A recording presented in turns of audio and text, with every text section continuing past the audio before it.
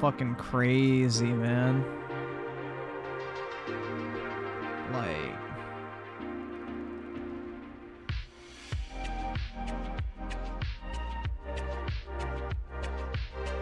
That shit looks fucking hard, bro. One with the one? You're broke! You're fucking poor! That shit looks pretty fucking dope.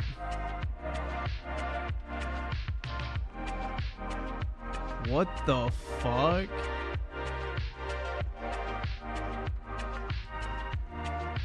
What in the actual fuck, dude?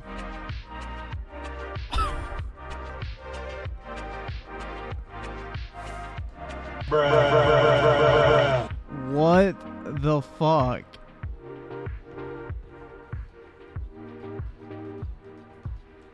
I wouldn't even say this is like a furry skin, bro. It's just fucking weird. That shit is just fucking weird. What is it supposed to be? I have no idea what the fuck that's supposed to be. Lay on the cheese with this World Series of Warzone? Bruh. Here's the DSP skin. Greed.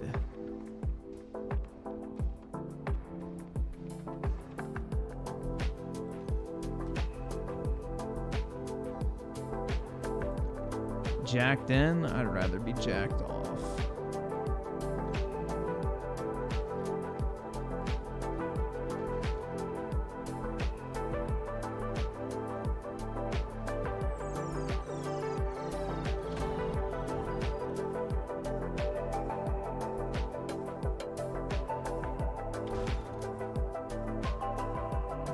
Hell yeah, dude. I can express myself with Crash Bandicooter skins. Nice.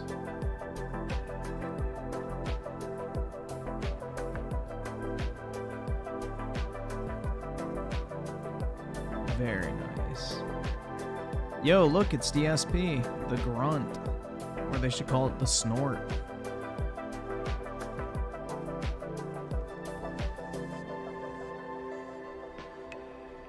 I really fucking like that. That shit's sick as fuck, man. So what is the event now?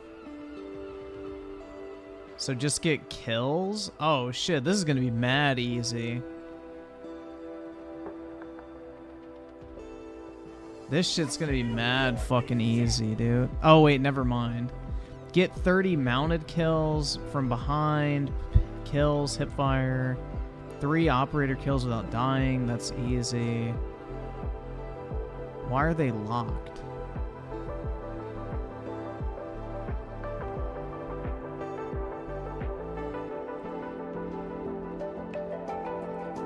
I'm confused. Why are they locked?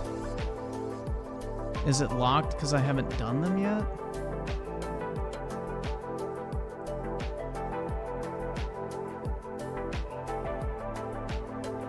That's fucking weird, bro. Well, let's try it out.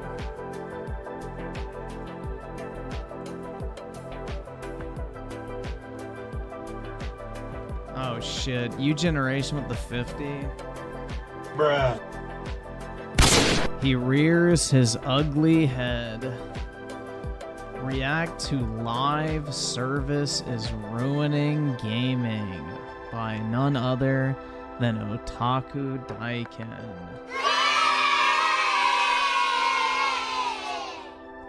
Or should I say...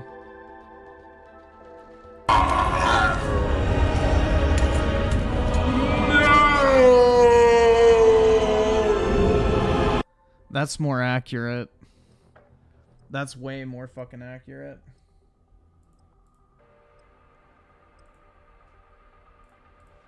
What happened to the music? The fuck? Was it just the stream? I think it's just the live stream. What the fuck? Yeah, it's like muted.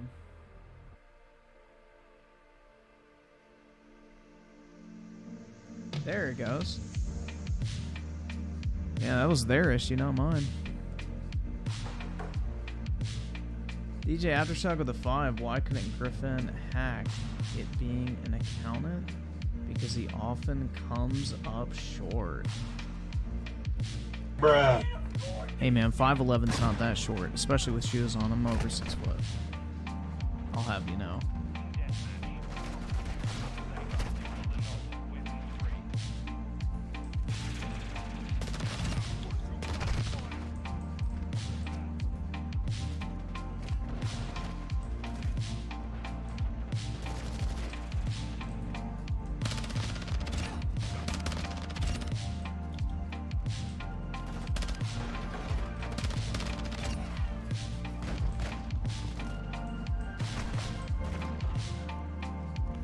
Dude, I saw this video, speaking of leg extension surgery, I saw this video on Instagram today of this guy who had it done. He went from 5'5" to 6 foot, and he literally was walking around on crutches for months. It's like, dude, really?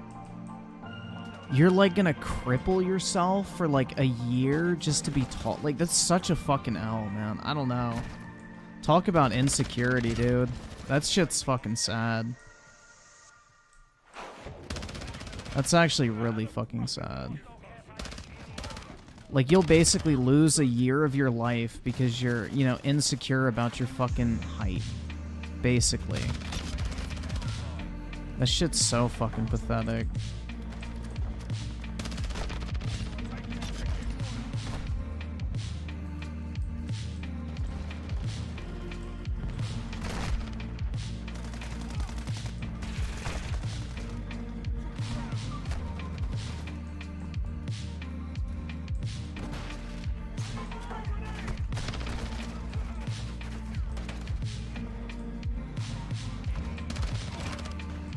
Like, I don't know why you would want to turn into fucking Walt Jr.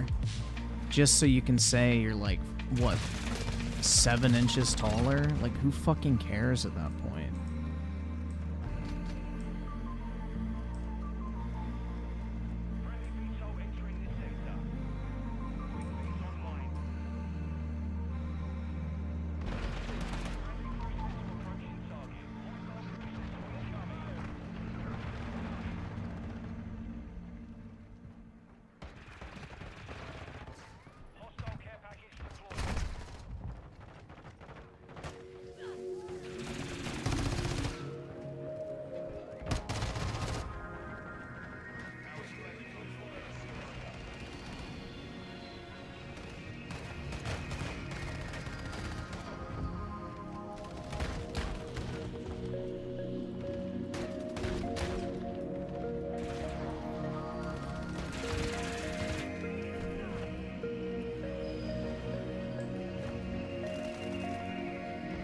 I'm not saying whether or not I believe the EU thing at all. Like, it really doesn't matter at this point. Like,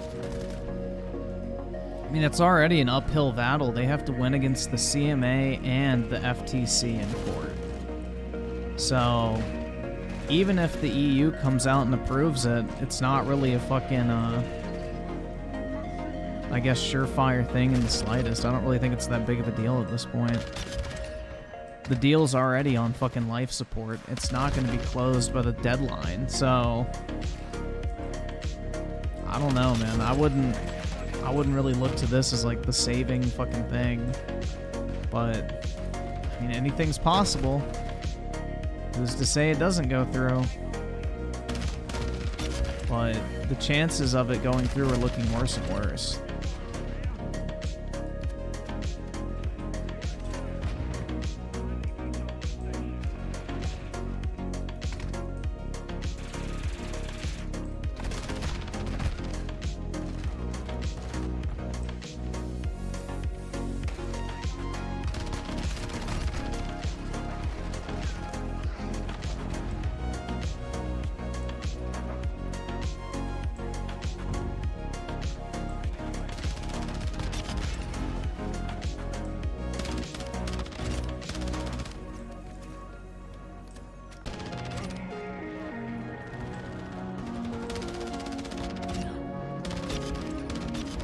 Damn, bruh.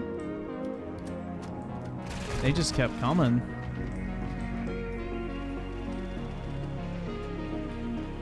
You say that the FTC is an easy win, but, you know, crazier shit's happened, man.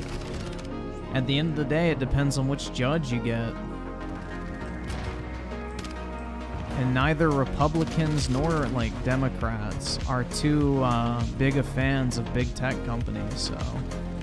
Both Republicans and Democrats on both sides are now saying that big tech companies have gotten too large. So... I don't know. Anything can happen, man.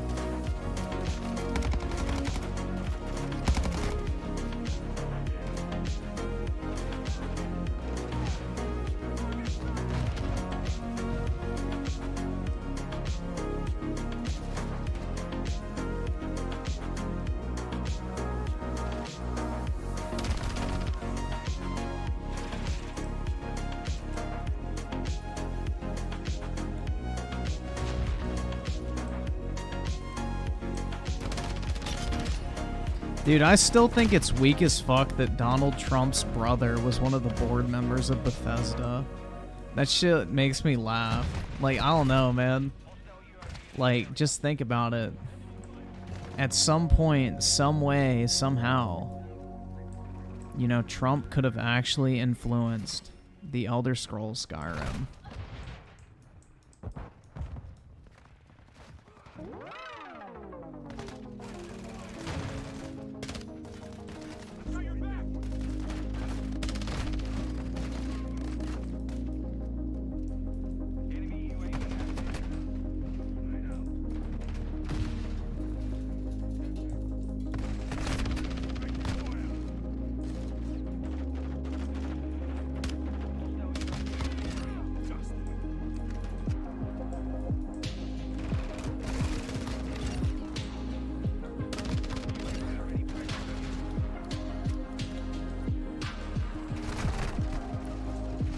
Aw, shit.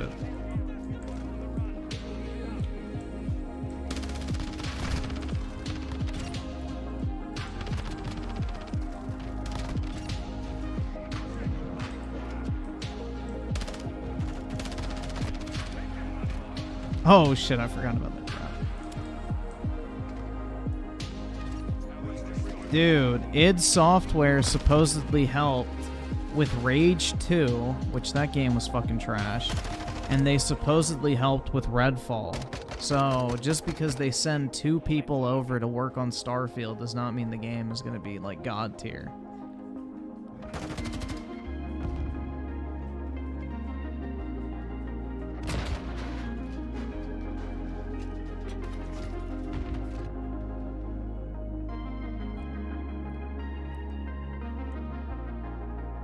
I would be very cautiously optimistic about setting your expectations anything Bethesda related.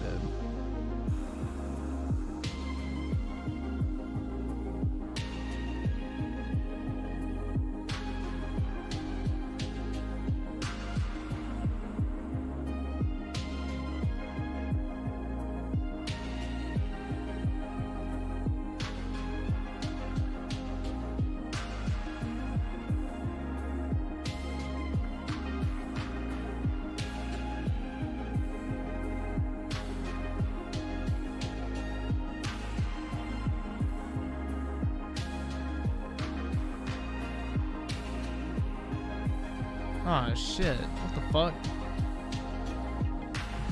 Gay as hell, man. Rage 2 was fucking awful, man. Hell no, that game was garbo. Like, they hyped up the combat in that game and you never encountered more than like 4 enemies in a room. It was so bad. The driving was fucking horrific for a game that literally focused on driving around an open world. Like, that game was beyond fucking mid, bro. That shit was trash. The original Rage was better because at least it was linear. Or I think it was, right? I don't fucking remember that much. That one wasn't even that great.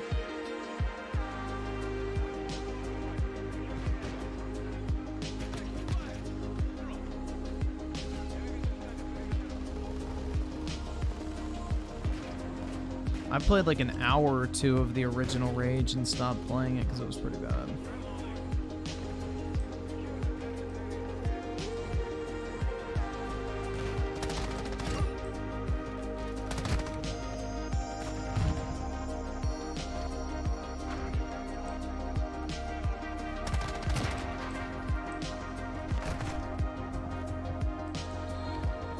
Well, dude, saying it's not a good game, but it's not horrible is like saying it's not bad, it just sucks. Like, that's semantics, dude. If it's not good, you can use whatever variant of the word bad, horrible, shitty, trash, garbage, whatever you want. Like, that's just pure semantics at that point. The game's either good or bad, and if it's not good, it's shit. Like, fuck, man. I don't know. I don't really feel like that's, the adjective really matters too much.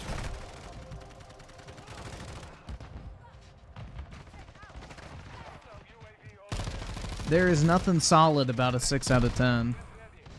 A 6 out of 10 is not even worth playing, in my opinion. With everything else there is to play and spend money on, like a 6 out of 10 is junk. I remember Rage 2 had the Donald Trump boss as well.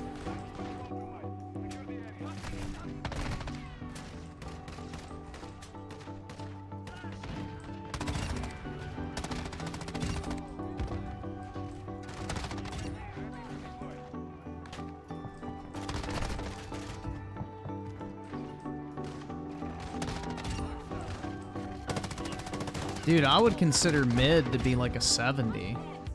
That's what I would consider to be mid. Like, what's a 70 on a grade point average? It's like an average or like, you know, a C. That's a 7 or a C minus. That's a 70. Like, you're just average. That's what I would consider to be mid. An 8 I would consider to be good. A 9 I would consider to be great. And anywhere close to a 10 is amazing. 7 is mid, especially for AAA games. Like, if you're releasing a like full-priced game and it's like a 7 out of 10, there's an issue with that, in my personal opinion. If you're releasing an indie game, like whatever, it's like 10, 15 bucks, who gives a shit? But a $60 game that's a 7 out of 10, that's trash, bro. That's like worth a skip, in my opinion. I wouldn't pay for that.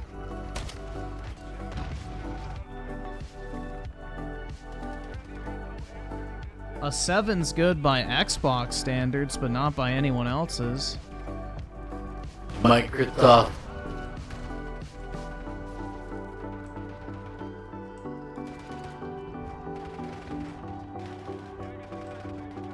A 7's good enough for Game Pass, I should say. That's what we gotta call it now. Good enough for Game Pass.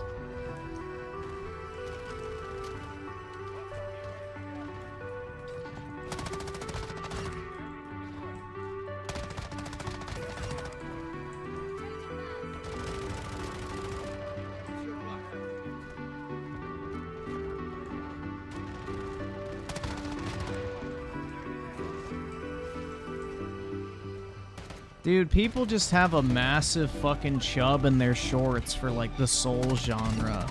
So any game that emulates the Souls genre that is more accessible, the journalists are gonna fucking simp for hardcore because they can actually beat it.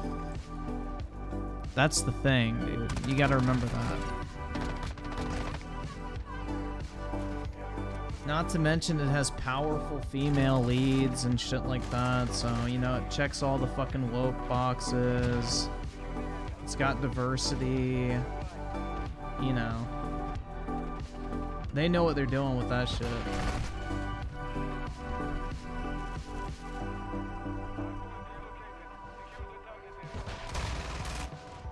They know how to cater to reviewers. They make a Souls game with an easy mode that's set in the Star Wars universe with a diverse cast of characters. Like, how is that not going to do well amongst journalists?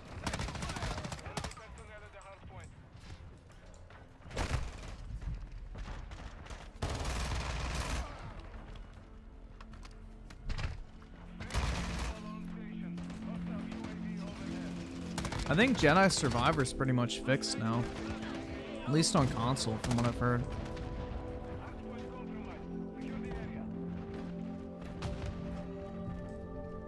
But I don't own it, so couldn't tell you.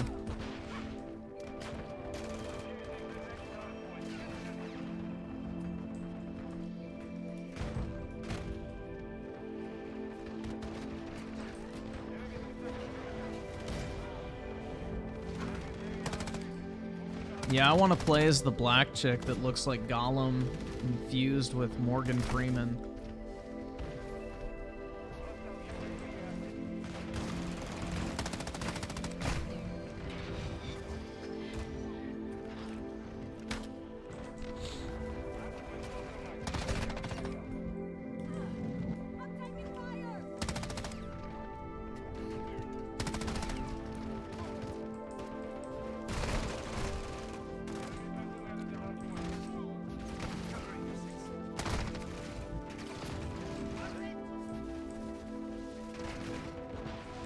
The bike game that Microsoft was advertising? No, I don't. I don't really remember anything from Microsoft's E3, if I'm being completely honest. It was pretty unmemorable. I kind of zone out during E3s, if I'm being completely honest. They're not very fun to watch.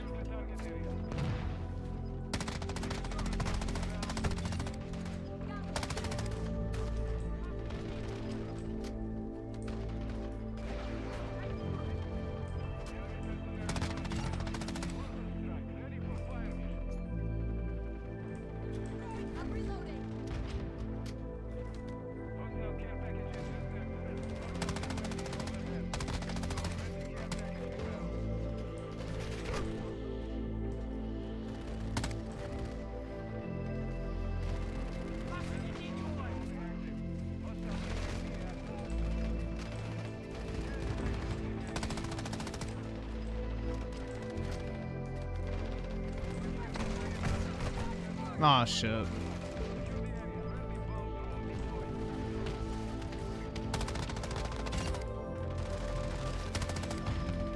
I think Microsoft's last good E3 showing was back in 2013, personally.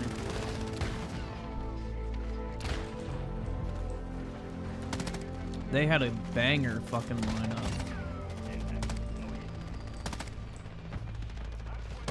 Just like I think Sony's last good E3 was 2016. Like, ever since those years, I feel like E3 has just been fucking boring as hell. It's just a bunch of CGI bullshit. You don't get gameplay anymore. Like, I really just cannot be bothered to give a fuck about E3 showcases anymore. Timothy Marco with the 2.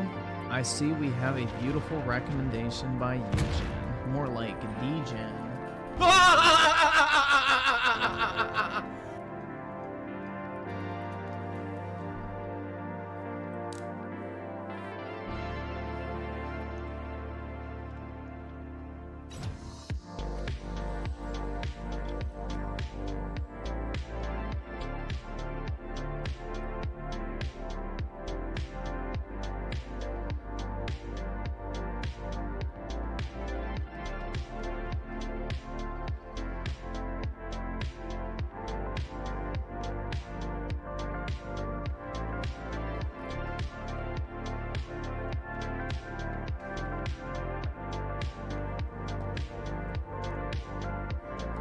No, don't disrespect degeneration, Griffin. Alright.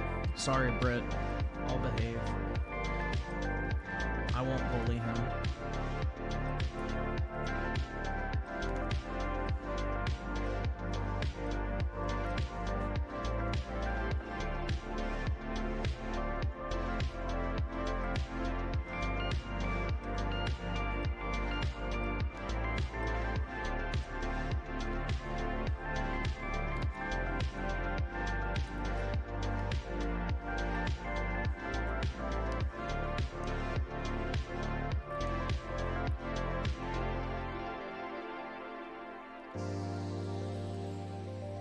Britt said I have a nice head.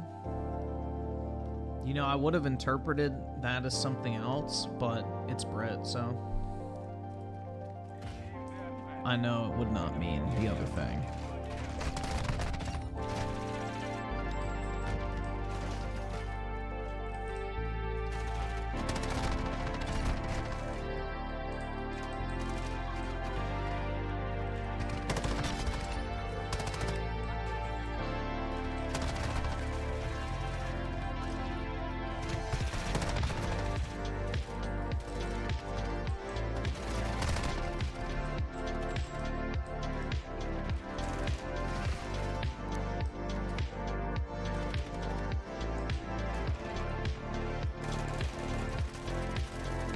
OtakuDaiKun wants to be a girl. Yep, he's got his AI voice and fucking female avatar. Like, he's ready to transition, man.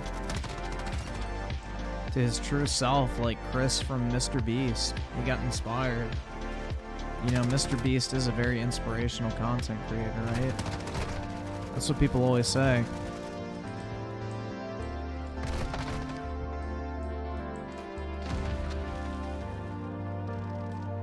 Yo, what the fuck is this thing I just picked up? Alright, let's see how it is. Yo, that's pretty good. Although, I'm just pretty good, so... It's probably not the gun, let's be honest.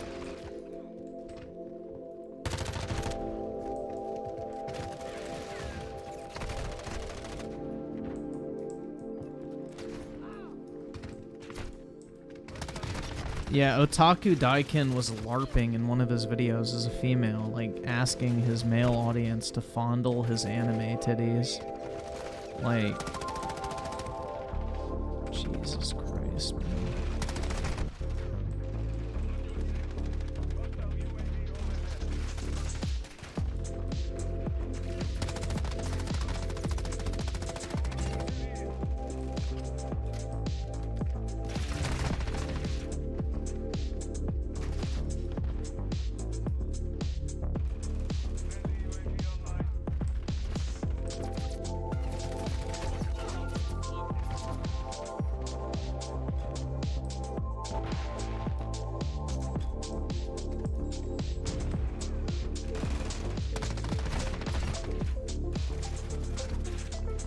When will I unveil my VTuber? When somebody pays for the fucking thing and equipment and the $85,000 it would take to throw away my dignity to use a VTuber avatar.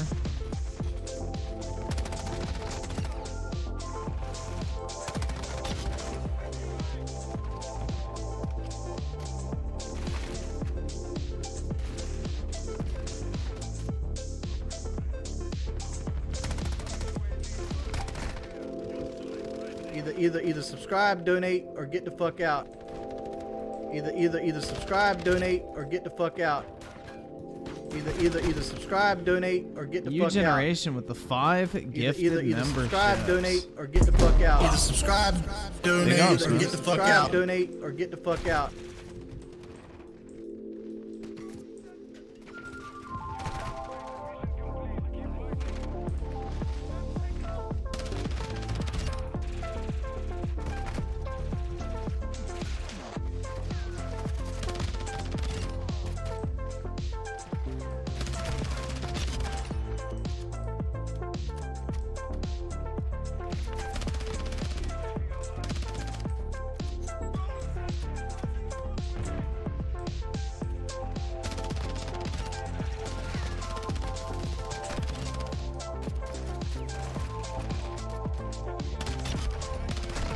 Aw, shit.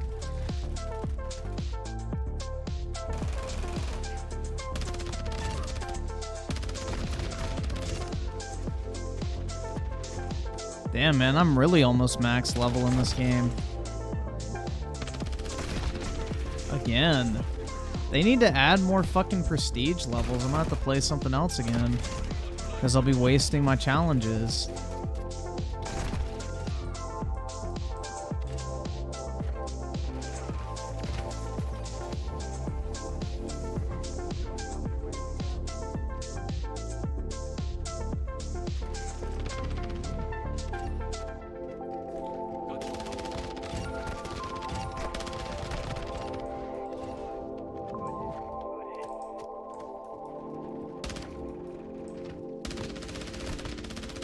Ah, shit.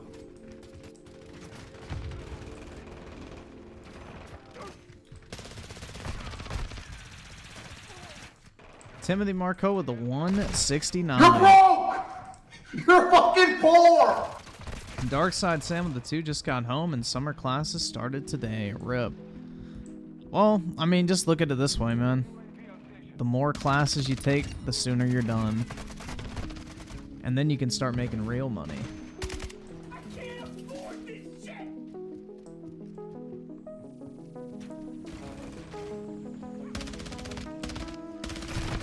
Dude, I'm fucking pissed. So, speaking of Xbox, I got beef with Xbox again.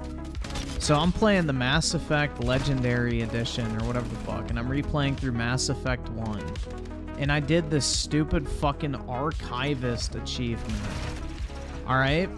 Where it's like you have to basically, because nobody ever gets it the first time through, you have to like basically restart the game, and it requires you to play for like an hour to like get these, I guess, codex entries. And well, I got all the fucking codex entries that I needed, and the achievement just didn't fucking pop. So literally I wasted like a fucking hour and a half about replaying the first part of the game to get this fucking one achievement, and then the motherfucker doesn't even pop up.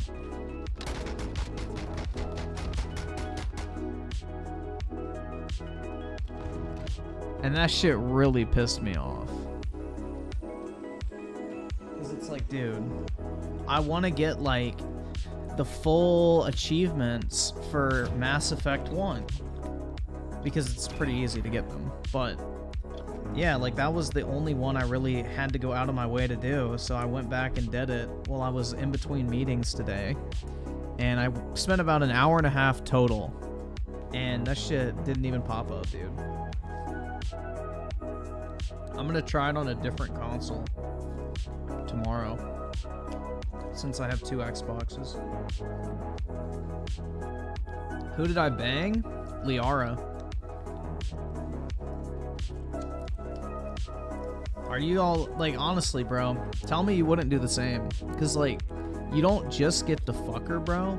Like, she does that weird mind shit to, like, make you feel, like, all sorts of crazy shit at the same time. Like, that sounds wild, bro.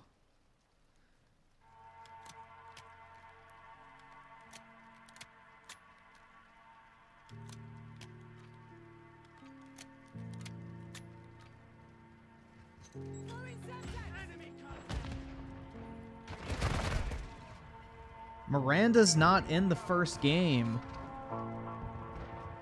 Miranda is not in the first game. So, big problem with that one. Also, the only 2 options you have to bang in the original Mass Effect are Liara and Ashley. Which Ashley's a racist, bro, so I'm not putting my dick in her. She can get fucked, that racist piece of shit.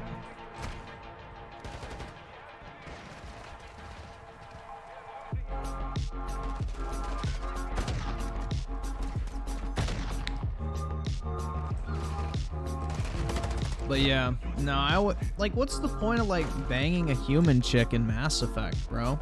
Like, the whole appeal of Mass Effect is you get to fuck them aliens, bro. Like, that's the whole, that's, like, the fun. Why do you want to play, like, you could play The Witcher if you want to bang humans. You play Mass Effect to fuck the aliens, not the humans.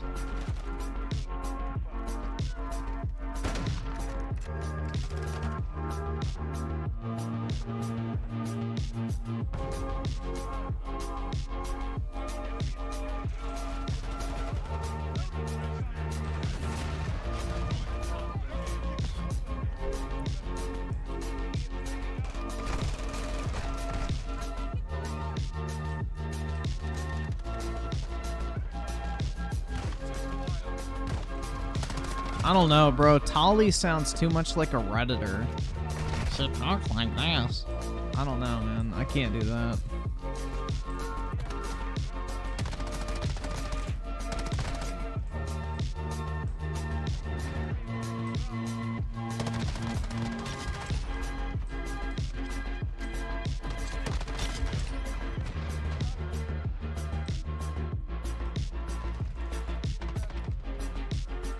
Plus, isn't she like some computer geek too? Like, no thanks.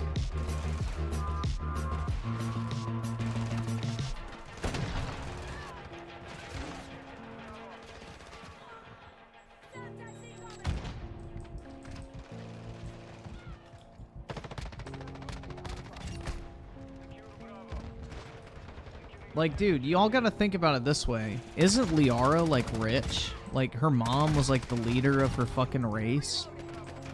So that bitch is balling out for one.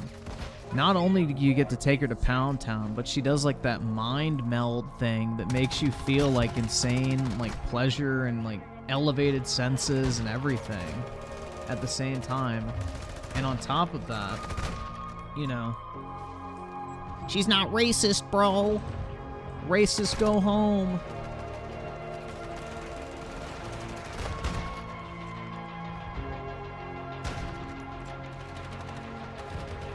Yeah, I don't have time for a space racist, dude. It's so closed-minded. I mean, what year is it? 2023?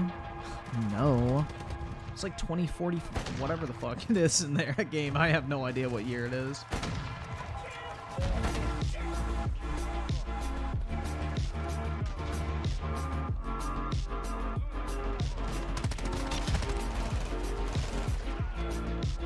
Dark Side Sam with the 2. It's like playing Doom with no demons. Need some space pussy. Agreed.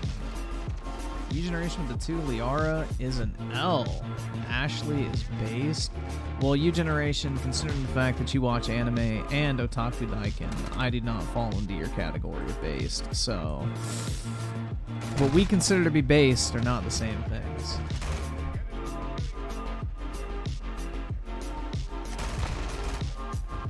But dude, I'm really pissed about that fucking achievement, man. That shit really irritated me. I mean, I know how to get it, so like I can like run through it again and maybe try to pop it, but it was like really fucking irritating. Because you have to sit through a bunch of unskippable cutscenes at the beginning of Mass Effect 1. And it's really irritating. It's like, dude, I literally got all the fucking codex entries. Like, I looked up 4 separate trophy and achievement guides, referenced my fucking codex, and literally every single entry was there. And it's like, oh, sick, dude. It just didn't fucking pop. And then, like, on one random video that somebody made about it, somebody in the comment section goes, I did all this and it didn't pop up, and I'm just like, there we go. I'm not alone.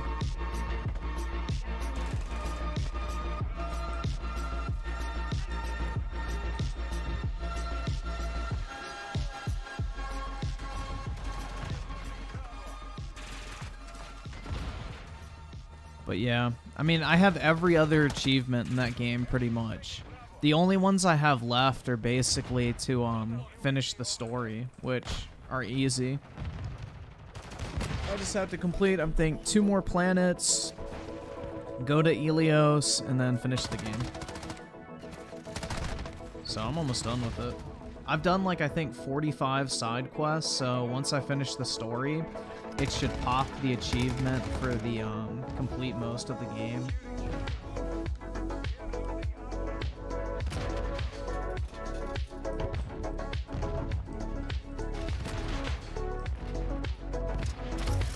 But yeah, I've been having fun going through that game again, honestly. I never really played the first one that much because it was so janky.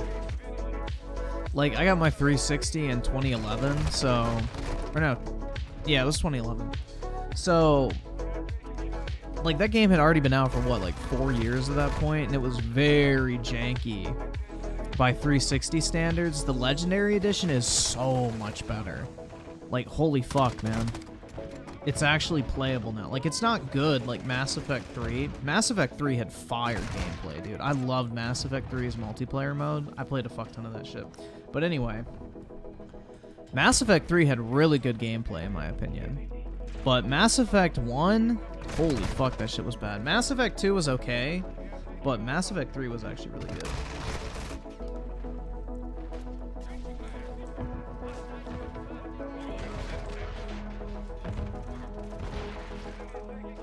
Am I killing Kaden or Ashley? Probably Ashley, but she's a fucking race. No, I probably won't. I'd rather have more chicks than dicks around, personally. Like, whenever I pull up on a planet, I got Liara and Tali with me, so I don't have any fucking dudes.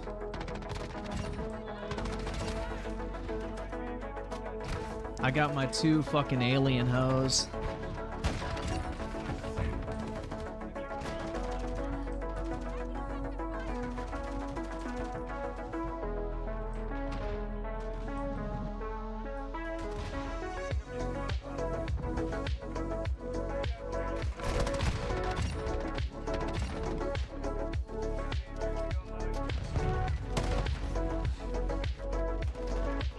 I never used Caden after I got more than 2 characters.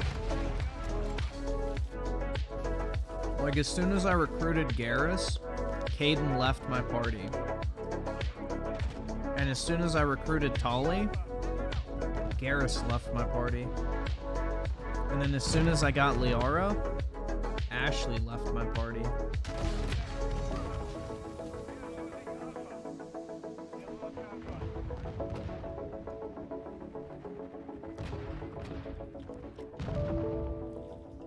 Oh, fuck off, dude.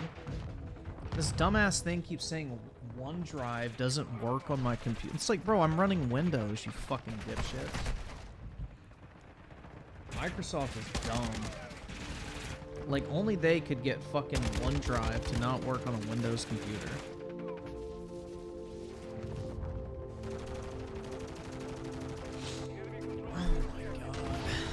Makes you wonder. I mean, I have the same issues on my work computer too. OneDrive is fucking horseshit.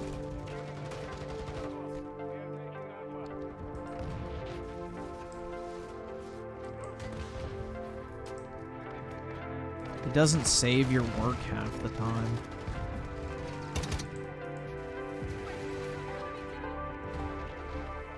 Yeah, I wish we were using Macs, honestly. Like, a Mac work computer is just the fucking vibe, man. They're very, like, sleek looking. The screen is very high quality and bright, so you can actually sit outside and use it. Like, I don't know, man. MacBooks just hit different, I feel like, for, like, productivity shit. Like, Windows laptops, especially Dells, are just such cheap-ass fucking quality. Like, I have 2 Dell computers for work, and they are fucking trash, man. They're like cheap, fucking flexible plastic. And it's just like, what the hell? I don't know, I hate cheap shit. Like, at least my Surface Book that I have is like as my personal laptop, like, that's actually a high quality device. Like, the keyboard is really nice. The screen is really high quality. Like, the build quality is great, but dude, every other fucking computer manufacturer that makes Windows devices aside from Microsoft, like, their shit is so fucking piss poor when it comes to build quality.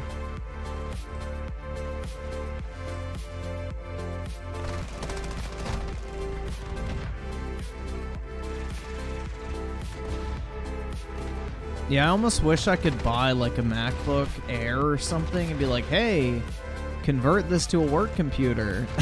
But they won't do it because they have like special fucking, you know, software and systems that run only on Windows.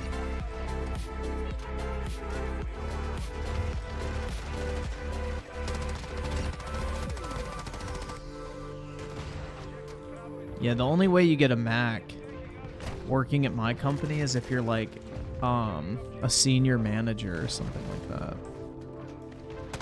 You're allowed to get a Mac. That is it. Otherwise, they tell you to kick fucking rocks, basically.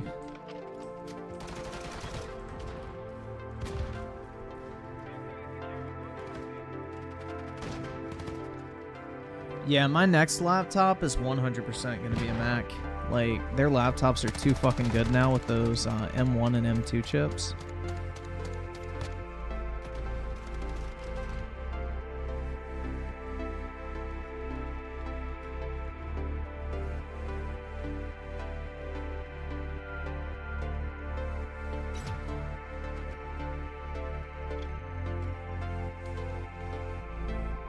I want to get an iPad, honestly, which I know is like a total waste of money because I'll barely ever use it, but it's like, shit, dude. I really want an iPad just to say I have it. I saw them on sale for like $500 or $600 off at Best Buy a week or two ago. I was like, oh, fuck. I want to buy that. But I did not. I got an Apple Watch instead a few weeks ago, so... Decisions, man.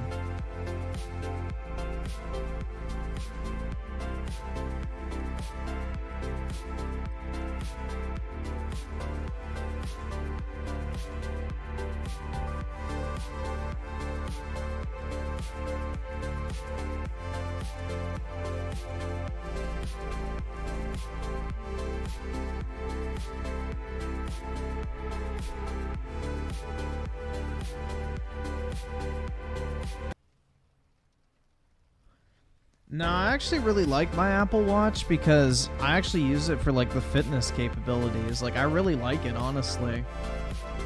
Like I can track like my fucking workouts when I go to the gym, when I walk my dog, just like as I'm walking around doing shit. Like it's interesting to see. I actually really like the fitness functionality. But I mean, I exercise like 3 to 4 hours a day, so I actually use it pretty standardly, I guess, those features. So I always have to close my rings, you know.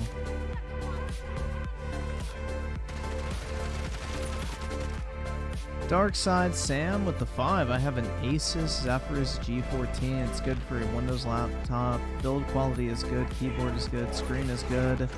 For 1080p, my problem is the battery. Yep, that's every Windows computer, especially gaming computers. The battery on gaming laptops is fucking, like, non-existent. You gotta keep that shit plugged in almost constantly.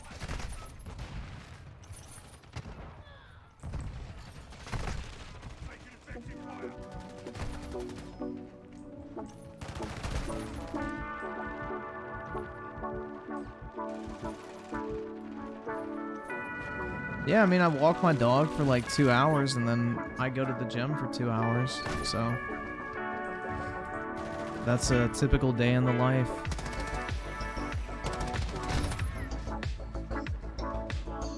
Uh-oh, YouTube's having issues. If the stream drops off, just bear with me.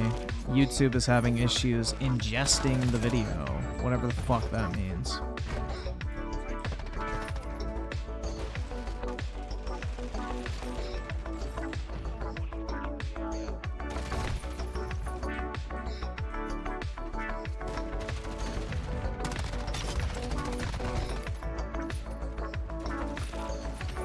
Thoughts on Nintendo Switch versus the Steam Deck? I think the Switch is the better handheld overall, but the Steam Deck is for a very specific group of people. I think Switch is a much more mass appeal device that has a kick-ass library of games that you know are going to work perfectly on there, and the Steam Deck is great for people who already have a gaming PC and a massive library built up. But I would say, like, the Switch, if you're going to pick one or the other, I'd get the Switch, personally. But it depends on your circumstance. If you have a huge Steam back catalog of games you want to play on the go, then Steam Deck is great. But if you don't have a PC and you don't have Steam games already, I would say get the Switch, personally.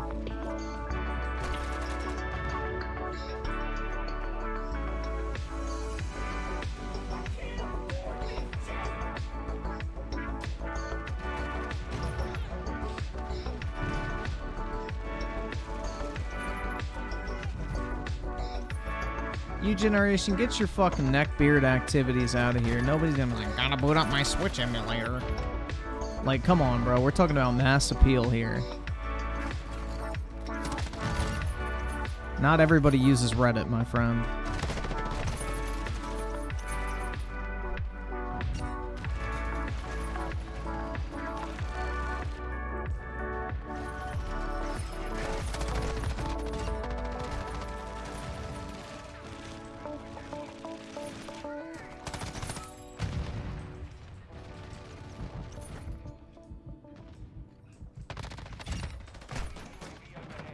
Like, shit, dude, you're playing that thing on a handheld anyway. Like, is there really that big of a difference? I doubt it. You basically got a 720p screen on each.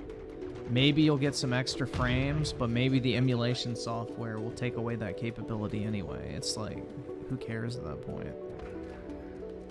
Like, if you're playing on a desktop, then I could see, like, oh yeah, emulation. But on a handheld, like...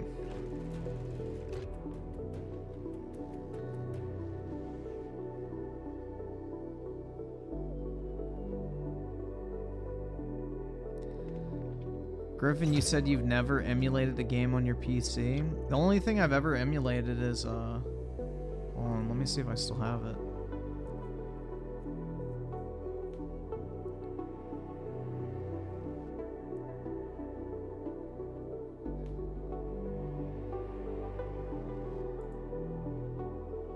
Yeah.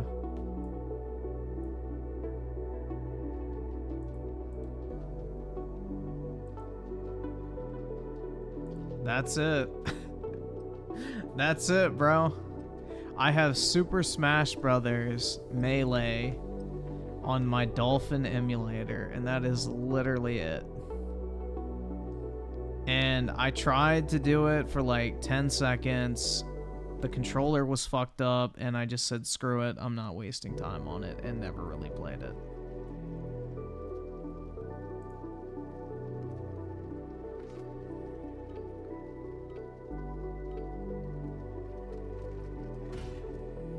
Nope, I have my copy of Super Smash Brothers Melee I bought from, I think it was Walmart, actually. From Walmart back in the day. No, it was Circuit City, that's what it was.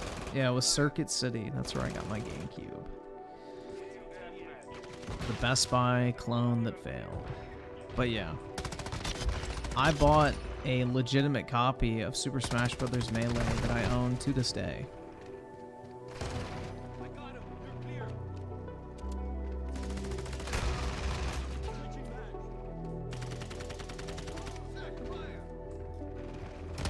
Yeah, they closed, like, I think in the late 2000s, like maybe around 2010. I forgot when they actually shut down, but yeah, they're all gone.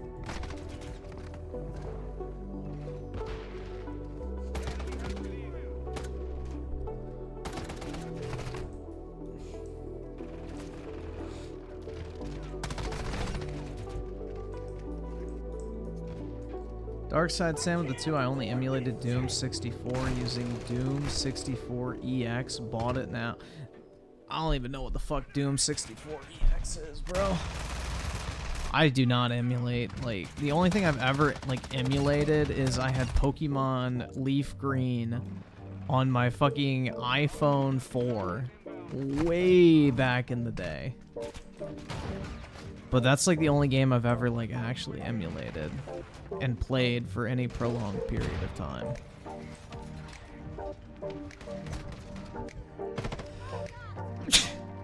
Shit.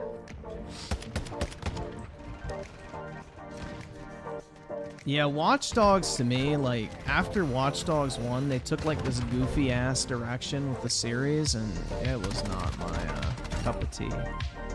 They turned it into like this hipster kind of weird, quirky is good game versus like a game about like actual hackers and shit like that, like, you know, serious shit. They made it like fucking quirky California hipsters, and then it was like fucking, what was it? In London or some shit? I don't know, dude.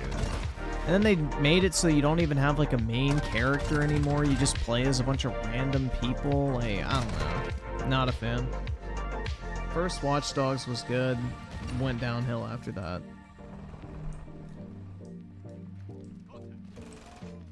Let's see. Delta Gold 2. I gotta keep my family safe. That's right, man. That's why you gotta. Give me monies! And Samurai, yours. Galaxy Fur with the 2. Most average gamers don't know how to emulate. I wouldn't even say that. It's just most don't give a fuck. Like, most can't be bothered to do shit like that. Like, most people think, oh, I want to play Mario Kart. I'm gonna buy a Switch. Like, that's the thought process. And that would be my thought process too, because like, how fucking gay would it be? Like, here's a prime example, guys. You're like, oh, I have Mario Kart. Look, I can play Mario Kart 8 on my handheld. They're like, oh, cool.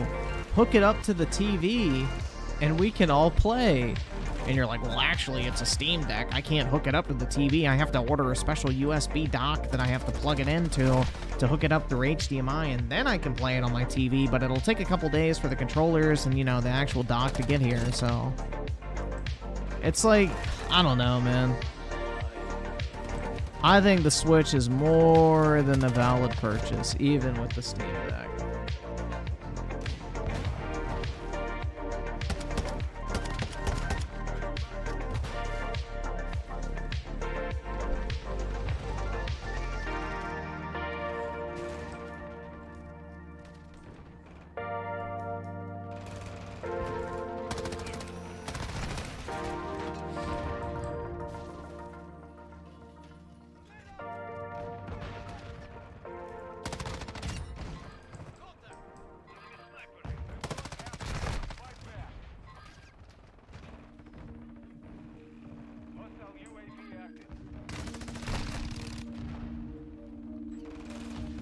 I should collab with Joe Biden.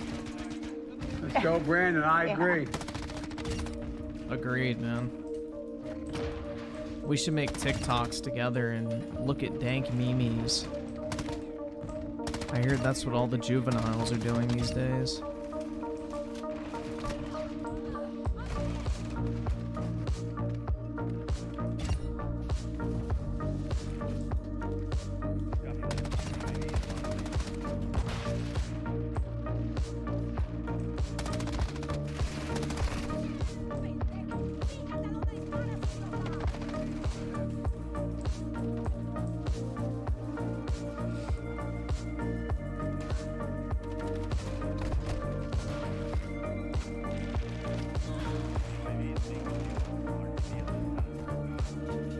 Yo, I found, so you guys know that, like, Raven Lock game or whatever the fuck that Phil Spencer was hyping up? Well, I found out that the game takes 3 hours to get 1,000 gamer score on, so I'm probably gonna play that shit. It's like a 3-hour game, and you literally can get all 1,000 gamer score in under, like, 2 hours, apparently, if you know what to do. So I found like a full fucking like achievement walkthrough video that's 2 hours and 12 minutes. I'm gonna play that shit and get the gamer score. I really want to get to 100K, man. Like, that was like my mission for a while until I got my PC, and then I kind of like dropped off, and I was like, oh shit. I don't really want to play on Xbox anymore. But now it's like, shit, I kind of need to, you know, finish the fight, so to say.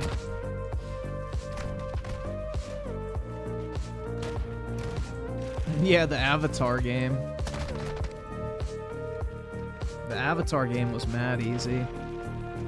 Just spam, I think it was B, for like 5 minutes. I don't even think it took 5 minutes. It was quicker than that, like a couple minutes if even.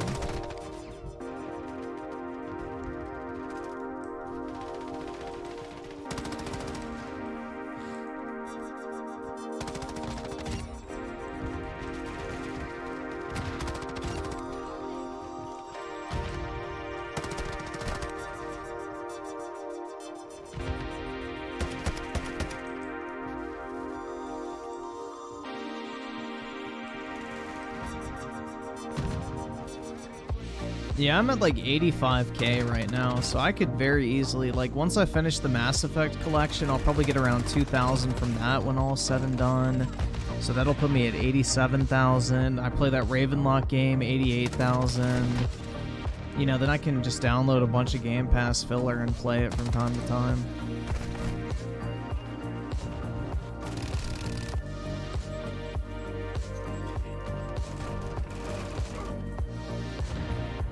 Dude, I don't think anybody even gives a fuck about Xbox avatars anymore. Like, I literally hear no one talk about that functionality at all. Like, I remember avatars were a huge deal on the 360. Like, everybody was always buying, like, items and shit. Like, I remember, like, me and all my friends bought, like, the Modern Warfare 3 Juggernaut suit for our Xbox avatars. Like, nowadays, nobody fucking cares about them. They're, like, completely irrelevant. Xbox really killed, like, the social feel of Xbox Live. Like, Xbox Live used to be the fucking go-to place to, like, chat with your friends and, like, just do everything. I don't know, man. It's like nowadays, it's just, it feels like you're isolated on there. They took away, like, all the focus on the, like, social features. Now everything's like, oh, link to a Discord chat, or, oh, upload your fucking screenshots to Twitter. Like, it's like everything social takes place off the console now, which is kind of a fat L.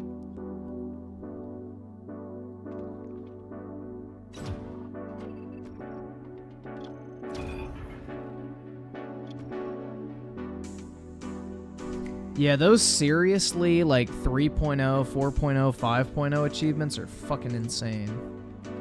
Like, if you're actually popping those boys, like, Jesus. You're playing way too much Gears. Like, I remember somebody did the math, and it was like, it took like 10,000 hours to get, seriously, 3.0, I think it was. It was something insane. Let me see what it was. Time to unlock seriously 3.0.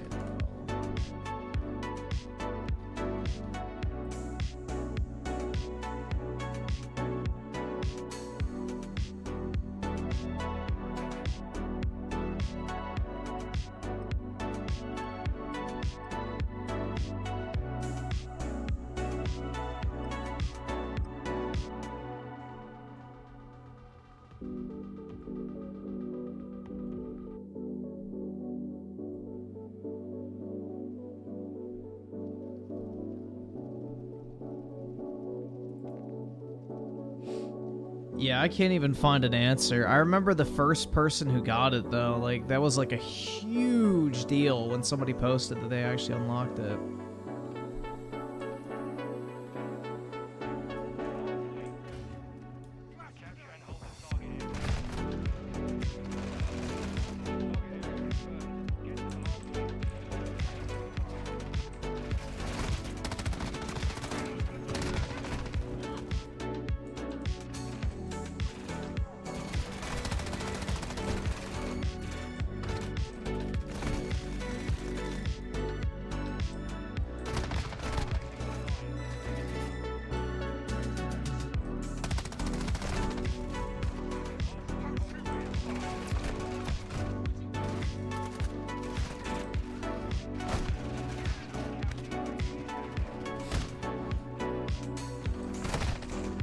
Shit.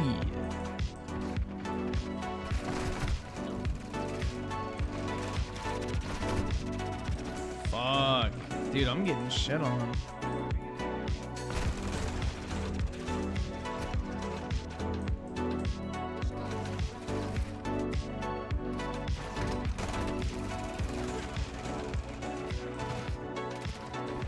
Let's switch it up. Bro, from the sounds of it, Phil Spencer was hinting at a Gears collection coming out, so hopefully very soon. I really hope that comes out, man. I'm gonna be hyped. I'm gonna be very hyped about that. Like, it's about fucking damn time, but like, better late than never. Like, holy shit, dude. It only took Gears of War basically being on the verge of irrelevance for Microsoft to finally decide to do something with the franchise to revive it. Like,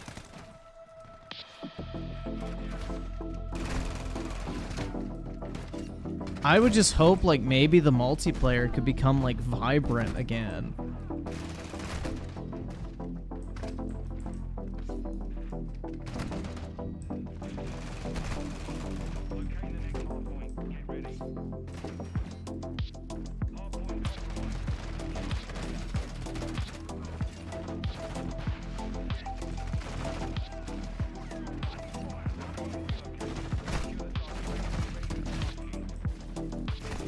Yeah, I'm very excited for the prospect of Gears of War 3 multiplayer. Like, I'm gonna be absolute fucking garbage, but I'm very much looking forward to that. Either way, like, that just sounds so, I don't know, man. Gears 3 was so much fun.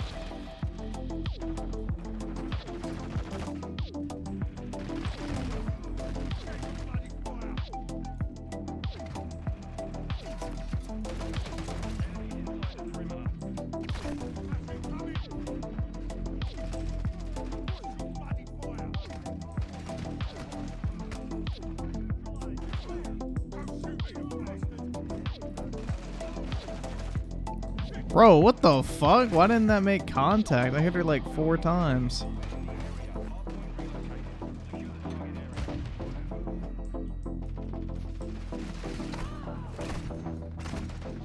Yeah, and the next gear is Kate or Cat or whatever her fucking name is gonna have like a buzz cut that's dyed blue. And then she's gonna like have a girlfriend or something. Like, you already know, bro. It's gonna be awful. They just ruined that fucking series.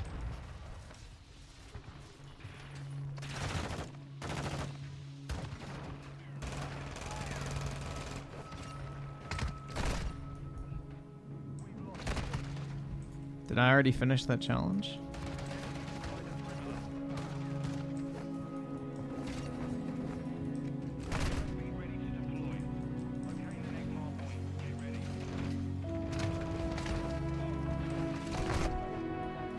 Damn, man. They call me the Samurai.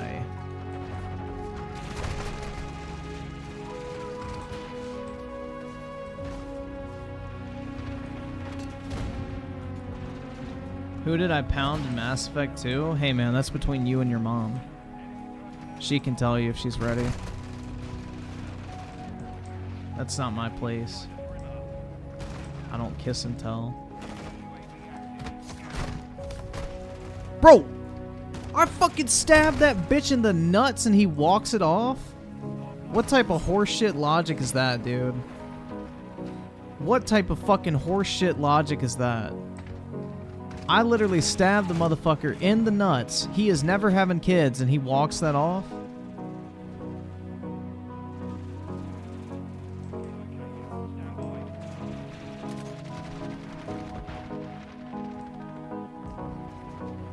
Must have been a trans. I don't know.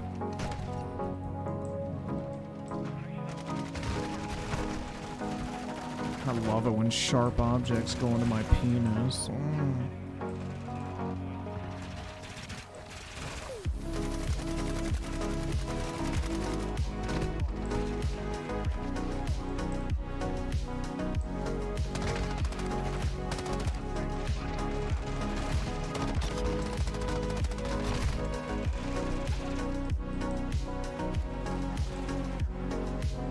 The new raid?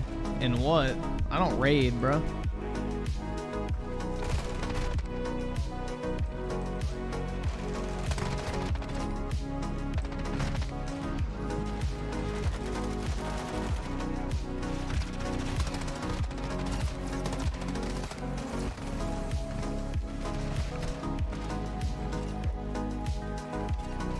Hey. Now we're talking.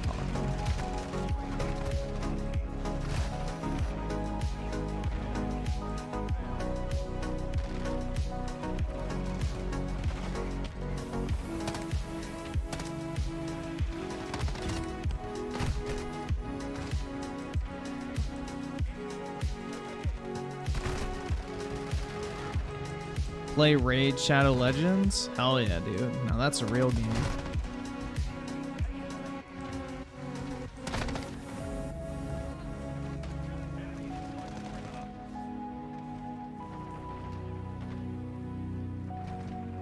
You don't raid, then explain what you were doing on January 6th, Griffin? Oh, easy. Oh, fuck! The clip doesn't work anymore. Damn it. We'll insert the fucking clip of Trump saying, "We do a little trolling." It's called "We do a little trolling." That was like the perfect time to push it too, but no, fucking Streamlabs had to be like, "Oh, no MP4 files, bitch."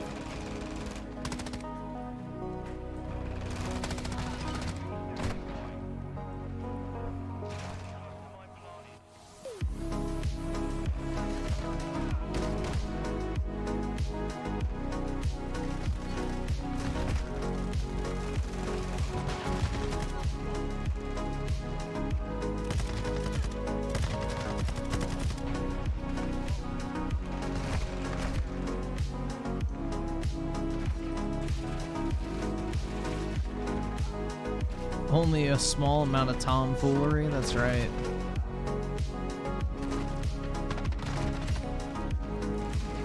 Didn't they release that shaman dude or whatever when they found out that they literally got like a police escort inside? I'm pretty sure that was a thing, right?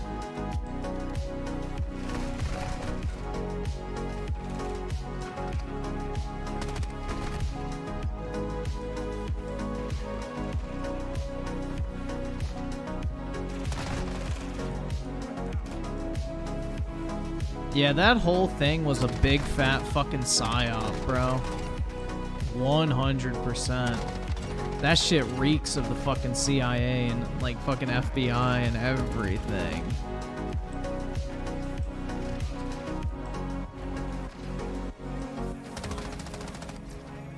Like, if that's all it would take to overthrow the United States, we have bigger fucking issues.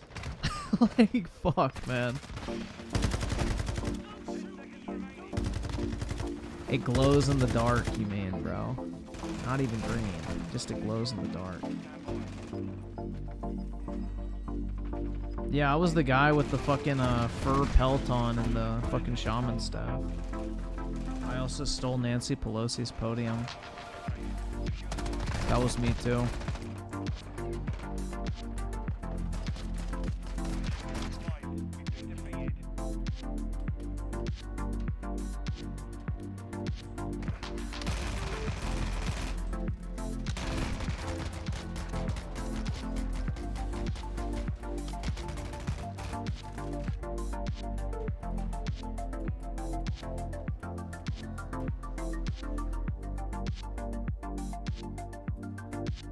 A very low IQ person.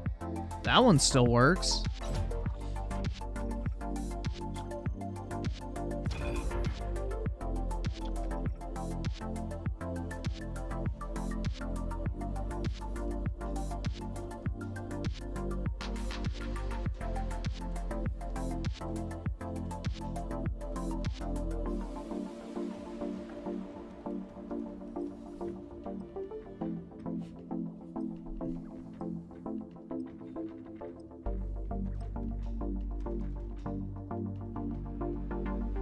Yeah, I don't know where we do a little trolling is.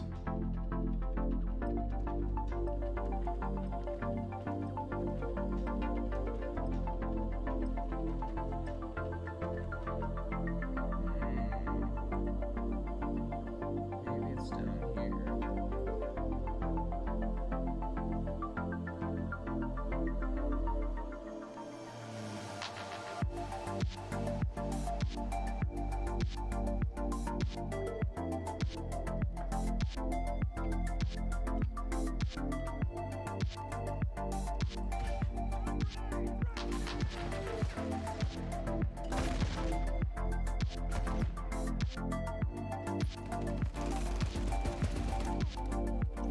There it is. All right. MP4 to MP.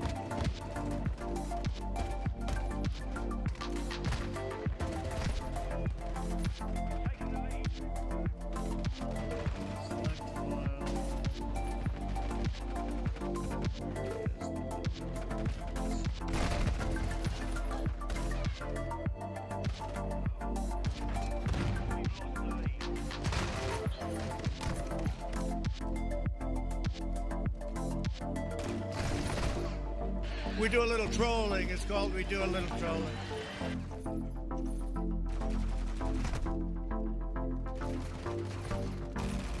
There we go. Download.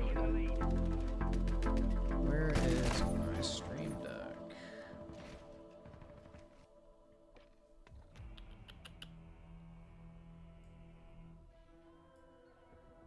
Tell me how the volume sounds. We do a little trolling. It's called We Do a Little Trolling. We do a little trolling. It's called We Do a Little Trolling. Perfect.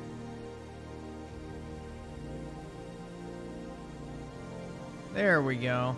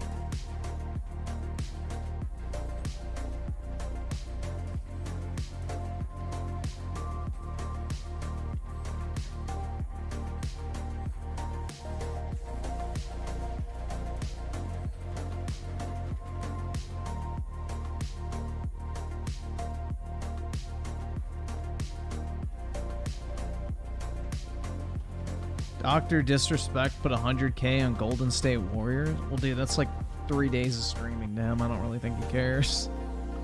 Like, shit. Dude streams for like 4 days and probably makes more than that. Probably in ad reads alone. Or fucking sponsorships or whatever.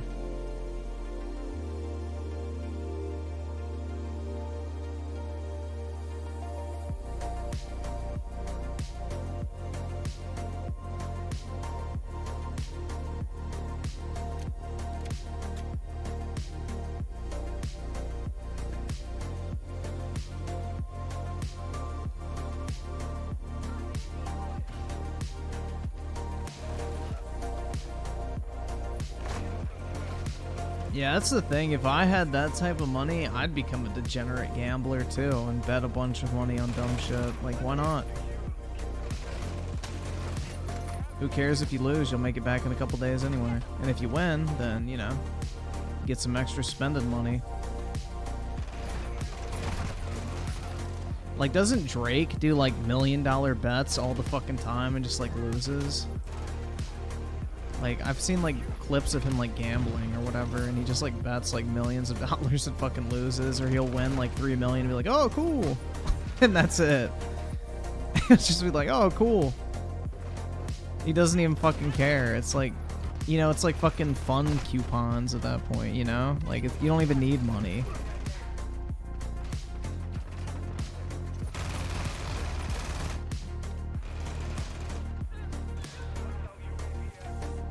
Like, at that point, you can't even think of shit to spend all your money on, I'm sure.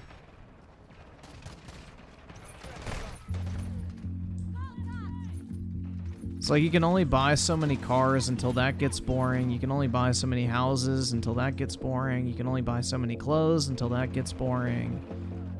Like, eventually you just get bored, so you just start throwing money at dumb shit. Which, hey, it's the point of making it in the first place. Spend it on whatever you want.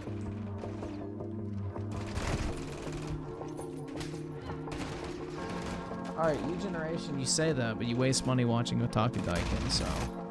Keep that same energy.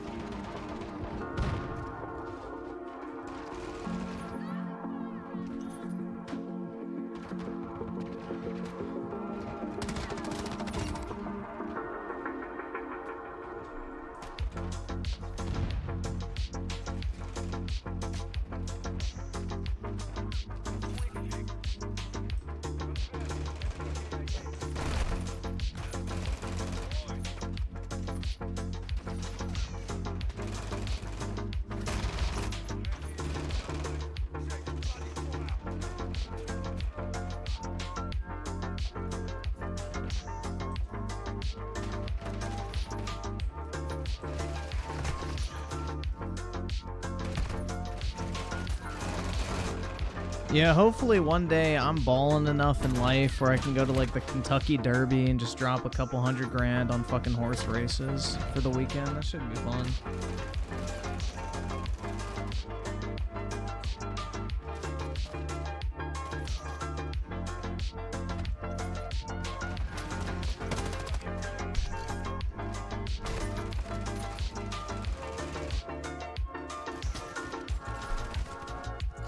Not knowing what the 2, do you think the Microsoft Activision deal will fall apart? At the current rate, yeah. Well, I mean, it technically falls apart in July unless they both agree to extend. So, we shall see.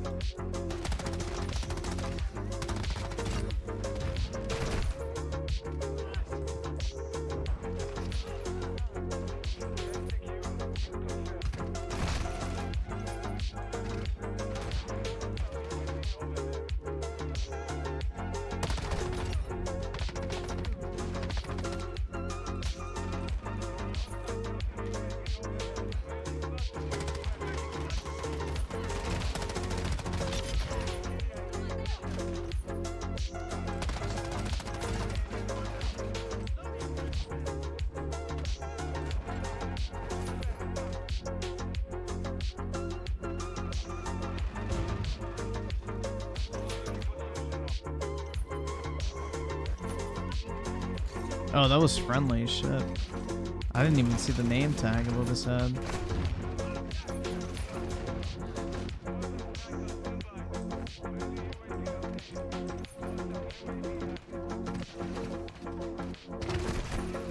Got him.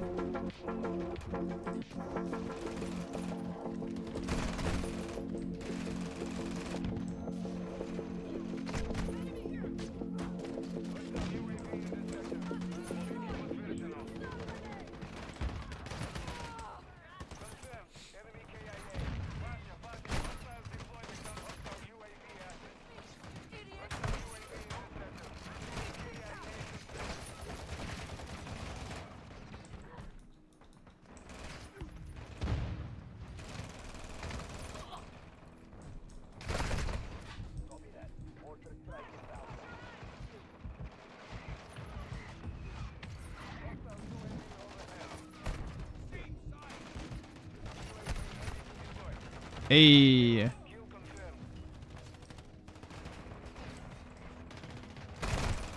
Couple guys got into a fight at the Kentucky Derby. Yup. That's why you gotta go into like the rich people boxes and not the fucking you know, brokey stands, so you don't get attacked and shit. Cause yeah, anytime people are drinking and losing money, it's a recipe for an emotional breakdown.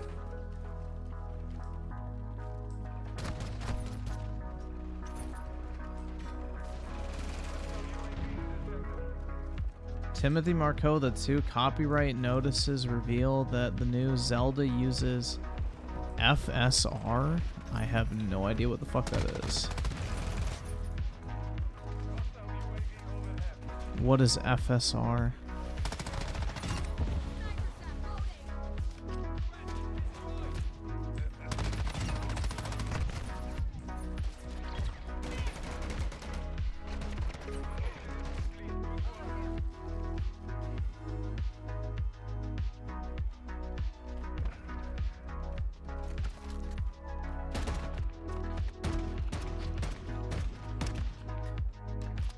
So why would the Switch use AMD's version of DLSS when the Switch has an AMD or has an NVIDIA chip? That doesn't make any sense.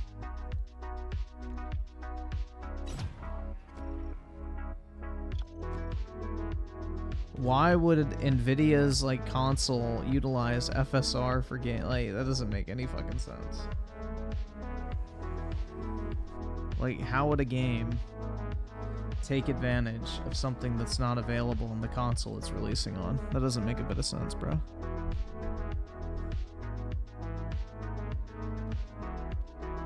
Hey, Apollo. He looks so sad. He's laying in his crate right now. Looks like a caged animal. But he's just tired.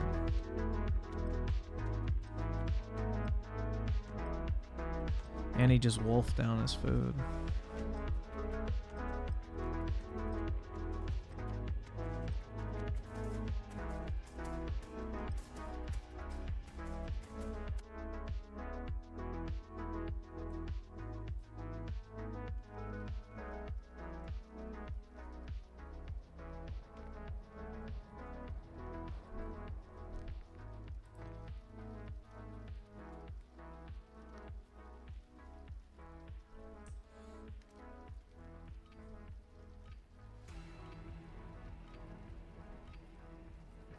Person with the 2, can you watch Penguin Zero Dumbest Person Ever?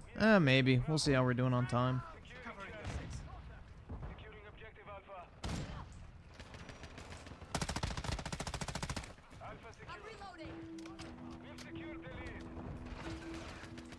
It has no tensor cores. I have no fucking idea, man. Don't ask me about fucking PC shit like that.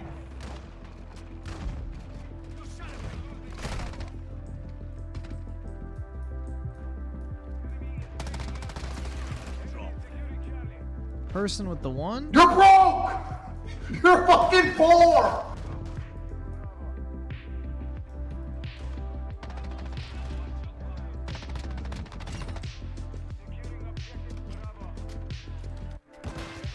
Delta Gold with the 1. You're broke!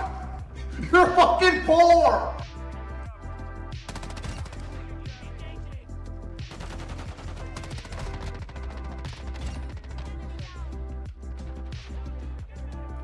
New Generation with the 2, the Penguin video is about a drunk driver. Is that it?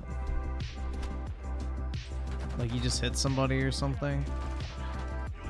In person with the 1? Go get a job at fucking McDonald's, cause that's where you fucking belong! I thought you were a PC person, Griffin. Are you a fake PC gamer? No, I just have enough money to not have to give a fuck about the components. I mean, shit, man. I spend however many hours a night playing on PC, so I'm definitely a real gamer. But the thing is do I concern myself with lowly technical specifications and nerd talk? Hell no.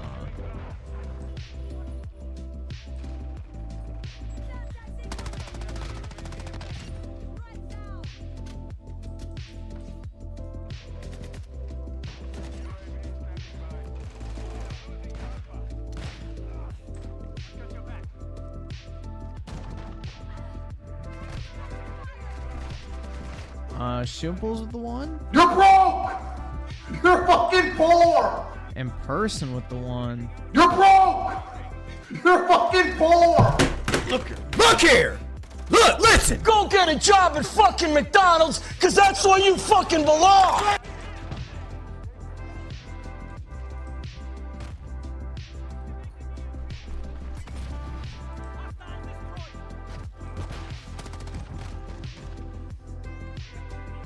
Dude, honestly, like, ever since I learned about this one guy, when we watched that RGT video when he was selling his game collection, that Phoenix resale dude, I've watched a couple of his videos and it makes me want to flip video games again. Like, I kind of miss doing it. I mean, obviously it's kind of tough to do nowadays because nobody fucking gives a shit about physical games. And physical games are more expensive than the digital ones now, too. But it's like, I don't know, man. I kind of miss doing that. Like, just buying a fuck ton of games and, like, flipping them. That shit's kind of fun.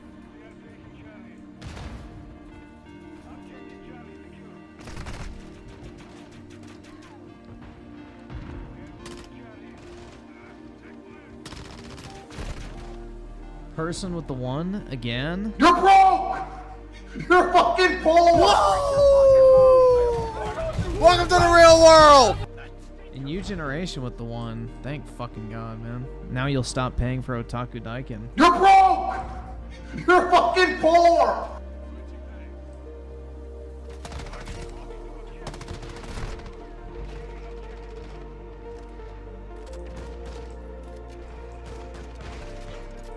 Dude, the thing is, it's like, I don't even know, like, the whole reselling process, I just really love. Like, there is nothing more satisfying than walking into, like, a store, buying somebody's personal collection, or just, like, you know, getting something at retail and then flipping it. Like, it's just such a satisfying fucking, I guess, feedback loop. It's very fun. Because you get the thrill of spending and making money in one go. Which is wonderful.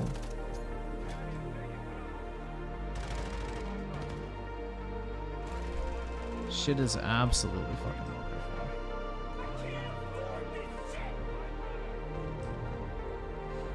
Person with the 1. You're broke! You're fucking poor! I'm an Ellie! Yeah! And Darkside Sam with the 149. You're broke! You're fucking poor! Vesney with the 5. Watch Indiana Jones and Laura Croft. Herb? ERB? It's 3. Alright, we can probably check that out.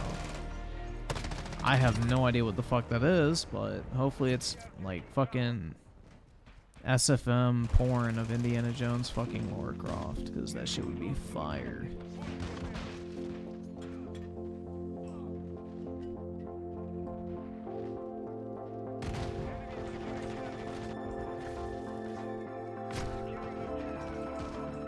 Dude, the thing is, it's like sneaker reselling is like kind of dead right now because Nike overproduces everything. Yeezys aren't a fucking thing anymore. And people just have less money nowadays to spend on dumb shit like fucking $700 shoes. It's just not worth it.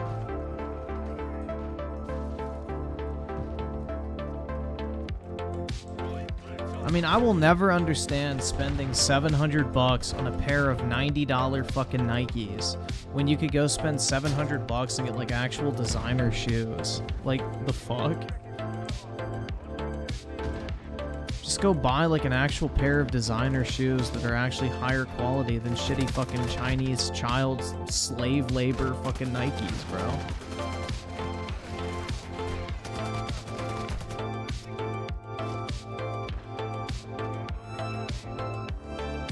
Person with the one?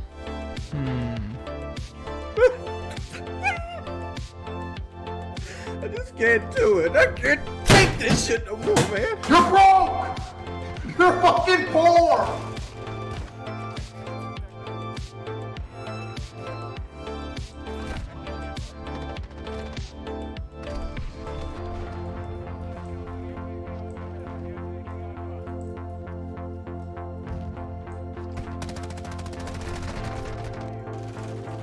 Yeah, personally, I'm just not like... I don't really give a fuck about Jordans. I never have. So now that like Yeezys aren't really a thing anymore, it's like I don't give a fuck. Like, the whole shoe kind of thing is kind of dead to me personally. So I just buy my designer shoes and I'll be happy.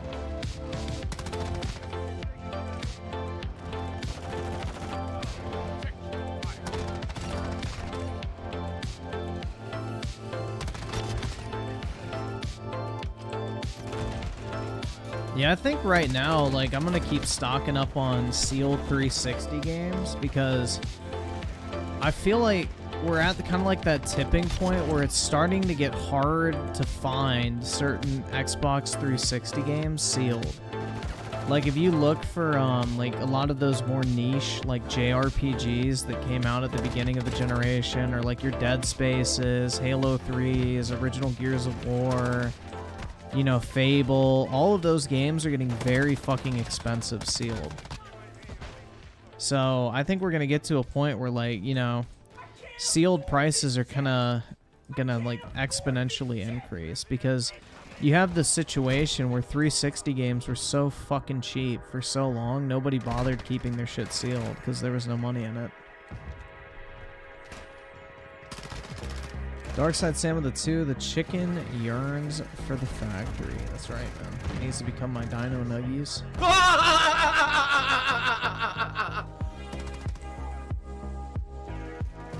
And Ramesh C. Scott with the 2, can I get a crazy echoed out, bruh? Let me see if it works.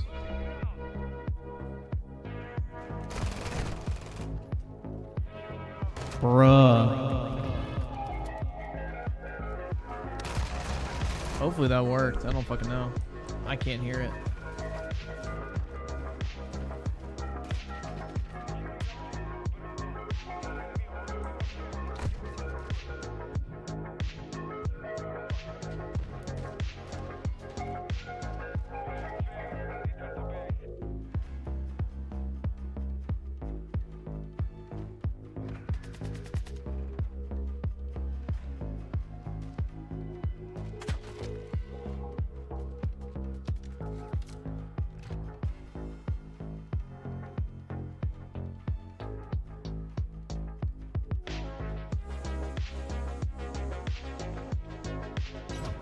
gaming.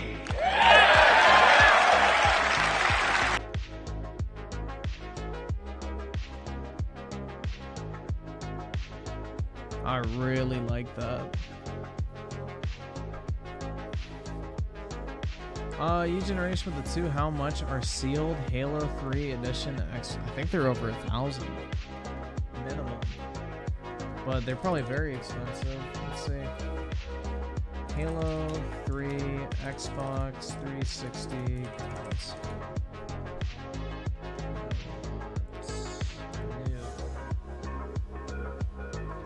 The Halo Reach one is... Oh shit, man. Hold on, let me see if one's sold. I don't trust a...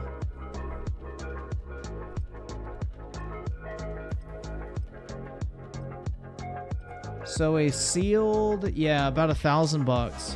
I was right.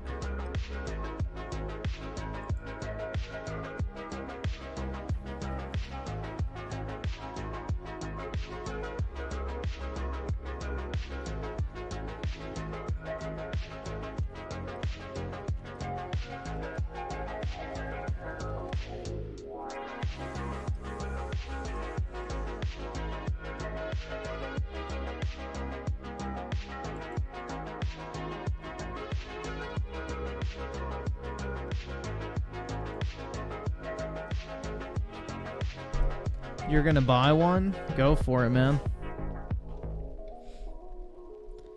I would too, but, you know, I'm broke.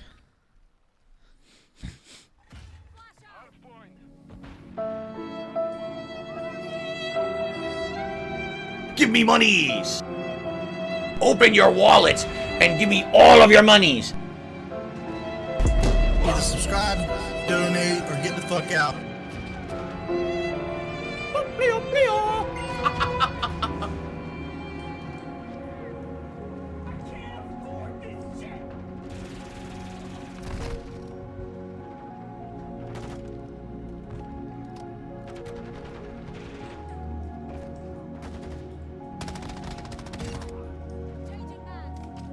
I saw there with the 5. Sure, you know about it already, but I saw Keem's tweets and he's going after DSP.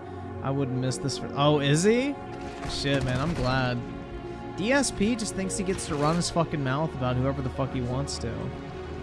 With zero fucking clapback, and it's wild.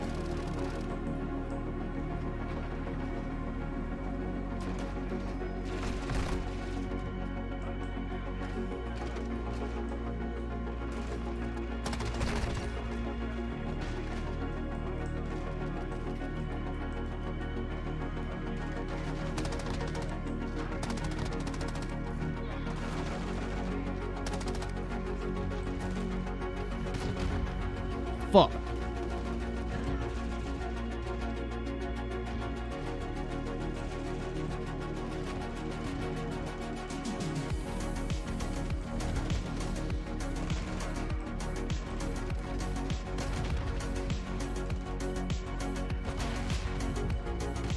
Ah, shit.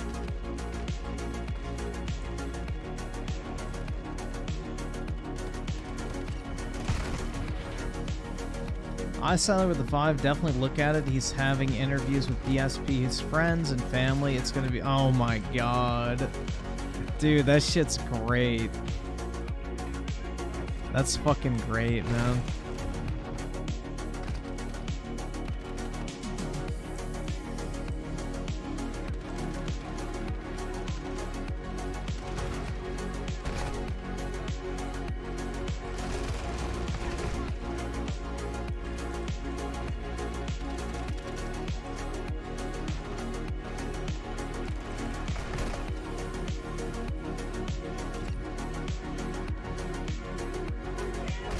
Ah, shit.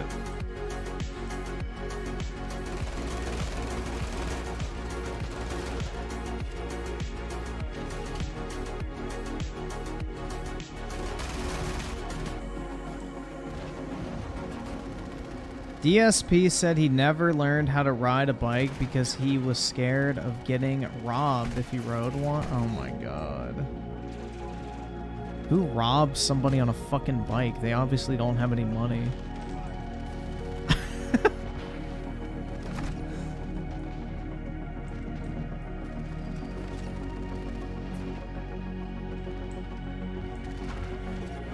skill issue.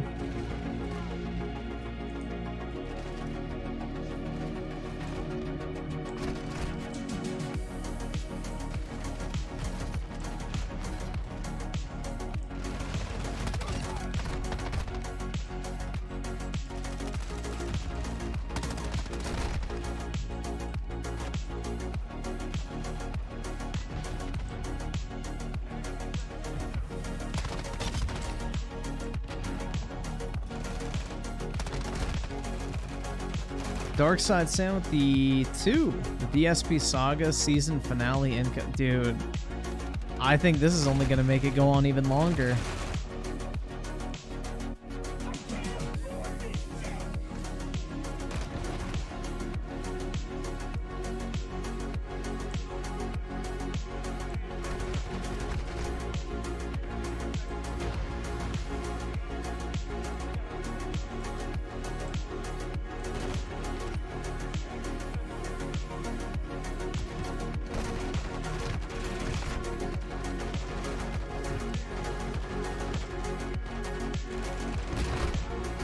Oh shit, I was going for his ankles, man.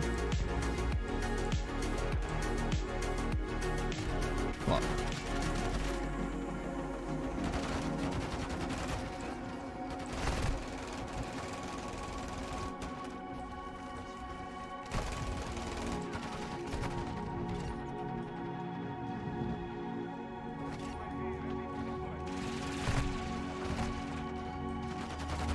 DSP Saga never quits. No, it does not, man.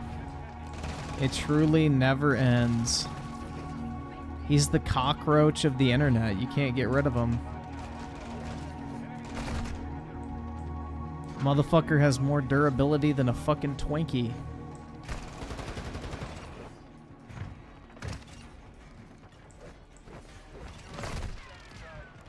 Timothy Marco with the 2 DSP level 1 rants will be oh my god, dude, the cope. The fucking cope is going to be on a different level.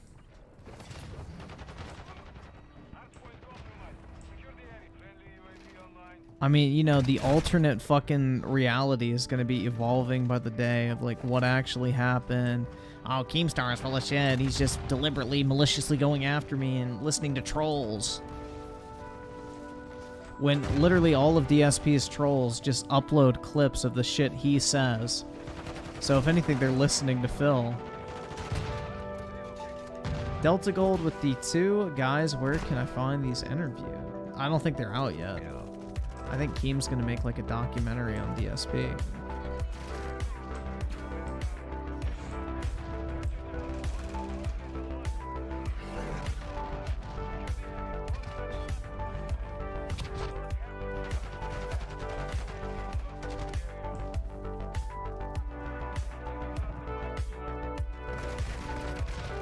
Yeah, imagine being in your 40s and you have to beg someone to give you money so you can buy the new Zelda game on your Switch. Because your real job is one that consists of playing video games on the internet. Yet somehow you can't even afford to buy the video games you play.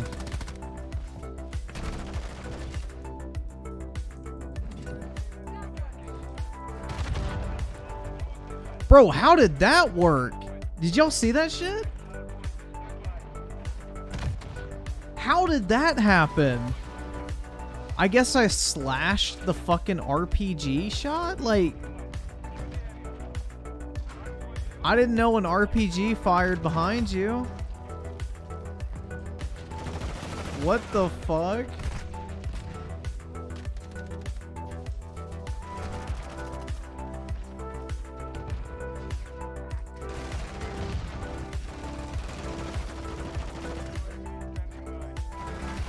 Dude, DSP begging his viewers for money to buy a video game is like the equivalent of someone begging their boss for gas money to get to work. Like, that's not their fucking problem.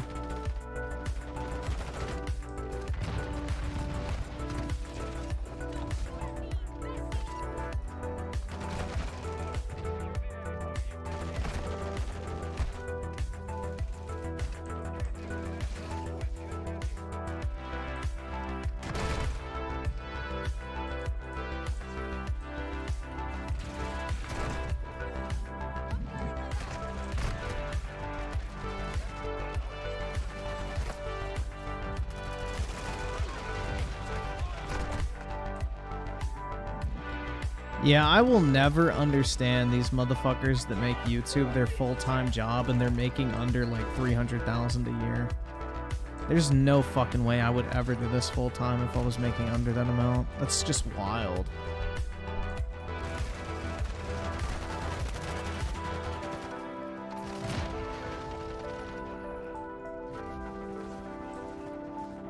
New generation with the 2 play a better game like Halo Infinite.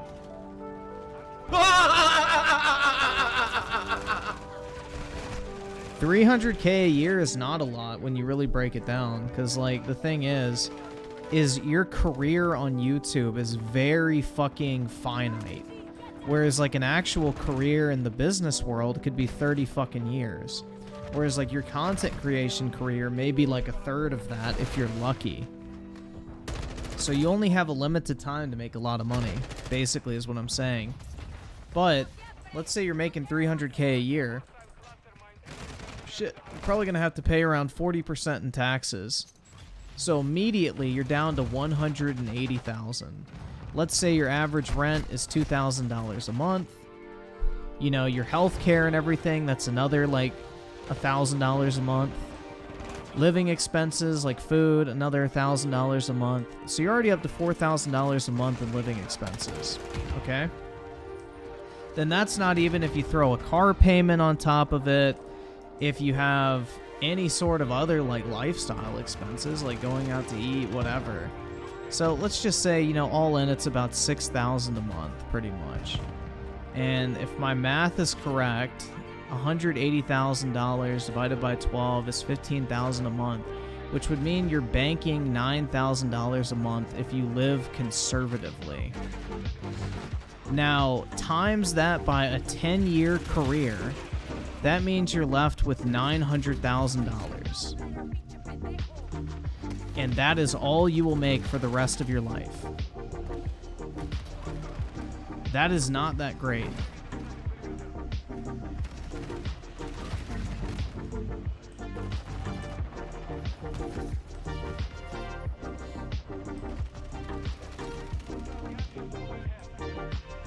So, like 900K for your entire career earnings is very low, and that's not even putting money aside for retirement.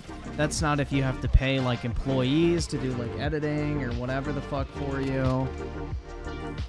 Like, that's not a ton of money in the grand scheme of your career. Like 900K is not even enough to retire off of. And that's if you don't spend money frivolously. That's if you live very conservatively and stick to a strict budget and save almost all of what you make after expenses.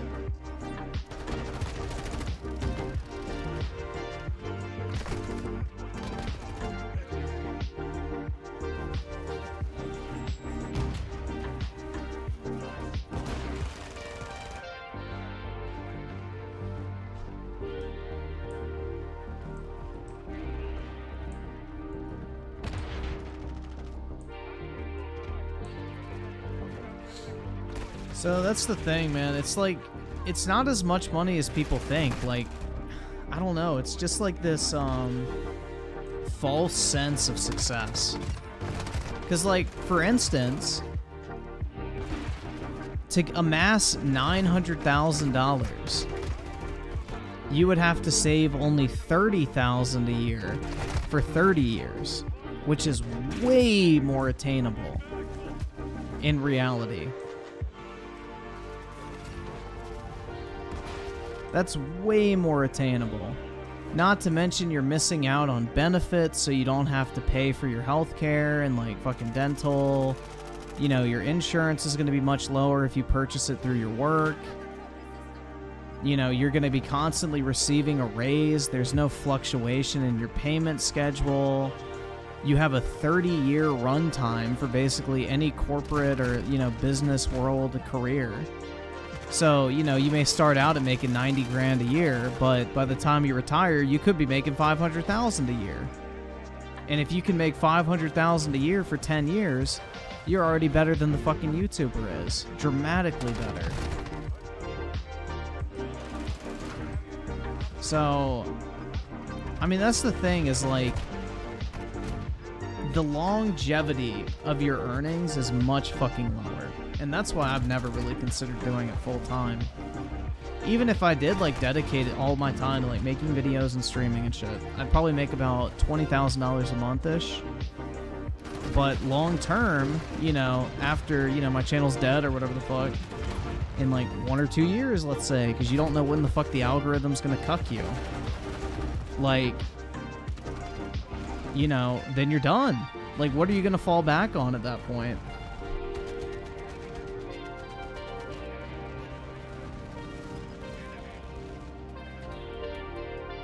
Like, where do you go and say, yeah, I was a YouTuber for 7 years. You guys should hire me for $400,000 a year. Like, Bruh. they'll be like, well, we got a McDonald's opening. Like, that's the thing, is like your entire lifestyle, your standard of living, your income is like literally, it could disappear with the fucking snap of a finger. YouTube changes one fucking little thing in their algorithm and your entire career is fucked. I mean, look at how many channels out there have like millions of subs and can barely get like 5,000 views on a video. So,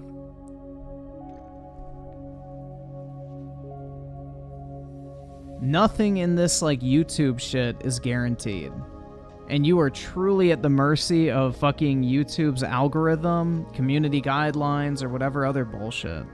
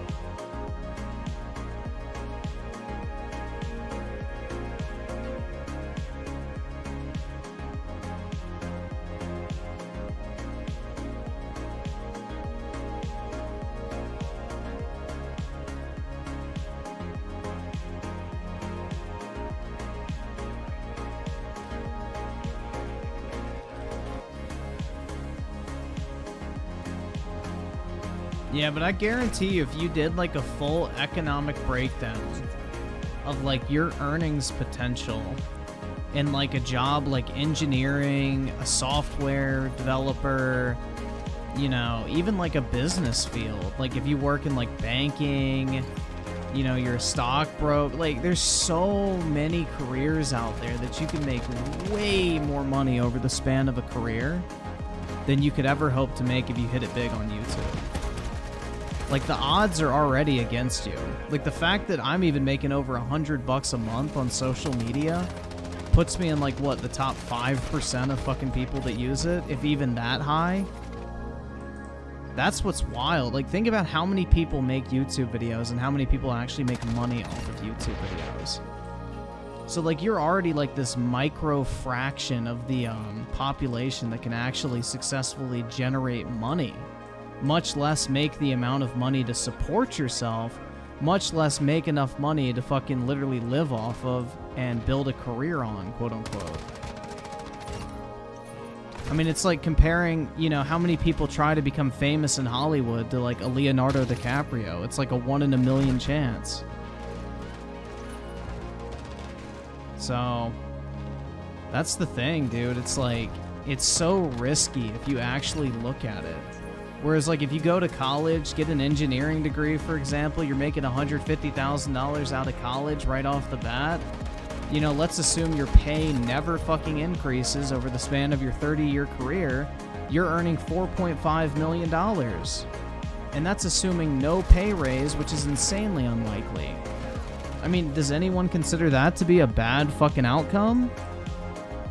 Or would you rather take, like, a chance basically playing a fucking slot machine with your life, hoping that one day you're going to be able to make an equivalent amount off of content creation for a long enough period of time that you can, like, live off of it for the rest of your life? It's just like if you look at it from like a risk versus reward perspective, it's not worth it in a lot of cases. Unless you're just making dumb fucking money doing this, it is not worth the risk. Like DSP is the prime example, guys. During his height, he was making $30,000 a month. Look at him now. He's a fucking bankrupt who has to literally beg every single day just to get $100 in tips.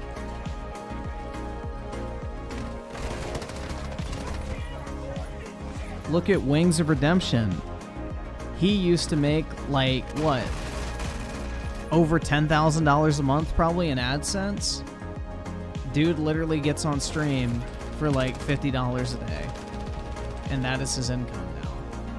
So it's like there's no longevity in this shit. I mean, look at like big channels even. Like what was that one motherfucker? Who was that big? Was it like Tobuscus or something like that? Go look at his channel and see if he still uploads. I'm actually curious, but I guarantee you his channel's fucking dead at this point. Like, all these big name YouTubers eventually fade, bro. Like, Mr. Beast will eventually disappear. He'll get pushed out of the algorithm because somebody else will fucking come up.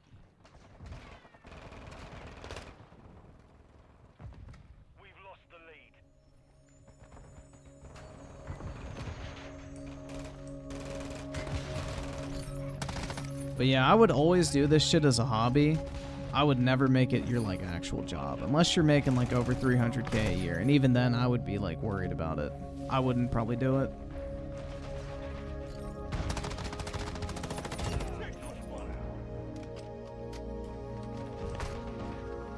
Too risky, man. Too fucking risky.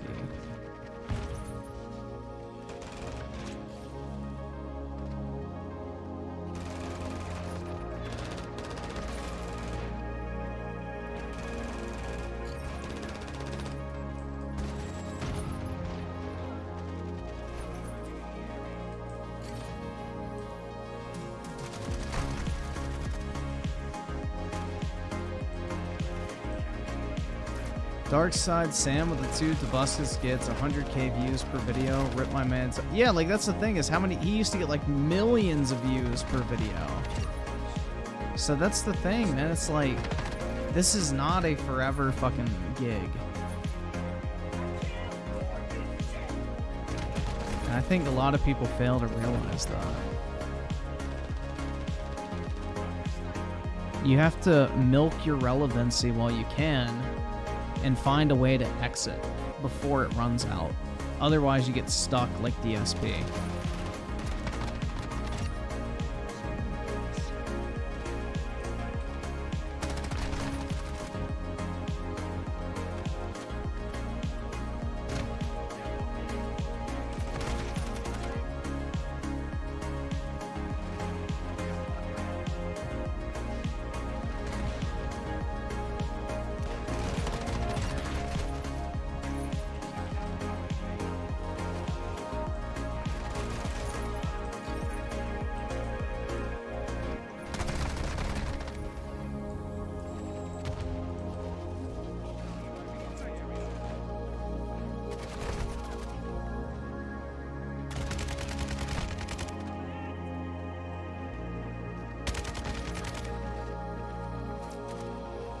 Oh, DSP is gonna have a fucking major meltdown.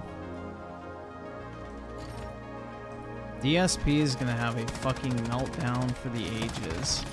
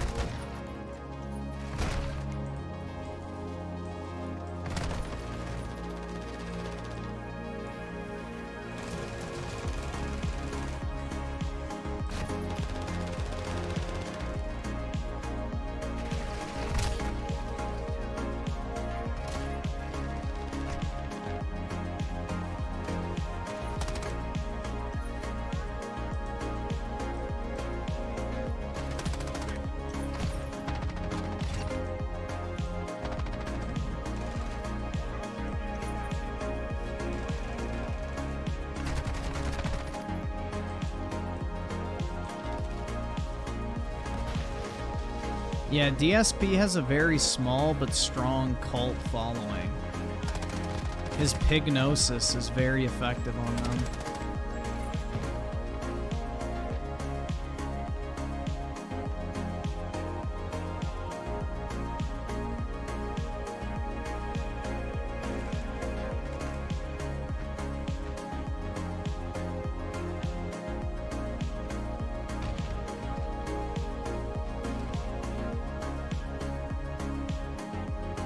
Dude, Phil's like dedicated viewers are very special, let's say.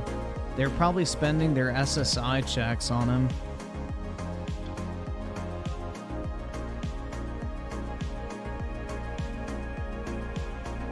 They're probably spending their fucking SSI checks on Phil.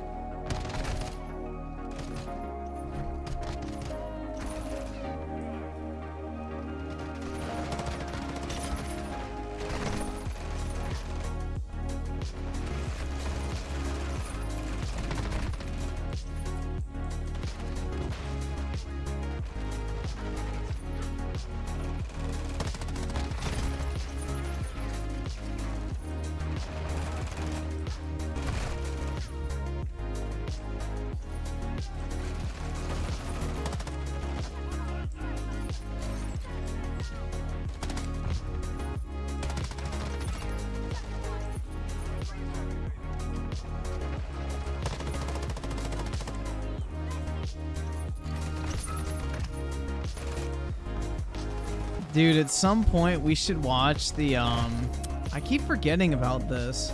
At some point, I'm just thinking about this documentary, and then I keep remembering the fucking, Review Tech versus, Blackbuster Critic, like, saga. We need to watch that at some point, because that shit is fucking hilarious, dude. That's like some classic YouTube drama. That's like some quality fucking YouTube drama, dude. I always forget about that.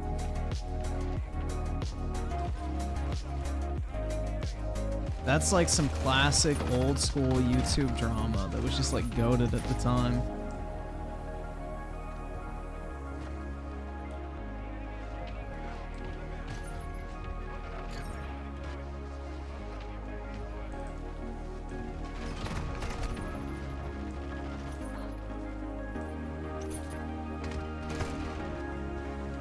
Does Sunny V2 make videos on DSP?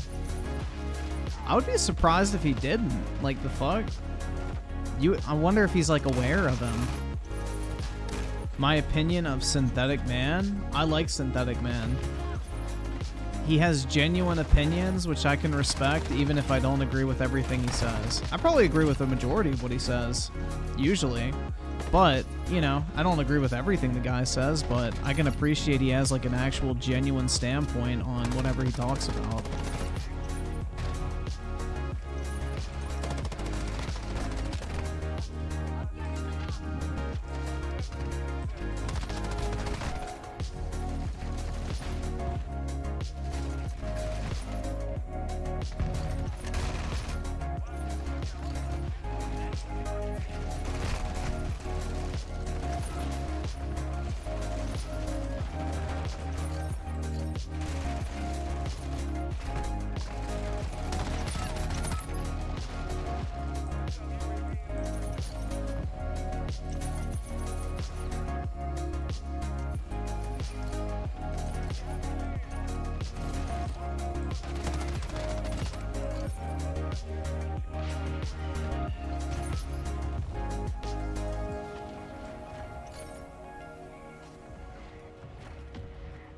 Will with the 2, what's your favorite workout? The workout has begun for me. I like tricep presses personally.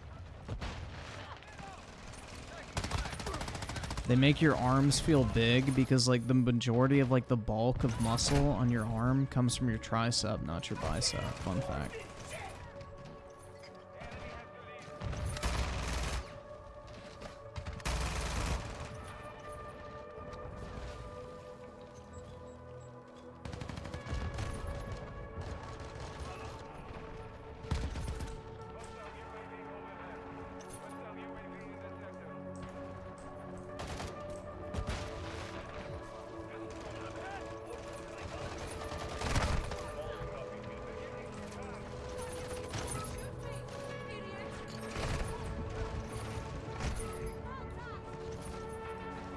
Alright, I'll make a video saying that Breath of the Wild 2 sucks because Link is a twink. There we go.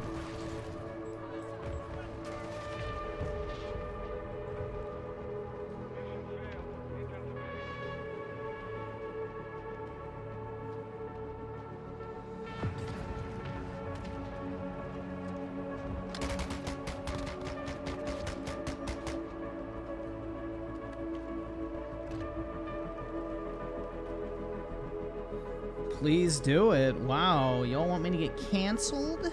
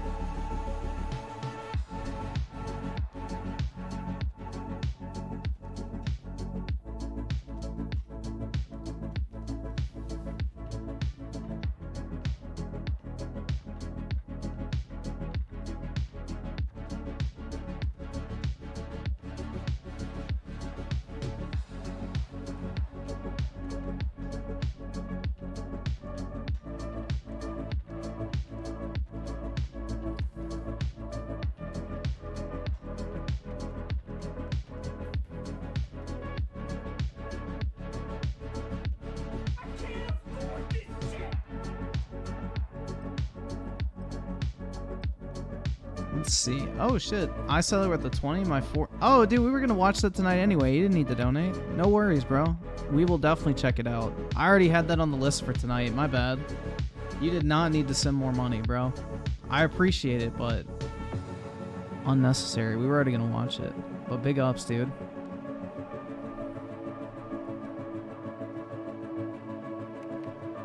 Yeah, you already sent for it last night, and I said we would do it, so I kind of feel bad. You did not need to send more money. Unfortunately, I cannot refund super chats. YouTube does not allow that shit, bro.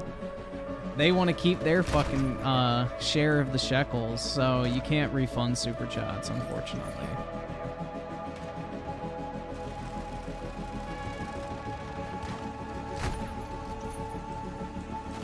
Yeah, you can ask for a different video, too.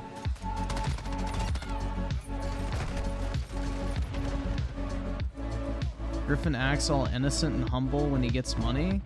Yeah, because it's weird. Like, I'm not gonna lie, it has never not felt weird that people give me money to, like, talk on a live stream. Like, that's just weird to me. To this day. So, yeah, I do kind of feel bad on some level taking money. Believe it or not, guys. I'm not like DSP to the point where I'm like... Open your wallet and give me all of your monies!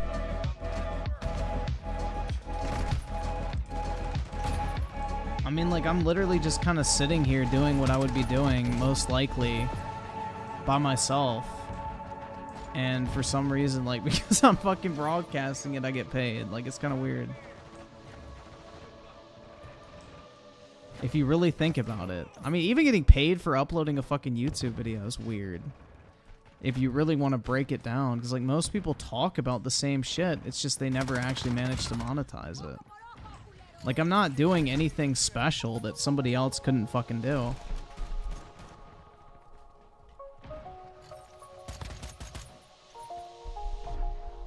Yeah, it's only not weird if you expect it, pretty much.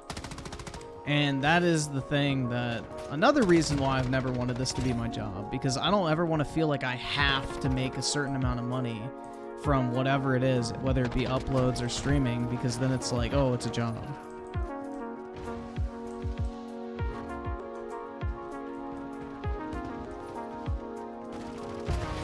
You view everything very differently when you become financially dependent on it.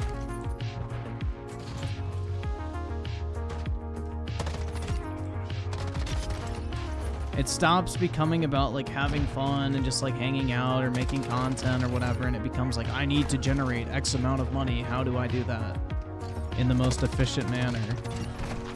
So...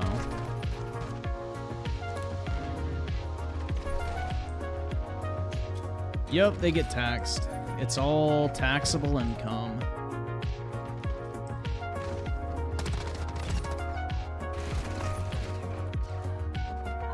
And because it's like considered self-employed income too, you get hit with an extra 10% on Social Security.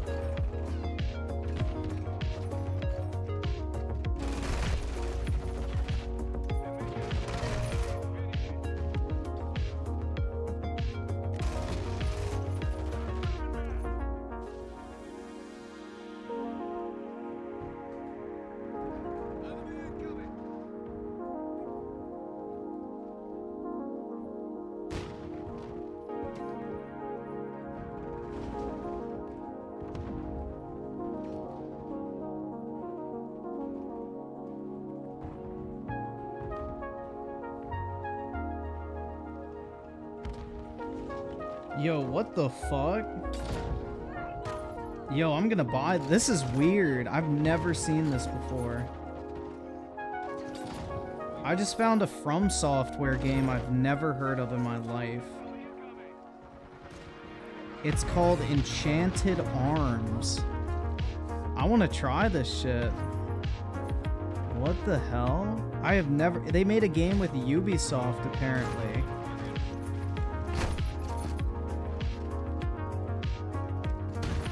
Has anyone ever heard of that?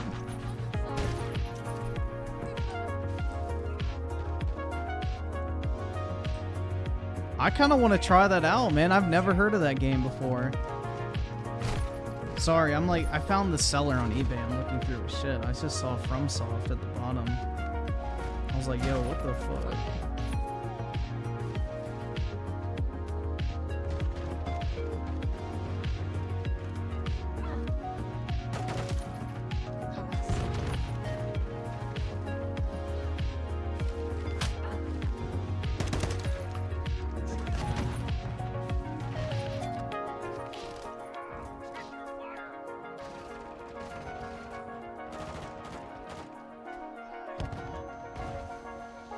It's called Enchanted Arms. I have never heard of that before.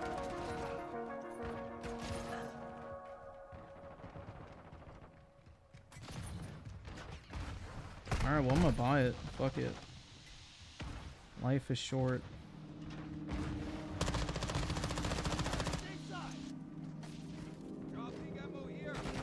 I'm probably gonna need to buy a 360, but oh well. Because I don't think that's on the backwards compatibility list.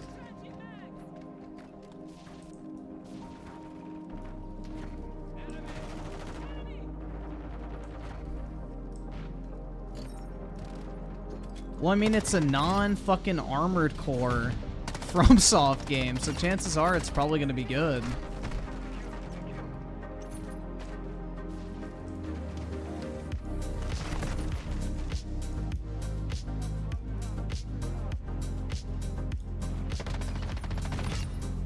I mean, at the very least, it's gonna go up in value. I got it for $8, like complete in box and good condition. Like, dude, there's no way that game is gonna stay $8 forever. Ain't no fucking way that game stays $8 forever.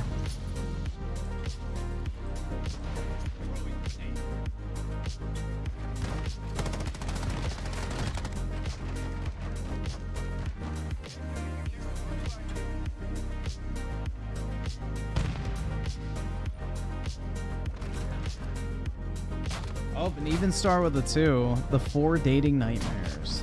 You just felt like sending it again? Fair enough. Delta Gold with the 1. You're broke! You're fucking poor! And R. Shanti with the 2. Listen to Bayend Gone Forever. Alright, yeah. Hold on, let me pull it up. Sounds like a banquet banger. Paste, search. This one. And you know what this reminds me of? When I worked at the helicopter company. Uh-oh. Helicopter support. It 1,000,000% reminds me of that.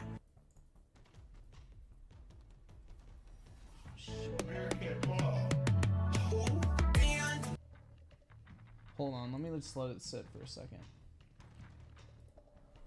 So what was that shit called? I already forgot what the name was. Enchanted Arms.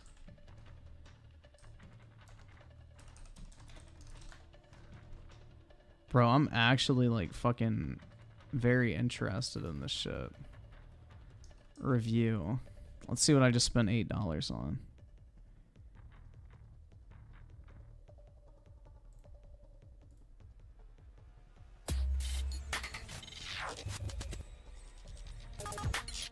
Hi, this is Eric Bredvig from IGN and Xbox. Today we have a video review of Enchanted Arms. This is the first turn-based Japanese-style RPG on the 360. The main draw of the game is that there are over Holy shit, YouTube. Do y'all motherfuckers actually want to work for once? Let me see if closing COD helps. Well, dude, this is like one of those early 360 JRPGs, so I'm not expecting it to be like a graphical showcase. There are 100 collectible golems for you to find throughout the world and synthesize and then put to battle and fight against all the monsters that you come across with. It's an epic RPG with over 40 hours of gameplay. There's some side quests. There's a casino to toy around in. I don't mind There's RPGs, also one of the guys. unique aspects of this game is that there's online play, so you can take your golems that you've built up through the game and collected online and pit them against other trainers around the world, kind of in a Pokemon style battle. The fighting in Enchanted Arms is all turn-based on a grid where you have to position all of your characters, give them specific actions which have a certain attack range. So there's a little bit of strategy there involved in exactly how you're going to map out your attacks. On the downside of this game is the first thing you're going to notice is the terrible voice acting. These characters have some of the most grating voices you've ever heard.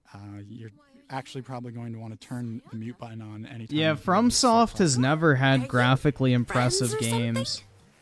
They've always been really behind the curve. That is, I am his Fia. The world also doesn't really feel like it's alive. You're going to notice that as the game goes on, it sort of seems emptier and emptier, and as you move along from one town to the next, each city kind of becomes more and more deserted until you only have a few people wandering around. It almost seems like they didn't really flesh out the world enough.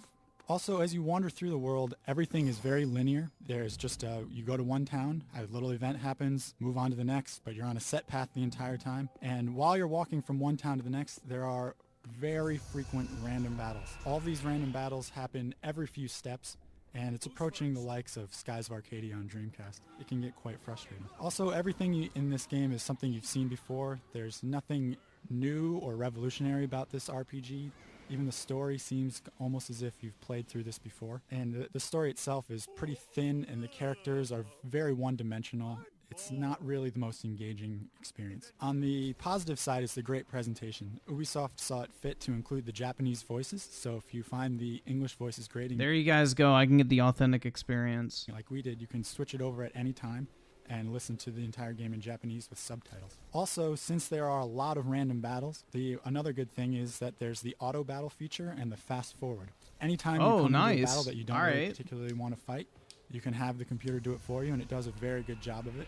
And if you hold down the Y button, it'll fast forward right through the whole battle, and you can go right through all these long, drawn-out Fat animations. dubs. Makes You the don't whole have to game go grind. a lot smoother. That's Another good. great thing about the game is the golem design. Over 100 golems were included, and each of them is unique. So they range everywhere from cute and cuddly to dark and foreboding. And each one you find, I actually you really might like wanna this, go out and honestly. get the necessary materials to make it. I mean, just so for you can see what it $8, looks I don't like, really even feel if like you I don't really could, need it to you know, fight. go wrong. Also, collecting the golems is a lot of fun. If They anything, have this game several will be like different one of ways for you those to like collect them. You can hidden either buy the gem, quote blueprints to make them in unquotes, in like stores, fucking you 10 can hunt years. them down in the wild, or sometimes you're given them as a result of side quests. Another great thing is the online battle system. This is something that really we've been wanting in RPGs for a long time. You can take your team that's powered up online and fight it against other people for a ranked leader. Yo, I wonder if Lobby people are system for the playing online this shit battles isn't still. the greatest, but it is functional, and you'll end up getting exactly what you want out of it, which is to take your team online and find out if they're the best. To sum I things wonder up, if this is a anyone pretty plays this standard, still. solid RPG. It has a few issues, most notably It's the probably taken voices and the offline. thin plot Although I line. don't know if Ubisoft And shuts there's not down really their anything here servers. that's new, but you will find a solid RPG experience that if you're looking for something along the lines of a traditional Japanese RPG,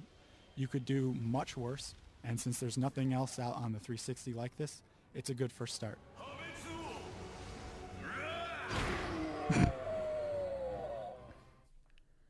They didn't give it a fucking number. This was an IGN review. All right, let's see if anyone's come back.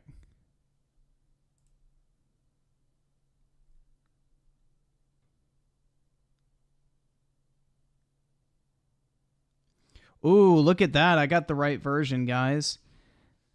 It's worse on the PS3, but difficulty balance-wise, it's better on PS3. Battles are harder, and some OP golems in the 360 version are nerfed. I don't want the nerfs. 2020, who's watching that? That's what I mean, bro. People are going to come back to this game because it's FromSoft. Like, people will be like, oh my god, bro. Yeah, how long ago? How long ago was this made? 5 years ago. So I'm telling you guys, it's going to be a thing. People will come back to this game, and all of a sudden they'll be like, oh my god, dude. I remember this. Yep, it'll be like one of those quote-unquote hidden gems. I'm going to try to buy a sealed copy, too. How much am I willing to bet on that? The $8 I spent to buy the game. Take that, libtard. Hi, I'm liberal. I want to be your friend.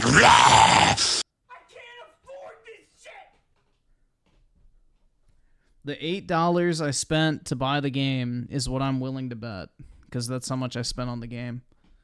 $8. So, yeah.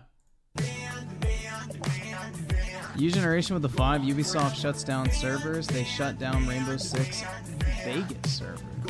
Yeah, fair enough.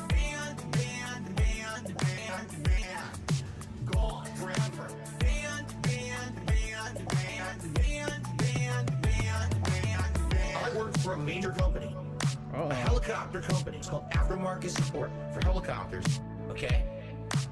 They're flying around. Things are breaking down. Parts are wearing out. We're a one-stop shop for helicopters. So I was told, we see potential for you. You're better than just working customer support. Revamp the business from ground up. You can map it out and find bottlenecks and find shortcomings and find helicopters so that our company runs more efficiently. Okay? So I busted my ass. I worked my ass off. I did double work, never got paid for it. And you say, oh, it's part of the process, man. It's just part of corporate America. Fuck you. Bro, no fucking way. I just checked. This game is on backwards compatibility. Bruh. What the fuck? Alright, so I guess I can play it on my, like, Series X. I don't need to buy a 360. Fat W's. Fuck you. Why don't you listen? That's actually really surprising, dude. You don't know shit. It happened to me. So shut the fuck up. Why don't you listen to me? Because no one cares.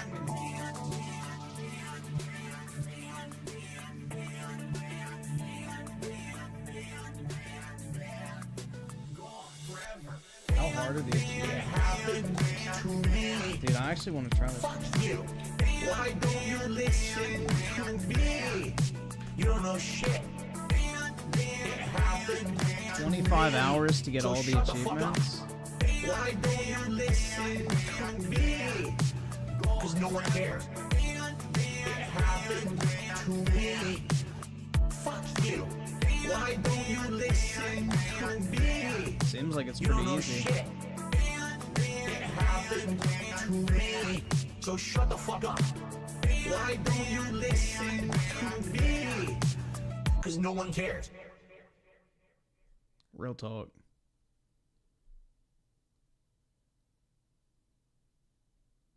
Dude, there's an achievement called Happy Ending, and you get 150 gamer score.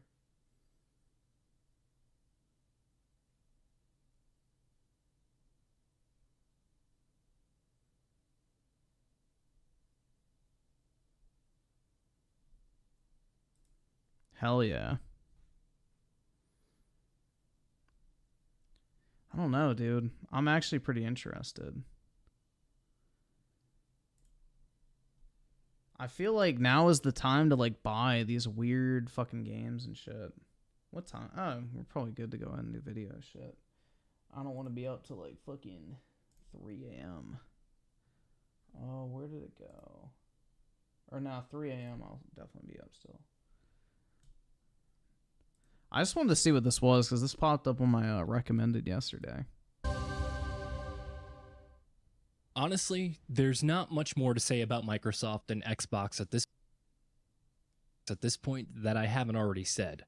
Over the last few years, I've been trying my best to analyze Microsoft's business strategies, their visions and goals, their failures, trying to rationalize. Thank you for calling Gears of War 5 a fucking failure. Thank God. Contextualize the latter into some grand plan. But as more and more time has gone by, it has become increasingly more evident that the very notion of some unified, cohesive vision for gaming by Microsoft might be a far-fetched fantasy. The company is very obviously invested in video games as a business. As an industry and as a market, you don't try to spend $70 billion on a video game publisher acquisition if you weren't committed. But the issue is that Microsoft does not yet seem to have any vision or understanding for what it wants to stand for as far or what its fan base wants as video games go. This is something that has become more and more evident over the last few years and has been thrown into stark relief over the last few months, with the dirty laundry being aired out thanks to the Activision acquisition attempt, as well as the release to a critical mauling of Redfall. This isn't just some contrived shifted goalpost being used to knock Microsoft down a peg or anything. As eye-rollingly stupid as the face of Gears of War, guys. I've shifted goalpost being used to knock the new face of Gears. We used to have fucking badass Marcus Phoenix, and now we have barista college-aged Kate. Microsoft down a peg or anything. As eye-rollingly stupid as it might sound, video games are a creative, artistic medium, largely, which means that, as with any creative medium, a creator has to have a vision for what they want their works to be. It doesn't have to be some noble, far-reaching prospect of touching billions and changing their lives with the power of video games or anything like that, but it has to stand for something. I mean, beyond just making money, which obviously all of these companies want to do, making money is the end goal, but you have to do something to get there. For example, to speak of Microsoft's two competitors in the console space, Sony's visions for video games is as a powerful form of interactive storytelling, like movies. Nintendo's vision for video games is as a boundless means of expression through playing and experimentation, like... No, it's called fun. Nintendo's mentality when it comes to video games is prioritizing something called fun, which is so lost in today's gaming world. Toys. Both of them are fundamentally selling this vision for games and using that to make money. Microsoft, on the other hand, seems to lack a clear and distinct goal or vision for what it wants its mark on. Timothy Marco the 2, is she unemployed with student debt? Probably. The medium to be. This is surprisingly a recent development. Surprising because you usually would expect it to go the other direction, a newcomer not knowing what they want their works to stand for, but figuring it out over time, until, after more than 2 decades have passed, they know what their works are supposed to be. See, for the first 10 to 15 years of Xbox's life, we could have very easily and correctly pointed to multiplayer and community being Microsoft's vision for gaming. Amen. Their games, their consoles, their ecosystem, Thank you. Everything Xbox did was entered around the concept of community and multiplayer. The original Xbox's claim to fame was Xbox Live. Xbox's biggest hits, notably Halo and Gears of War, were all big hits off the back of their multiplayer functionality. And how No, they dude. used that to People play Halo for the campaign. redefine what one might expect from games. Xbox Live's multiplayer games, community, and essentially using games as a way to spend time and tell stories together. A communal form of narrative All right, Ori is fire, though. building. Almost like tabletop RPGs. And that's what If Xbox would put out bangers like Ori and the Blind Forest, even if they're indie tier, that shit would be fire. Microsoft seemed to stand for its games. That's where they drew the line in the sand and said, this will be what our legacy on the medium will be. But those days are long gone. Xbox did actually keep the connected experience central to itself. We'll get back to this later, but as time went on, this vision DJ Aftershock of the 2, Kate, aka Laura Bailey, voice role number 42069. Yup. for gaming, so to speak, seems to have gotten more Such a deep and meaningful character that nobody fucking likes. and more diluted. Xbox games are no longer designed around that central tenet. In and of itself, that's not an issue. In fact, if you're like me, who mostly abhors online multiplayer in games, it might even be a good thing. But you have to replace it with something. There has to be some other vision or goal Xbox games stands for, and there aren't. Xbox games in the last decade have largely felt like a smattering of mixed quality releases, all of which seem to be tentatively stepping in several directions to try and chase some trend or community feedback Throwing shit against a wall and hoping something sticks. or the other, never quite committing to any creative vision of their own, let alone any bigger one. There have certainly been some great Xbox games that did wholly commit to one central vision and executed on it marvelously. Wasn't made by an Xbox studio, though. The Ori and Forza Horizon games instantly come to mind, but those are the exceptions that mostly serve to underline the lack of those qualities elsewhere, especially in the Halo and Gears of War games in the You generation, you can't bully anybody when your ass is out here watching OtakuDaiKun, motherfucker. Get wrecked, nerd. post-360 era, whose decline can almost be traced back entirely to roughly the same time that Xbox lost look at this cohesion in its trash. game output strategy. What the fuck is this game, dude? What is this shit? Where's the fucking cover? Its console strategy. With Halo and Gears of War both declining, Microsoft's industry-leading premier first-party titles, the prestige games that were also system sellers and also perpetuating their visions for games, so basically their equivalent to Mario or Zelda, were basically gone. Meanwhile, third-party multi-platform games took the lead in pushing the envelope on multiplayer and community-based game experiences. Overwatch, Minecraft, GTA Online, Fortnite. Do you know what Fortnite. these games all have in common? I would have mentioned Bungie, because the game that made Xbox success, or the game studio that made Xbox successful, is now in the hands of Sony. They're all also available on systems other than Xbox. Worse still, in many or most cases, these games are better on other platforms, and heavily associated with those other platforms thanks to savvy marketing and branding deals run by said other platforms. Let's stop beating around the bush. Those other platforms are PlayStation, which Sony has molded into the home of multiplayer video games starting with the PS4.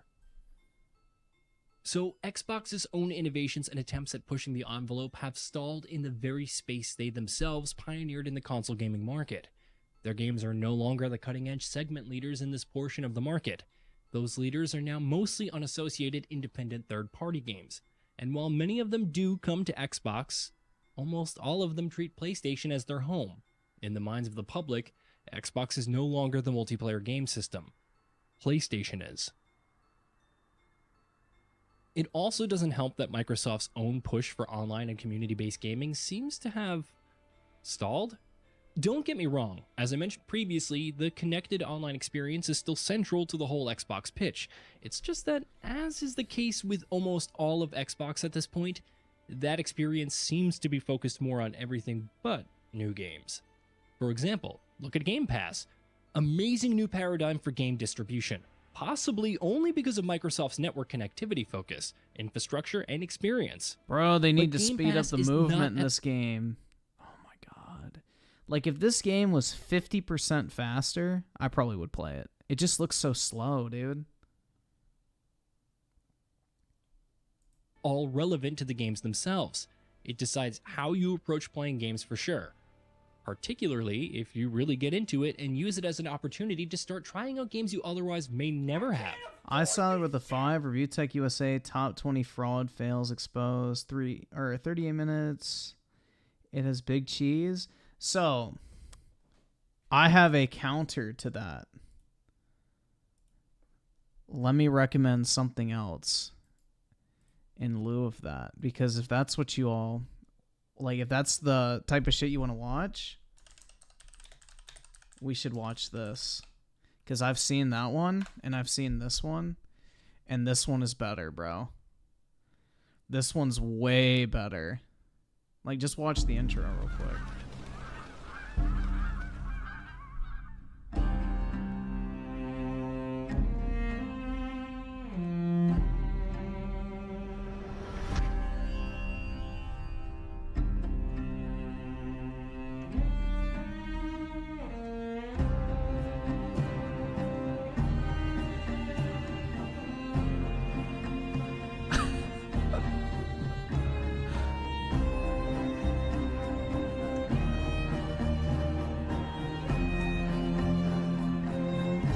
I have no idea what this music is.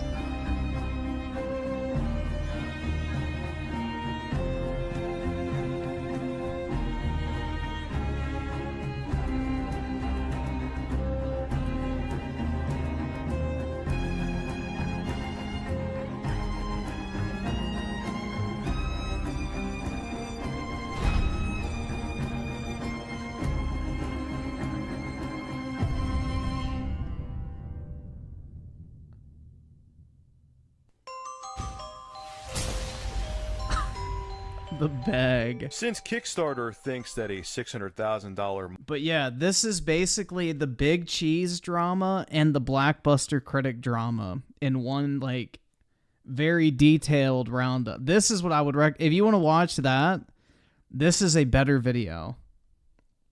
100%. But there's no direct impact on the games themselves. It's just essentially a new way for Microsoft to... I mean, it is classic YouTube drama, bro. The Blackbuster critic and review tech stuff is hilarious. Package and present games to you. The point is probably best illustrated by comparing to another community and connectivity-based innovation in the console space introduced by Microsoft themselves. Achievements.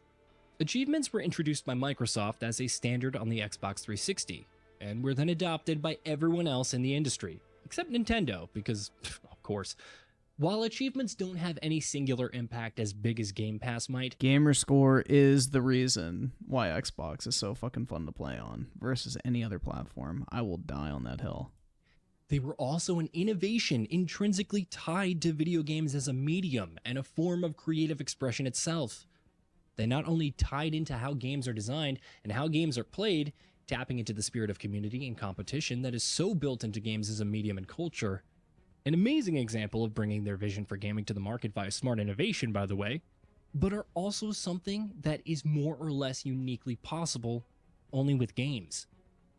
So achievements were influenced by and influenced how games are designed, were influenced by and influenced how games are played, were mostly possible only for video games and nothing else. Now contrast this with Game Pass. Game Pass doesn't really impact how games are designed, it doesn't impact how games are played, and it is certainly not unique to games. The whole pitch is Netflix for games, as in doing something other industries are also doing, but now with games. Both Game Pass and achievements are a way by Microsoft to make their ecosystem sticky, as in to keep people invested in playing their games on Xbox rather than elsewhere, and earn more money off of them. But the difference in approach is stark and clear. One was designed uniquely for and by games. The other is not. I think this comes back to the broader point about Xbox I and several others have made over the years. Microsoft needs to bring the focus back to games. People get frustrated with Xbox because they've been promising improvements over the last 10 years, and there is the sense that the promises were hollow. Cody Booth with the 2. Griffin, I gotta go. Wait, I gotta poo. Gotta wipe? Nah, man. Wiping is for frauds. Born to shit, forced to wipe. Reject the societal standards forced upon you at birth. That Microsoft did not deliver any improvements. But here's the thing, they did. Their hardware is much better than it ever was, their services and ecosystem are much better than it ever was, even their business policies are much better than they ever were in the early Xbox One era. But the problem is, they improved everything but the games. The games have not only not improved in this period, they've arguably declined outright. Yep. And it almost feels like Microsoft will put their money and resources into fixing everything but their games output. Yep. The same mentality seems to be evident in the differences across their approach to Game Pass and their approach to achievements. And it's why they seem to have such a scattershot approach to games. They've lost their focus on what they wanted to stand for with games, with their older vanguards and standard bearers declining, and no new ones cropping up to take their place, with the sole exception of Sea of Thieves, an inspired bit of game design that uniquely encapsulates what Microsoft once stood for with games. Others have taken the concept and run away with it, while finding themselves a home on PlayStation and away from Xbox. Meanwhile, Microsoft themselves have struggled to even figure out what they want their games to be. There's no cohesion, no consistency, no uniformity. In the coming months and years, Xbox will have to go through a period of self-reflection and rebuilding, and I imagine they will have to decide how best to proceed in the market from here on out. I wish them all the luck because I really do want them to do well, but they need to understand the certainty of games to this whole exercise. Games need to be at the center of everything they do, and they need to design what informs and guides their engagement with games as a creative medium to begin with. Failure to do this will only continue to result in more misfires and third-place finishes for Xbox in the future. Hey, did you know that we at GamingBolt upload new videos every day? Oh, fuck. Go away. I don't care. Hell nah, dude. Redfall is a degen game for 17 gamerscore. Absolutely, man. 17 gamerscore achievements are fucking unacceptable. Alright, so everybody buckle in your brain cells because now we have to watch U-Generation's recommendation.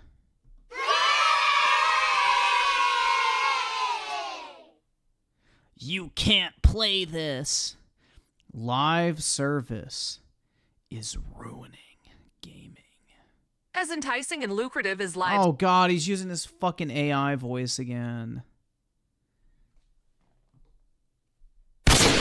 Service gaming is, it's slowly but surely killing games as we know them.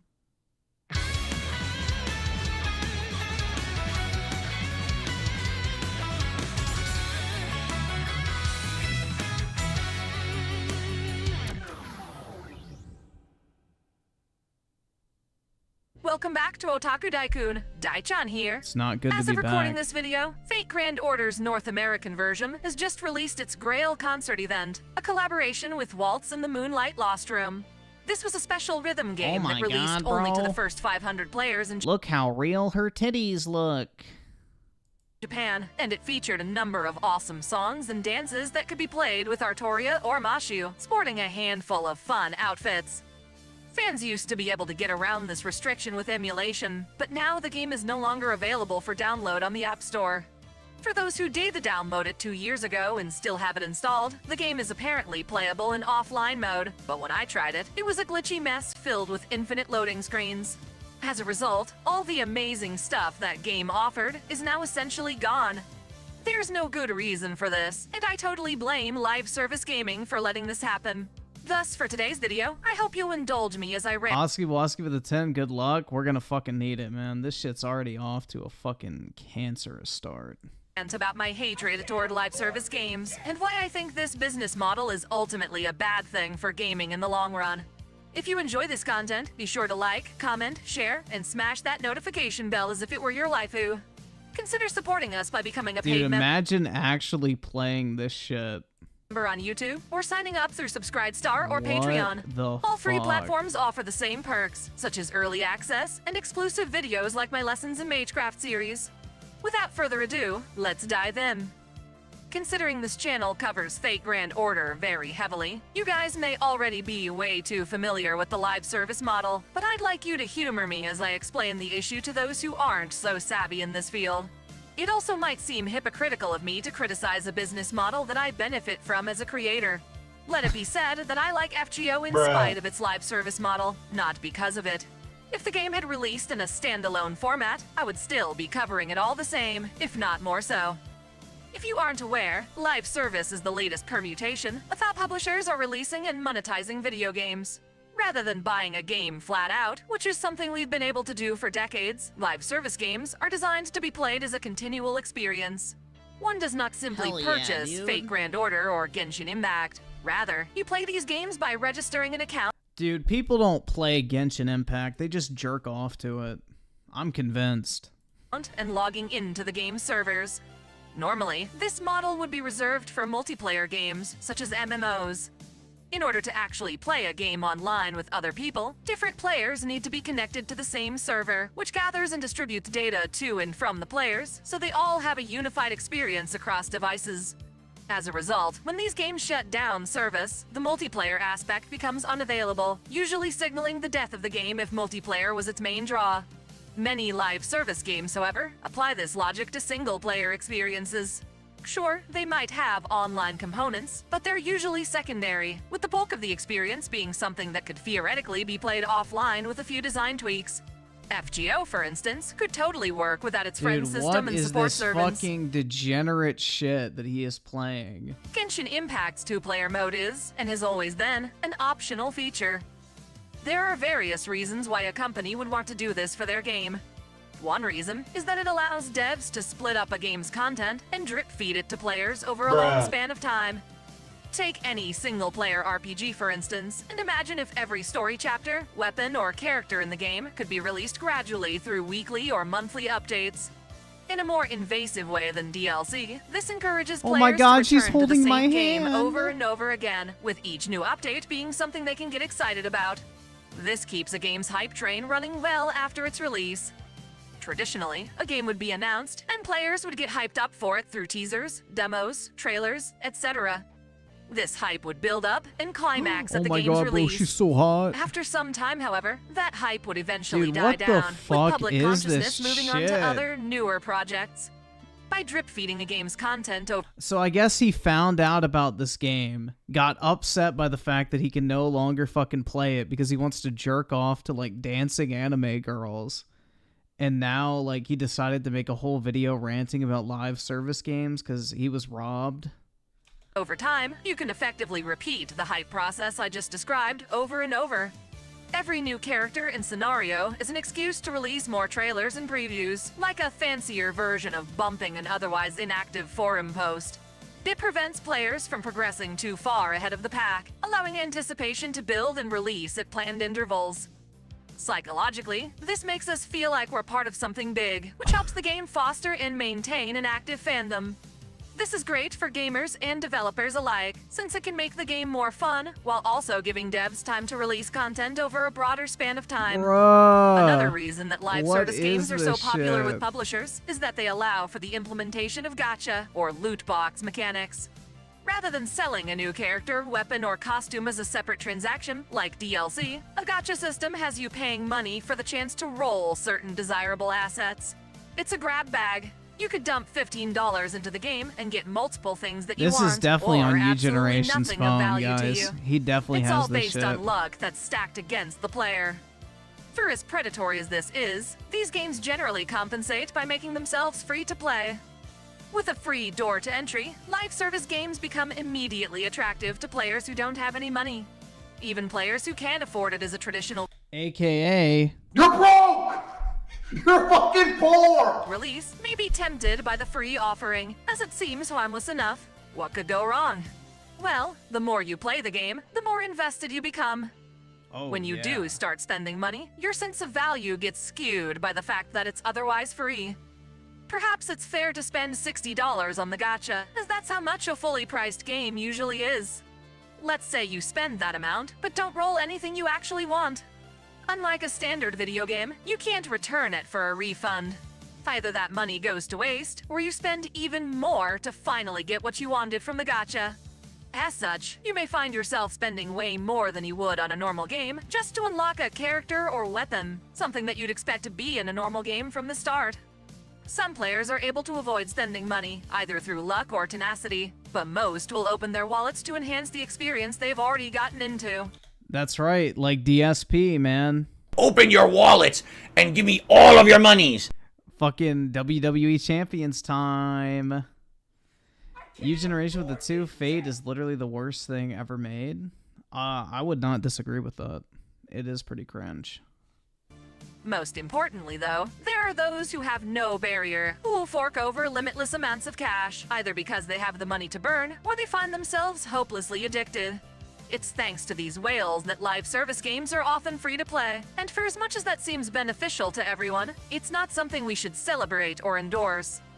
Perhaps the worst thing about live service games comes from the name. It's a service, and once that service shuts down, the game dies. It's like going to a theme park. You're free to enjoy it while they're open, but as soon as they go out of business, you can obviously no longer go there. For a theme park, this is reasonable, as keeping rides running requires employees and maintenance. The park is physical, so it degrades over time. That, or we have something like a concert.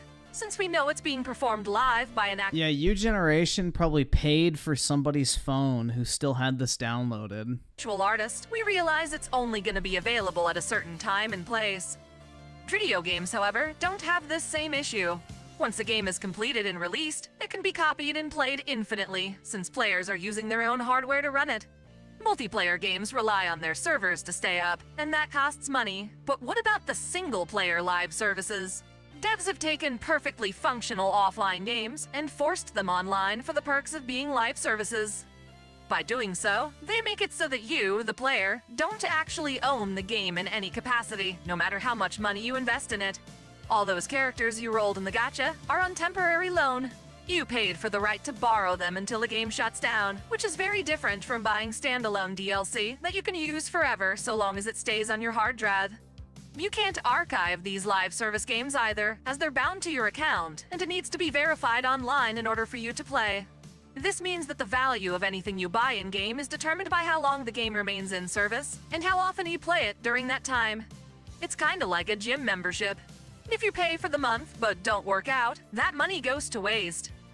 Admittedly, Fate Grand Order is probably one of the best live service games to invest in, at least for North America, because no matter when the game shuts down, we know that we have at least 2 years worth of content ahead of us, because we need to catch up to the Japanese release. Any servants that I roll will at least be usable for the next 2 years. There are dozens of anime mobile games that have started and died within 2 years' time. Final Fantasy VII: The First Soldier is one example. It started in November of 2021 and shut down in January of this year. Perhaps if people spent enough money on I just don't understand how people consider gaming an investment. Like, you're just pissing money away, and if you don't understand that, then I don't know. the game, it would have lasted longer. But imagine investing in the game, hoping to keep it alive, just for it to shut down anyway. Players feel better about investing in a game that will last a long time, but the only way these games can last long is if they're invested in. If I had any say in the matter... Yeah, the audio sounds off because he's using a shitty fucking AI voice changer to pretend to be a girl. I would dictate that all live service games, when they shut down, need to first be converted into an offline experience that players can still pick up and enjoy years after the app stores no longer host it. Things that were once locked behind a paywall need to be unlockable in-game, and any time-sensitive content needs to be made available at all times. Let's talk about time-sensitive content. One of the most nefarious ways that these live service games thrive is by preying upon our FOMO, or fear of missing out. This is a genuine psychological dilemma that causes anxiety and compulsive behaviors. While this fear is generally discussed in terms of people being addicted to social media, afraid that they might miss out on something they don't even know will happen, it also counts when commodities or opportunities are intentionally made to be exclusive. For live services, this means limited time events and banners. Do you want a certain servant? Well, they might have a banner on the week they release, but after that you may not see them again for a whole year, or perhaps never. If you missed out on a certain holiday event, it might go away forever too. Senso Kid with the 2, how much for you to play Genshin Impact? There is not enough money in this world. This essentially forces you to play the game at certain times, and it also pressures you to fork out money on the gacha, which is absolute bullshit. Oh my god. Sure, this helps raise the hype for new characters and This events, shit but it is also so turns what should be a fun, fucking relaxing cringe. game into a huge commitment, if not an absolute chore. That brings me to the next reason I hate live service games. It often feels like they play you more than you play them. One of the appeals of mobile games is that they're easier to play on the fly. Since you're carrying around your phone anyway, it makes sense to have games you can play on it. You can hop on and play during your lunch break, or during a long commute. There are no rigid save points, so you can stop at a moment's notice.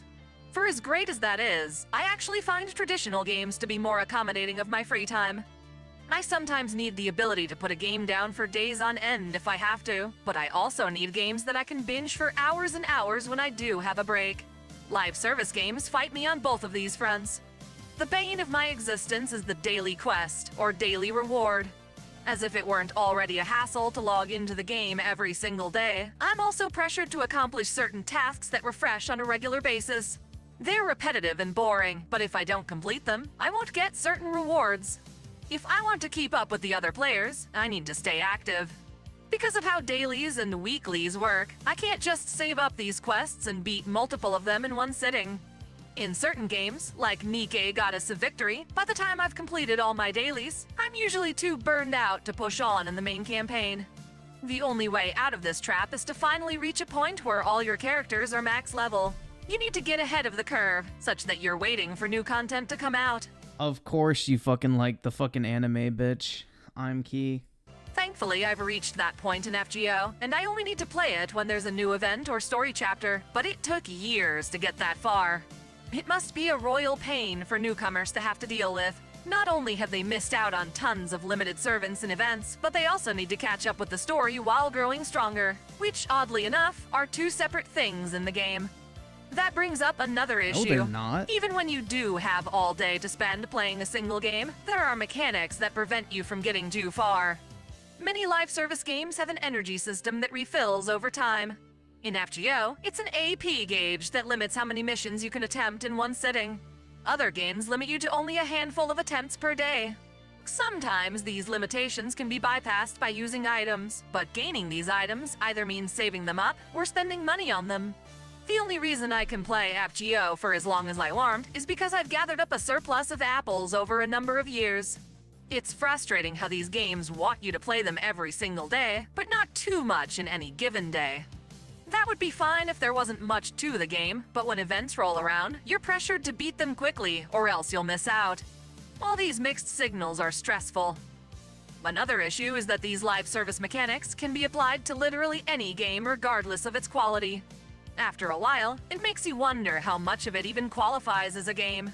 There's a reason why publishers refuse to revive dead franchises, but are willing to make an exception for mobile games. It's because the formula is so repeatable that you can shove any IP in and get new quote-unquote content.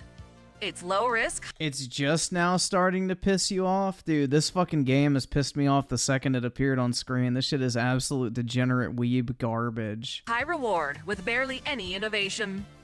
Also, the idea of idle or AFK RPGs is downright stupid. Most of Nikke, for example, can be played on auto, and for all those mindless daily quests, you'll want to utilize auto for most of them. It's so weird playing a game where you have to say, "Wake me up when it gets good," or if something new happens. I mean, RPGs have grind, but this is just next level. The moment the game can grind for you is also the moment they give you more crap to grind, so it doesn't really seem like an advantage as much as a required mechanic. We've grown complacent with incomplete games that promise to finish themselves over time. We sometimes even encourage the game to take its time because, once it finally ends, we'll no longer be able to play it because the servers are shut down. Sure, some of these games, like FGO, have grown so large over the years that they're worth more than $60. But for as much as I like the story, I think back to how most of the actual gameplay is repeating the exact same fights over and over again to buy out event shops. It's so padded that I wonder how much actual content is even in there. We've reached a point where we no longer get excited about the game itself, but rather the superficial aspects locked behind the gacha system. I always think to myself that these games might be fun if I roll the characters I want, whereas in the past, I could buy a game knowing that everyone advertised in the game could actually be played without gambling for them. This dawned on me the most when Mario Kart Tour came out for phones, and Mario himself Oh god. had to be rolled through the gacha. What sort of fresh hell is this? Despite all of my complaints, live service games are insanely successful for the reasons I outlined earlier. Spreading out content lets the devs and publishers repeatedly add— Dude, this shit is just way too degenerate nowadays. It's like the fucking voice changer and female like, it's just so fucking corny. Like, it already was bad enough without that shit. advertise that content such that it always remains in headlines and discussions. People can still get excited about a new event or character in a game that's been going for nearly a decade. The free-to-play model gathers tons of players, allowing a handful of whales to fund the experience for everyone else. Once players stop thinking about how much content justifies a $60 transaction, the roof on how much they wind up spending breaks open. This is great for companies, and it also gives players an active community to enjoy over the game's lifespan. That's the problem, though. The game has a lifespan. Developers are sacrificing long-term viability. Just think, guys. There are men out there that are forgoing, you know, actual fucking relationships, you know, actual, like, I guess, women in general starting a family, and they just look at something like this and they think, this is my dream. Like, this is what they're attracted to. It's just so fucking weird, man. I don't understand it. Ability for short-term profit. Games that deserve to be archived through ROMs or ports are destined to vanish because their superficial online components keep them Like, how the fuck are you attracted to this shit? tied to a server. These games that you plunge hundreds of dollars into and should rightfully own are instead lost to time. In order to keep us glued to these games during their lifespans, we are psychologically manipulated to be present for every event and every limited time reveal, while also being policed on how long and how often we pick up the game. Then stop playing it. For many games, this is the future. It really can't be helped. Even if a standalone game sells well, there's always the chance that it could earn even more, and publishers aren't likely to pass that up. For some of you younger viewers, this may seem normal, but as someone who's been gaming for the last 30 years, I can see all too well. How old is this guy? Bruh. He's in his fucking 30s, maybe 40s, LARPing as a little anime girl on the internet with an AI voice. Holy shit, man. I'm an Ellie. Yeah. What we're losing in the conversion. Thanks for hearing me out. At the end of the day, I just hate seeing single-player games become lost media because of the live service format.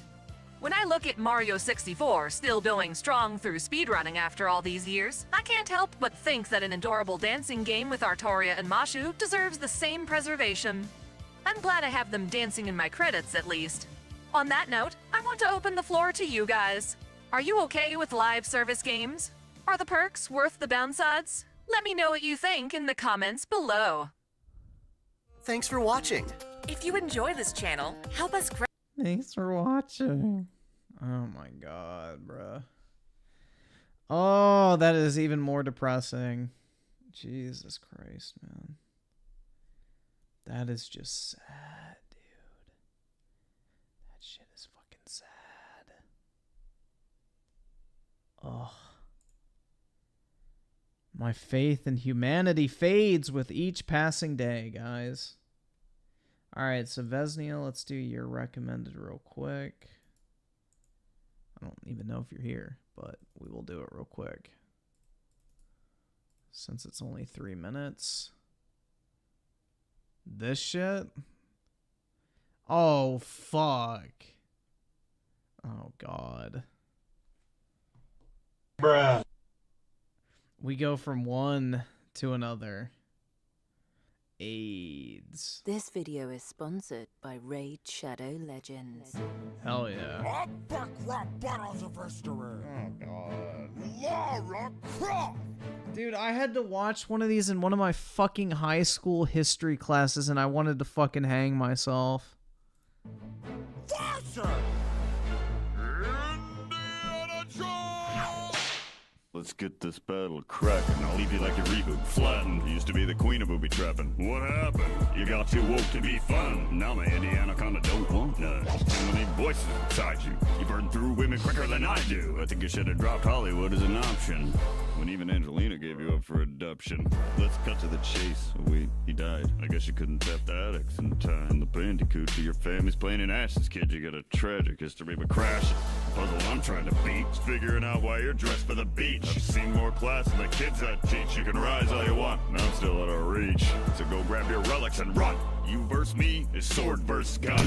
Honey, just the first 4 notes of my theme exceed everything you've done. Dr. Jones, you're no rival. You've been getting owned since Give Me the Whip, Throw Me the Idol. Indiana Conda, for heaven's sake, you'd shit those dickies at a garter snake. You stole your famous other daddy jacket and Stetson from the cold dead hands of Charlton Heston. Some ladies mistake you for prey. Just a toxic date, you could kill a little monkey.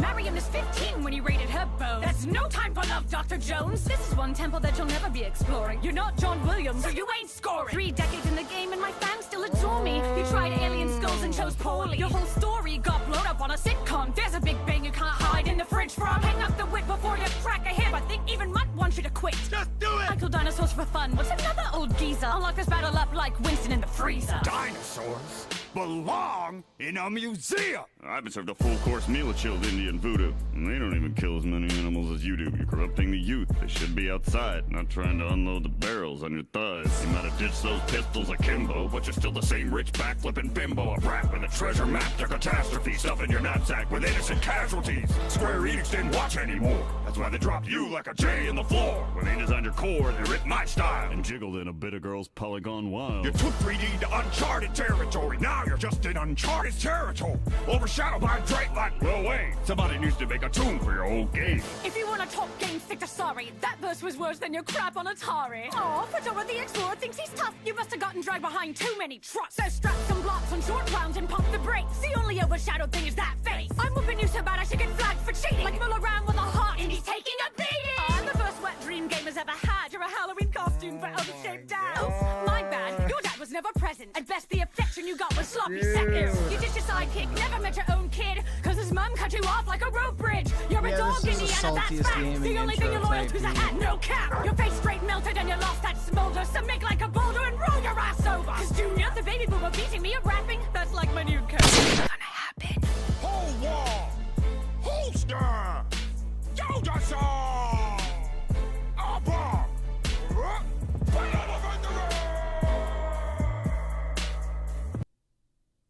Oh my god. Jesus Christ, dude.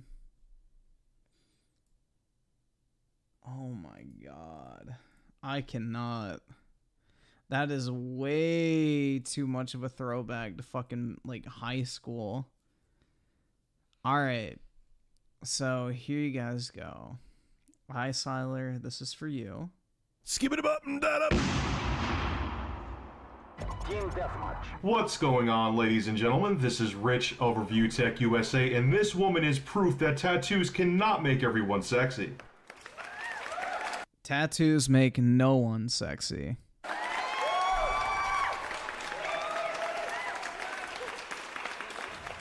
I am not an egotistical person at all. I know I'm not perfect. I know I'm not the best looking guy on the planet. But I will say I don't have a problem. Yo, speaking of my Destiny days, I found on my Google Drive, of all places, an old video I made back in like 2014 talking about Destiny. And it was actually kind of funny. But will I ever share it? Hell no.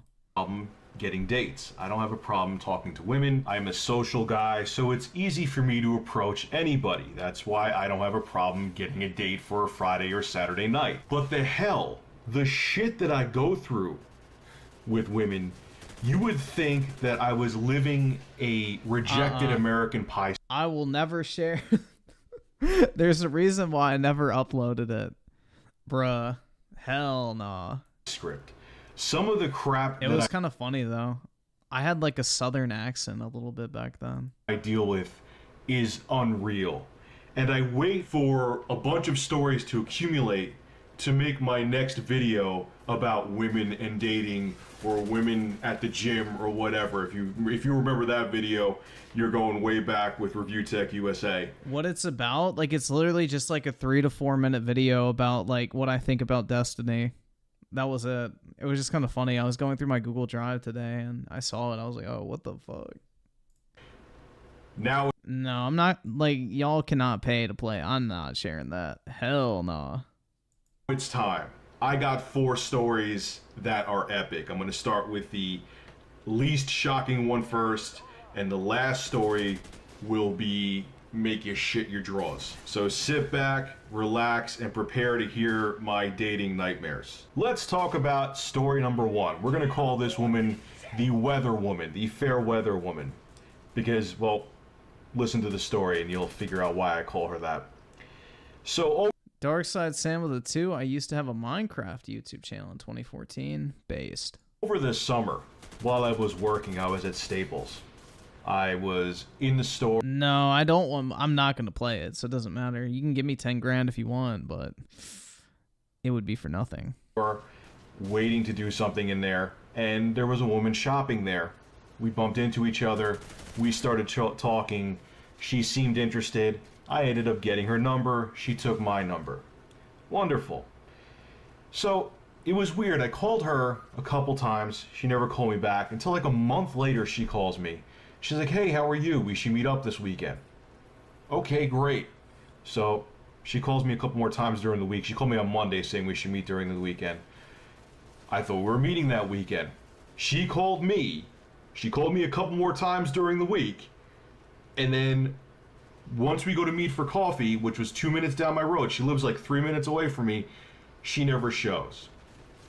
Okay, oops. I got blown off. Whatever.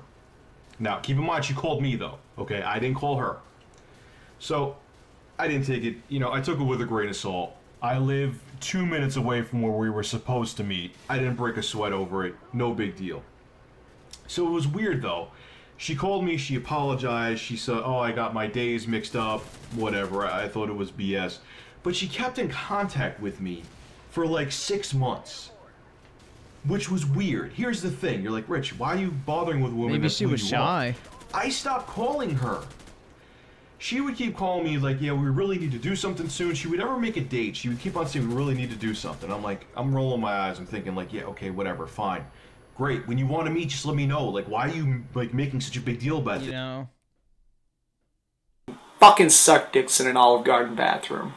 We're both adults, and you live like I could walk to your house in 10 minutes. But I mean, she didn't tell. I've never been to her house, but she lives like in the village of my town, which is 7 minutes walking distance from me. Anyway, so she calls me this week. And she's like, let's hang out this weekend. And I'm like, fine. She's like, I'm not sure what day. I'm like, give me a break. I said, you live 2 minutes down the road with me. You always have an excuse. I said, this weekend, if you want to meet, you keep calling me. Let's meet. If not, I'm done. She's like, okay, we'll meet. Okay, after work. You work Saturday? Yes, I work Saturday. Call me, and we'll hang out Saturday. Okay. So Saturday comes around. I just got off a meeting for my job, and I had to go to work at 12. So I'm like, you know what? Another friend of mine, she's just a friend, wanted to hang out that night. I wanted to hang out with her, and I don't trust this broad. So I call her up, and I'm like, look, are we hanging out tonight? She goes to me, the weather, I can't hang out in this weather. I can't do it in this weather. This Saturday was 40 degrees, sunny, couple clouds in the sky. But because it was windy, that was her excuse. I laughed. I was like, you have to be kidding me. That's the best you could come up with? I was like, why do you keep calling me then if you don't want to hang out? She's like, no, it's really the weather. I'm like, it's sunny outside. It's windy. Okay? It's breezy out. Oh my God. You're blaming the wind for you not wanting to hang out? She's like, I know, you're right. I said, you got to do me a favor. I said, you need to get my number, take it out of your phone, and never call me again. Now, you're probably saying, Rich, why were you bugging with this? Why were you bothering with this woman then? I wasn't bothering with her. She was proactively calling me. I would forget about her, and then randomly, like, it was funny, over Christmas she called me, and she was like, yeah, I haven't forgot about you. She was calling me. So I have two conclusions. Maybe you could write another one in the comments if I'm missing something. It was either this, either she has some psychological issue that she actually did want to hang out with me, but when it was about to happen, she got cold feet. I don't know, maybe she was abused or something like that. I don't know her well enough. I saw there with the two rich old content with such fire. I agree, man. This is like so much better than face cam videos, cock jokes, you know. Like, this is, I just like pure fucking content, honestly. Like, the less editing, the more simplistic, the better, personally. To say, or, and I think it's probably this one, she probably has a rocky relationship with some kind of guy, and when it goes sour, she likes calling me until they get back together. She has her, whatever, she has her company, she has a companion until they get back together, even though we never hung out, so that maybe that doesn't make sense, but that's the only two things I could think of. So that's my first story. Story number 2, we're gonna call this one Psycho Texter. So I'm on a dating website, which I'm thinking of canceling. Anyway, I'm on a dating website, which shall remain nameless. And I see this woman on there. She looks interesting. I like the profile. I message her, hey, how are you? She messages me back. I said, you want to chat on the phone, get to know each other better? Yes. So I get her phone number. And it seemed to be going good. I call her up. We're talking on the phone. Then flag number 1 comes around. First red flag, I should say. So she asked me what I do for work. I said I work a couple part-time jobs, or I work 2 jobs. Now I got rid of one of them. And I told her what I do. I work for a tech company, which shall remain nameless. And I tell her I do commentaries and reviews on YouTube. It pays a couple bills. I didn't explain what I do. I told her I work for a couple websites. You know, I didn't like embellish it, like make it like it was a big deal. I said I work for a couple websites. I make a couple extra bucks doing it. She asked, what do you do with it? I told her. She goes to me, oh, that's boring. What? The thing about it is, okay, even if you're thinking that... His ego took it. Bruh. Oh, that's boring. I can't afford this shit! What do you mean? I thought being a YouTuber was cool. Only Neville with the 2. Watch Halo fan animation. Maybe. We'll see how we're doing on time. Yeah, like, people have told me their jobs before, and I'm like, okay, snore, kill me. But you don't say it, especially when you're first meeting somebody. So I'm like, oh, so, okay. I didn't respond. I didn't make a big deal about it, negative or positive, because I'm not like that. You know what? That's what you think. You want to go that route? Go ahead.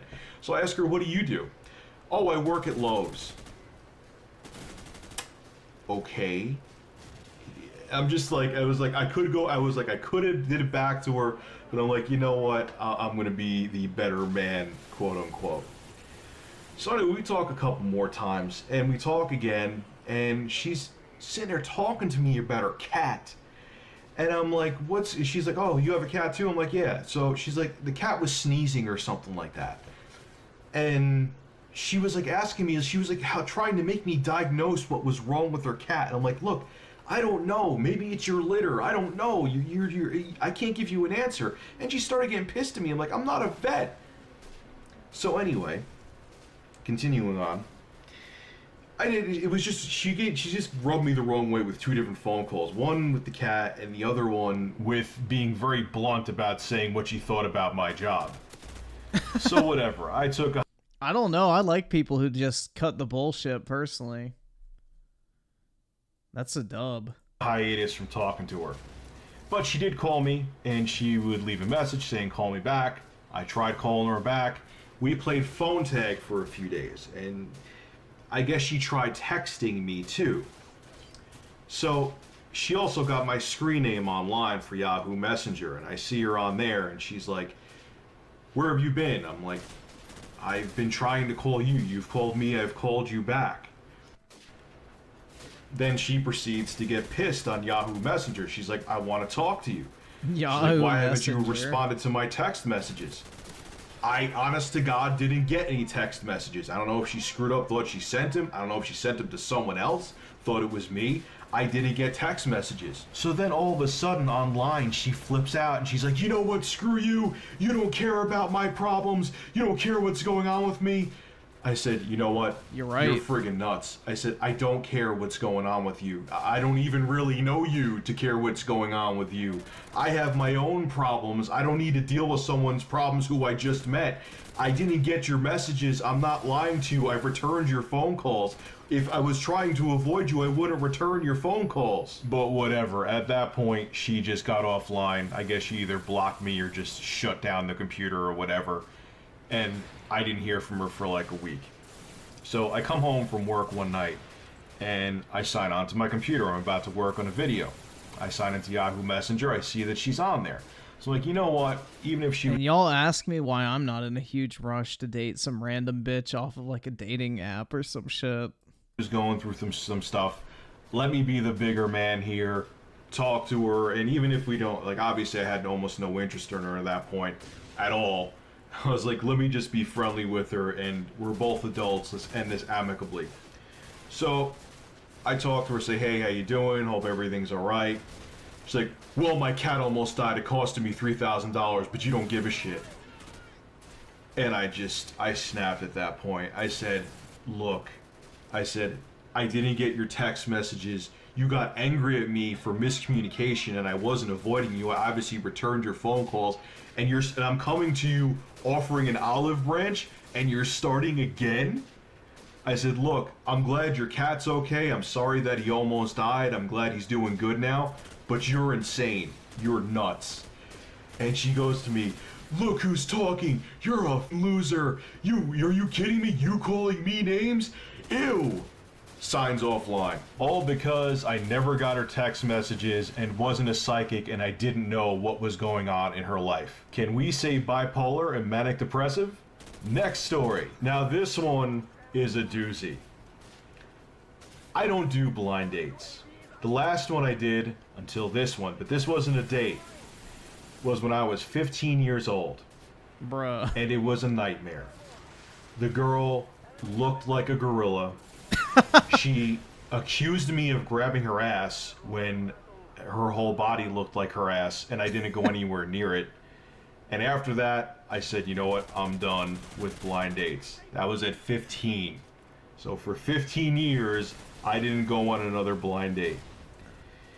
Well, a friend at my job, he said he had a friend who was interested in meeting somebody. And he looks at me, he's talking to me about this, and I'm like, dude, no, I don't do blind dates. And he's kind of like, not begging me, but he's like, come on, man, just do me this favor, just meet her for coffee or whatever. And I'm like, fine, I'll meet her for coffee. And, but like, you know what? Was it I'll Ralph? just meet her somewhere, like, just to say hi, okay? Those are fucking hilarious videos. Rich's old Ralph videos. You want to grab a coffee? Those are great, dude. So he gave me her number, and I told him he could give her mine. I remember watching the Ralph saga in real time back in the day.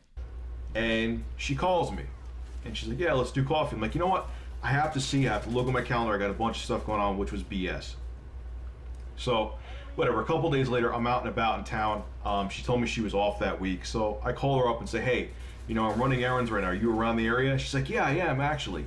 So I'm at the mall, and I'm like, you know what, why don't you meet me in the parking lot? We can just say hello, see if we click, whatever. She's like, yeah, okay. So we exchange what kind of cars we have. I'm waiting in the parking lot. 20 minutes later, I see her car. She pulls up beside me. Oh, dear God. She steps out of the car. Now, I'm 30. This woman was like 37, 38, from what he told me. Steps out of the car. First off, she has the physique of a linebacker. I mean, manly. She has on what looks like a grandmother's dress for a top, and it looks too tight. But what was, I mean, it was already a broken deal, but what was just the icing on the cake and I'm honest to God, I'm not lying right now, she had a mullet. A real mullet. Business on top, party in the back, mullet. Which I don't understand. She's only a few years older than me. You would think you'd have the fashion. A mullet should be illegal anyway. But she had a mullet.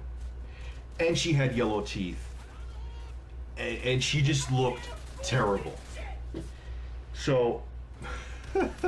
What does that say about your friend that set you up with her? What does he think you look like then? Damn, man. I'd have some choice words. I sided with the 5. I was planning on recommending the Ralph video. Oh, there you go, man. Yeah, the Ralph videos are fire. I'm just like, hey, man, nice weather. What's going on? I'm rich. Oh, man, look at the time. Gotta go. You know, she was nice. We just got in our cars, drove away. It's funny. I went to work later, and I saw my friend there, and he was like, hey, how'd it go, man? I was like, yeah, it went all right. We just said hi real quick. She's like, yeah, unfortunately, she's not interested in you. I'm like, oh, man, that's great. I'm okay with that. That's fine. You know, we didn't click. That's how it goes. You know, try to be a sport. It's cool. She was horrible. That is why I don't do blind dates, and I'm so glad I got, like, I didn't even want to do, like, when I go on a date with someone for the first time, I don't even consider a date. Like, I like doing coffee, so there's no pressure. You can just kind of take your coffee with you. If you don't click, find each other attractive or whatever. I'm glad I didn't even do that, because it would have been hell. That is the reason why I don't do blind dates, because you could end up with a linebacker with a mullet. And now, ladies and gentlemen, story number 4. The main event. So we're gonna go back to online dating again. So I was on the website and I see this woman, older, 41. Read her profile. She seemed cool. MILF status too, which is a benefit. So I message her. We start talking. Looks great. She's new to the area. Looks attractive. You know, and yeah, okay. MILFs are awesome, they're cool, but she's 41, I'm 30. It doesn't mean it can't work out. It's not like I'm 18 and she's like 45. It's not like Mrs. Robinson status here. So, she says she's new to town. She would like to meet some people. She wants to hang out. Okay, great. I say, hey, you know, tomorrow, this is now a week ago, but tomorrow, you know, I gotta run some errands around where you live. Nasty, maybe dude. we can meet for coffee. Okay, great. There's a Starbucks around the area. Now, the errands, I didn't really have to do them, but I got them done. And we decide to meet at like 6 o'clock. Oscar with the 2. God, let me find someone at college. That's right, man. That's the best fucking time. Gaming. So, get the errands done, go to the Starbucks. 6 o'clock comes around. She's not there. 6:10 comes around, she's not there. 6:15 comes around, she's still not there. And I hate, you know what, I don't even hate when you're late. I hate when you're late and there's no communication, because now I'm thinking, all right, is this broad blowing me off, so on and so forth. This old bitch. I'm waiting in the parking lot. It's crowded, but it's not that crowded at the Starbucks parking lot. And all of a sudden, this ragged Nissan, I think it's an Altima, pulls up. And I'm sitting there, and there was just something about it, like it pulls up slow, like she was looking for somebody. I couldn't really see in the car. I'm like, maybe it's not for me. She gets out, and what I see get out of the car looks like a grandmother. I'm like, okay, just someone going there, because there's also like a Pier 9 store and crap in this like strip mall. And all of a sudden, I see this older woman looking at my window. She knows what I look like. She saw a picture of me. So she starts walking over. And I swear to God, she was walking over, this older woman, salt and pepper hair. She looked like she was dressed like, you know, an old English teacher from grammar school. And I'm thinking to myself, no, this can't be. Maybe she's coming over to ask me for directions or something like that. She comes over and she looks at me and smiles. She's standing next to my window. I roll down my window and she sounded like Rosie Perez, and she was like, hi, is her name Rich? And I'm like, oh God, no, I'm thinking this in my head. Oh, Jesus Christ almighty in heaven. What the hell is going on right now? She looks nothing like her picture. And I was like, yeah, my name's Rich. It's like, hi, how you doing? I'm so-and-so. Keep the name out of it. And I'm like, hey, how you doing?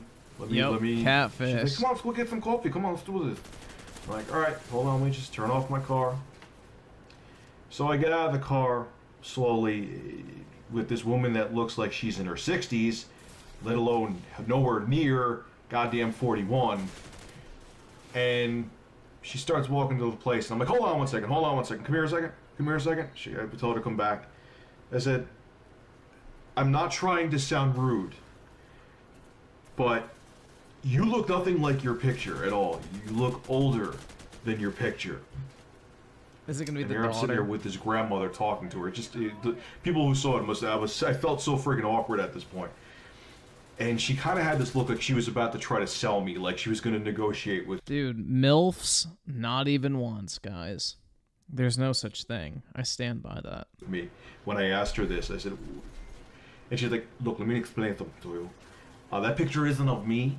It's actually, what I do is this, I like younger guys, so what I do is I have a picture of someone that looks like me younger, and when I meet them, I just try to convince them to, you know, just hang out with me, get to know me first, because, you know, we can still blow my click. back out. And I'm like, oh my God, so what she's saying is she lures younger guys to hang out with her. And she hopes that they'll be desperate enough to be like, oh, she has a hole, so who cares? Hey, and man, then the she'll hole's of still get gold. with them. She looked old. I'm talking, I mean, MILFs, I've dated older women before, like in their early 40s. But grandmother status, even if you look like Sophia Loren, not now, because she's freaking old as dirt. I don't care, you're a grandmother. I'm thinking dentures, I'm thinking Depends. She ended up being...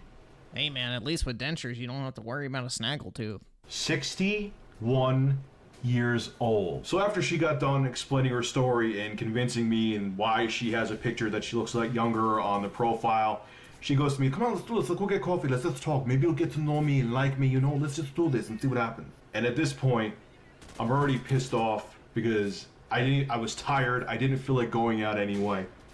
She was 20 minutes late and with no phone call, and on top of it, she lied about what she looked like, she lied about her age, and I'm sitting here with grandma. And I say to her, look, you know, if it works for you, that's great. Honestly, I'm going to let you know right now, I don't think there's going to be any interest. There's going to be no chemistry here. I'm just going to be kindly decline your offer, although I do appreciate it. She got pissed. She goes to me, so that's it, you're not even going to come into the Starbucks and get coffee with me? And I say to her, no, there's no reason to. I'm not going to be attracted to you. I'm sorry. You know, to be perfectly honest, you shouldn't be lying this way to people and trying to trick them to hang out with you, because eventually they have to meet you anyway. And she goes to me, she rushes off with her nerves, walking back to her car. She's like, you know what, let me explain something to you real quick. This is very rude and disrespectful. And I said right back to her, it's rude and disrespectful that you were late, didn't call, and you lied to me. She gave me the finger and stomped off with her nerves and went back into her car and pulled out like a bat out of hell. Because how dare I not want to hang out with someone who lied about their age, comes looking like a grandmother, and is late on top of it to boot. So the bottom line to this, I'm probably going to make another one in a couple months, is that whether you're dating online, I've met people on that website, I've met people in the real, you know, I've bumped into women at bars and what have you, and I have more hellish stories, but these ones stuck out in my mind, is that you never know what a person really is until you get to know them. So dating, whether you're a male or a female, whether you're gay or straight, is always a roll of the dice. And I'm sure that many of you have dating nightmares yourself that you can talk about. If you want to put a couple in the comment section below, I'd love to see them. Anyway, guys, this is Rich of Review Tech USA. I know I've been on a hiatus for a while. I'm back, starting with news stories tomorrow. Make sure to rate, comment, favorite, and subscribe. And as always, thank you for supporting my channel. Hope you enjoyed this video. I did. There was no birds. It was great, man.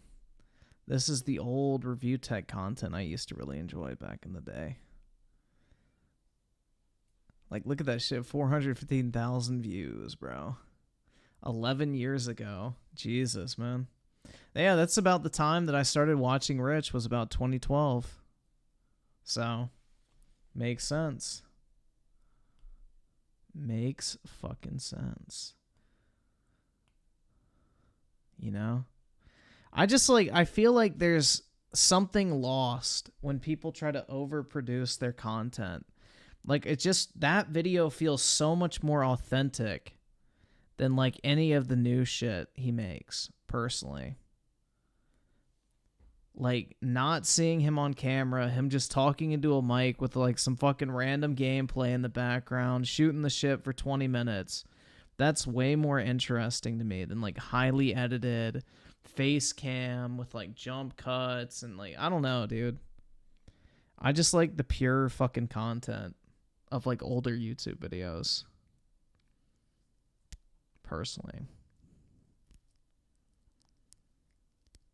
Lying about your age is pretty horrible. Yeah, especially when you're like fucking saying to be 41 and you're 60. Like, Jesus Christ.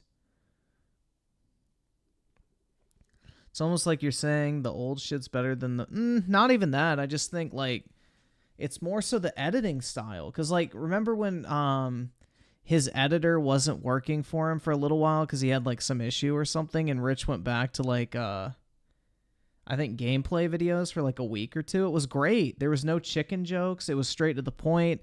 He actually had the articles and, like, clipped, like, the text on screen from what he was reading. Like, it was so much better, dude. Like, it was immediately more consumable content. So it's not even old versus new. It's just he's lost kind of the heart of what made the content, I guess, enjoyable. It's like it was just so basic and easy to digest, and there was no filler. And it was just purely like him talking about topics and like his personality shining through versus, you know, a bunch of corny fucking cock jokes and shit. So that's the thing. We got time for another? Yeah, probably, but we'll watch this probably tomorrow because this is an hour. I don't have time for that tonight. But I'm trying to think, is there anything else we want to watch?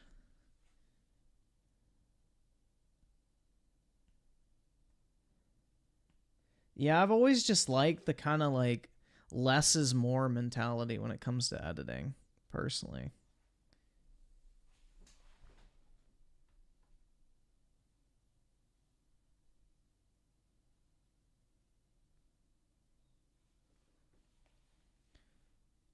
DJ Aftershock with the 2. I guess Rich has a lot of Puerto Ricans in his area. Well, he lives in New York, so I would imagine so, right? It isn't Puerto Rico or what?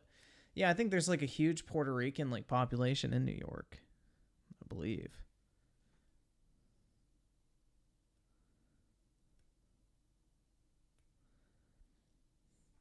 Play the Horsecock song?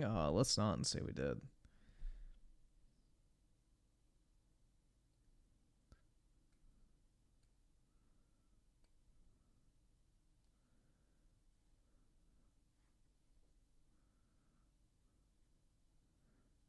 Yup, I am one of them. What, a horsecock? You send an asshole into shock?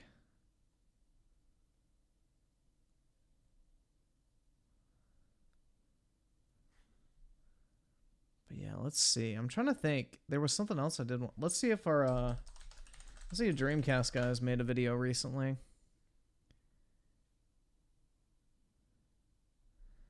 What is the final? Starfield has microtransactions. Who fucking cares?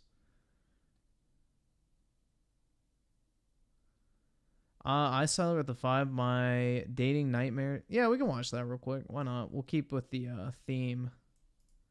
Oh shit! Quit. Paste. There we go. I can't afford this shit. Skip it up and that up. I wasn't going to make a video today. I'm not feeling well. Every single summer without fail, the whole winter, I could be around people who have the Ebola virus and never get sick. I'm like invincible. As soon as it becomes like May and June, I'm the only dude in my area that has a cold. So I'm feeling like crap. I have a coldies in my mouth right now, so my voice might be jarbled for a little bit of this video, but I had a lot of people that loved my previous dating nightmare video. They wanted me to make another one. I'm not going to rush them out because I'm not going to make up stories. And honestly, a lot of dates that I go on go pretty damn well.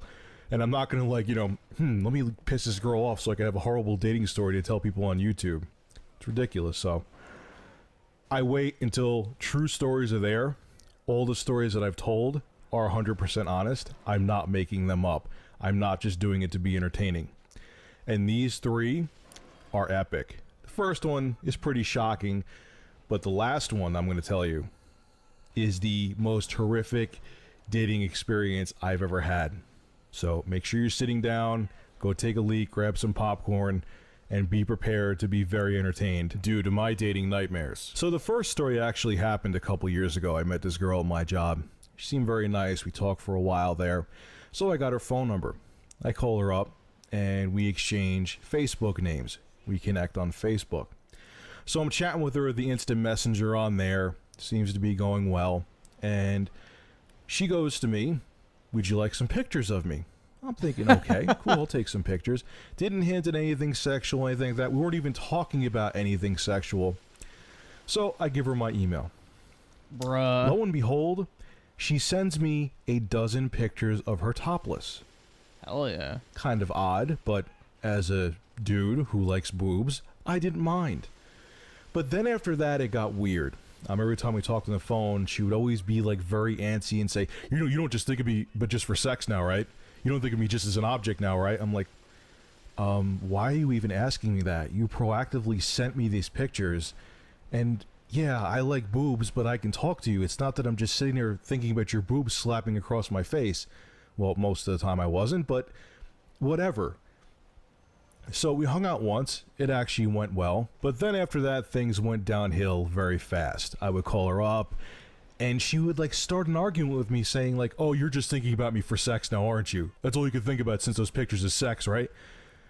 And I said to her, "You're making it like I tied you down and forced you to take those pictures. No, I could hang out with you and have a conversation. It's because you sent me pictures doesn't mean that everything else is ruined." And that was it. I mean, I called her a couple more times. She would start getting mad and be like, you just think of me as an object. I can't believe you don't have, and you're a pervert. Pig. I can't believe you're doing this to me. Click. Call her back. I'm like, what is your problem? All you could do is think about sex when it comes to me now. I can't be with you. I can't hang out with you. Click. She sent me the pictures. I didn't ask for them. And she became insecure after she sent the pictures because she thought that all I could think about is sex and tried to blame it on me because she willingly sent pictures without me even asking. Yeah, the bottom line with this story is, if you're not just looking for sex, don't send sexy pictures of yourself out, whether you're a woman or dude. Because if you aren't just looking for a booty call, it's gonna metaphorically come back and bite you in the ass. And if you do send pictures of yourself out, don't try to give the person that you sent the pictures to a guilt trip. It ain't their fault, especially if you proactively sent them. Next story, and this is where things start to get very interesting. So probably like 4 or 5 months back, I met this woman on a dating website. Yeah, I'm going back to the dating website stories. And we talked on the phone. She was kind of in and out of a relationship. We met once for like 20 minutes. I told her to come meet me at my job because my job was local to her. And it was just weird. Like, I call her up and she was always unsure if she wanted to hang out. I don't like playing games. When I get bored of somebody, especially when I know it's not going anywhere because I'm not a game player, I was like, hey, can we just hang out so I could just... Yo, he's not a gamer? What the fuck? Your boobs sometime. Yeah, she wasn't happy with that, and we kind of just parted ways. She wasn't pissed, but she was like, you know, I'm not into that whole thing. I don't know if she was into anything. She was just probably trying to piss off her boyfriend at the time and make him jealous by being on that site, and I'm not down with that crap. So maybe over the period of the past, like 3 months, we talked on Facebook twice. Hey, how's the weather? We should get coffee sometime. She give me a roundabout answer, not give me a straight answer. And that was it. Like, I didn't really think about her. Like I said, we met once for 20 minutes. So all of a sudden, I'm at work yesterday. I'm going to the bathroom, and my phone rings. I see this number that I'm not familiar with. I pick up. It's her calling me out of nowhere, explaining this whole sob story about how some guy she was seeing broke into her dating site account and she can't get it back, and she's like, I don't know what to do, and would you give me advice? Give me advice. I'm like, I don't really have advice to give you. I can't now because I'm at work as well. Can I call you back later? Okay, yeah, fine, whatever. So she hangs up all frantic. She was aggravated I wouldn't talk to her then. I'm like, one, why are you calling me? And two, what do you think I could do for you? But it gets more interesting later on. So I get home from work, eat dinner, turn on my computer, and go on Facebook. I'll actually read verbatim what the message was and let it just flow from there, just so I'm not making anything up or ad-libbing or cutting anything out.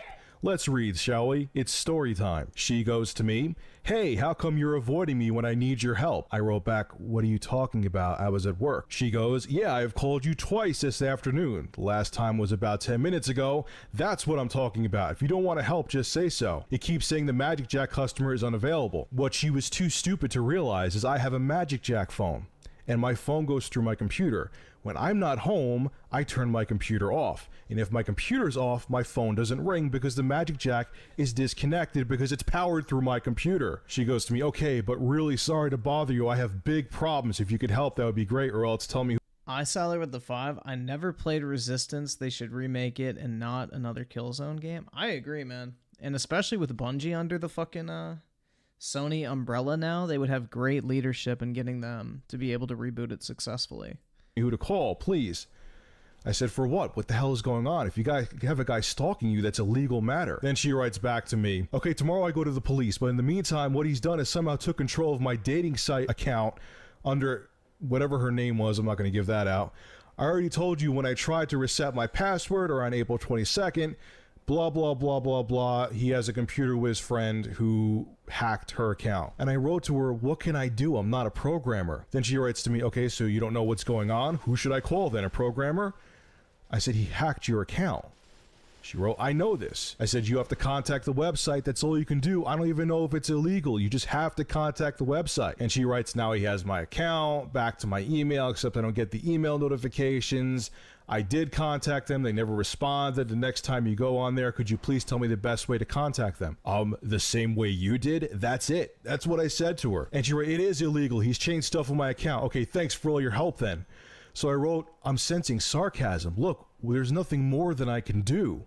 She writes, whatever. And then I write, what the fuck do you want me to do? Go to the website's headquarters and take them hostage? And because I didn't have a miraculous plan, that didn't go over too well. This is what she wrote back to me. Wow, I didn't like your attitude when you came off horny to me because of my big assets or whatever, but now I really know my feelings, suspicions were correct. Have a nice life, Rich. You're too angry and demented, because I couldn't help her with her website, as are many, many other NYers. Laugh my ass off. You might actually be your problem if you think everyone in New York is demented. I can't wait to bounce out of... She may not be too wrong on that one. ...this place. Because, you know, it's still 1996 and bounce, using that term, is in vogue.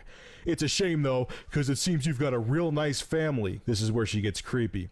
Your mom seems lovely and your dad seems like a real man. So what happened to you? You should really try to get that displaced anger in check, boy, and fast. Ciao. P.S. I don't hate you. So she's angry at me for multiple assumptions here.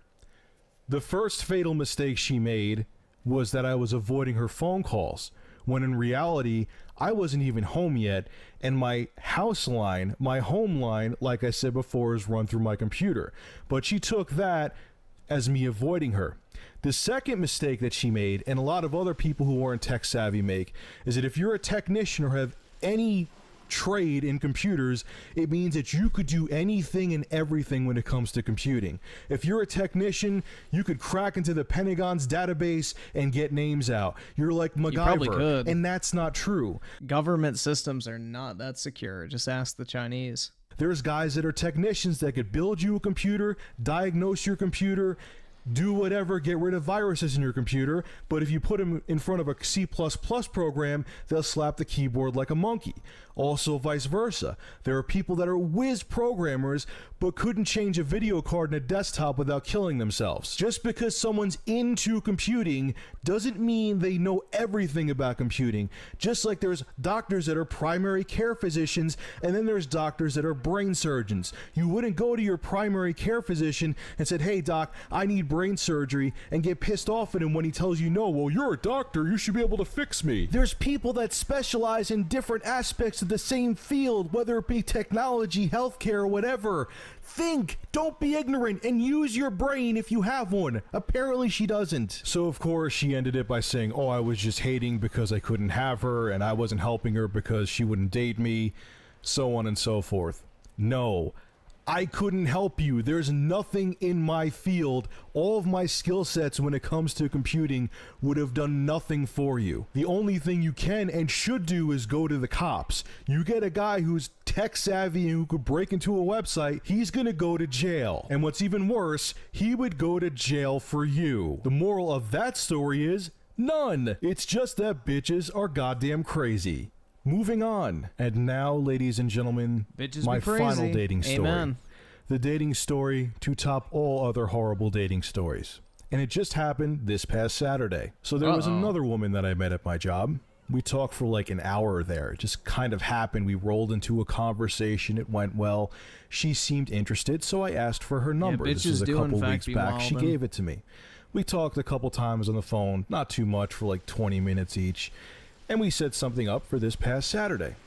So there was just something, she didn't do anything in particular, but there was just something in the back of my head that was like, Rich, maybe you want to think twice about this one.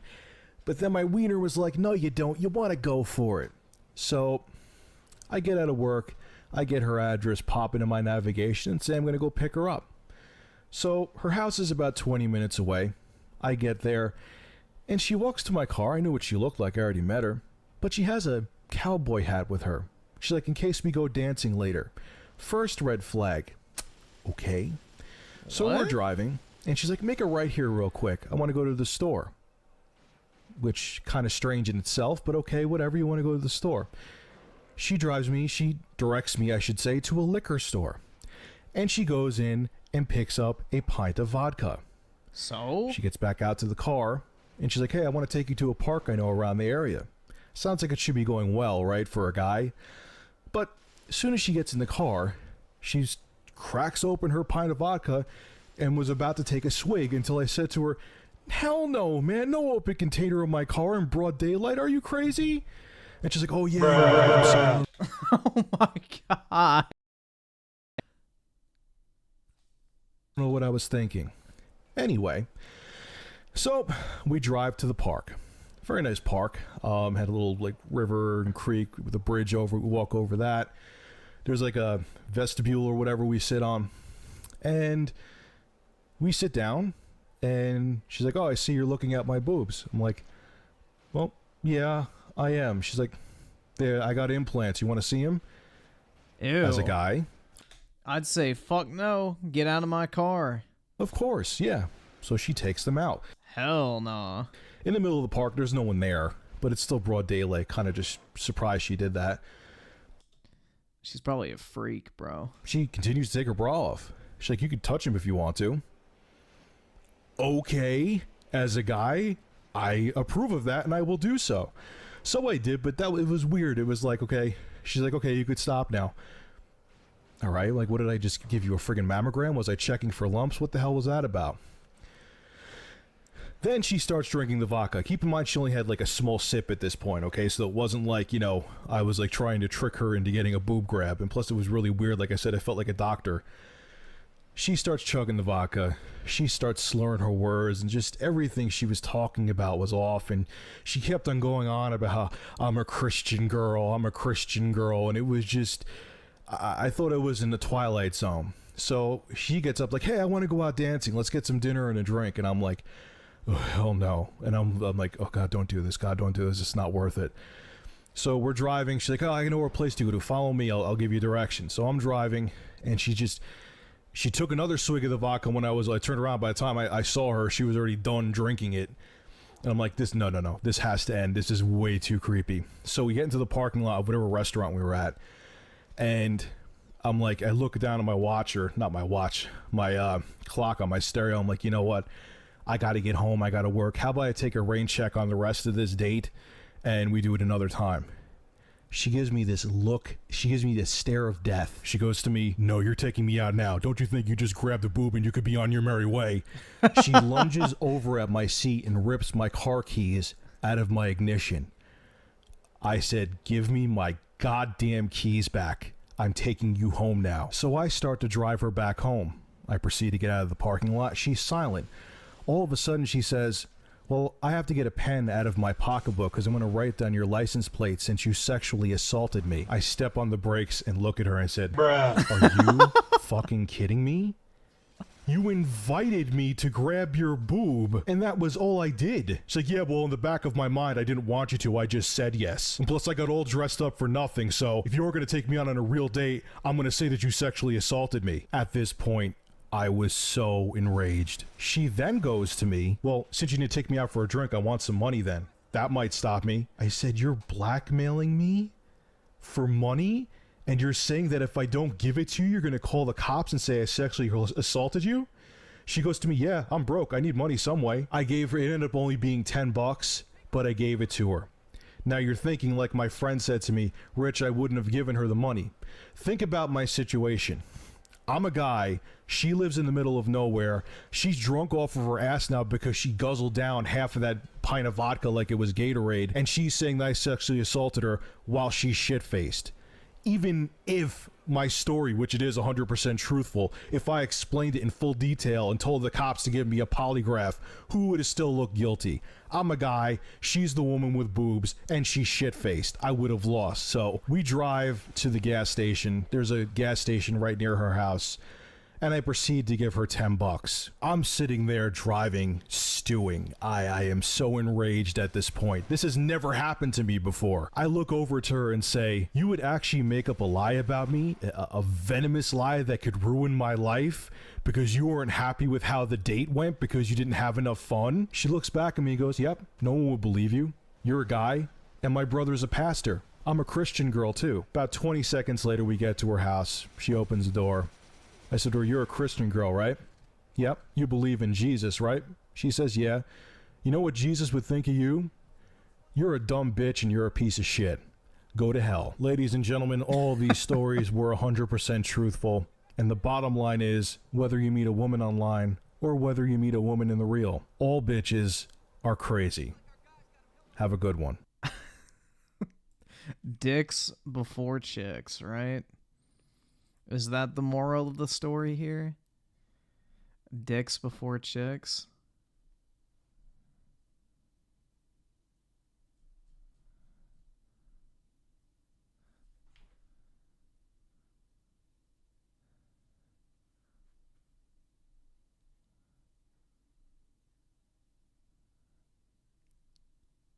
Sex with his iPad would be a great... Oh my god, bro. Jesus. Sex with an iPad. Now, isn't that something?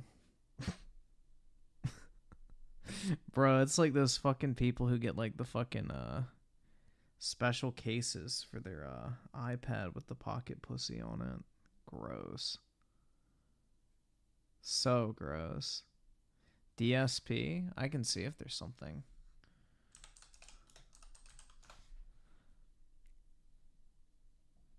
Oh, God.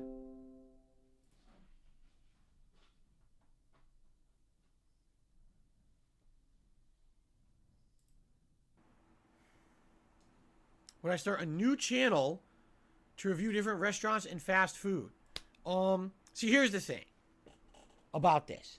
You generation with the two. Brit wants her man. DS, exactly. Brit can't fall asleep until she sees the face of her future lover.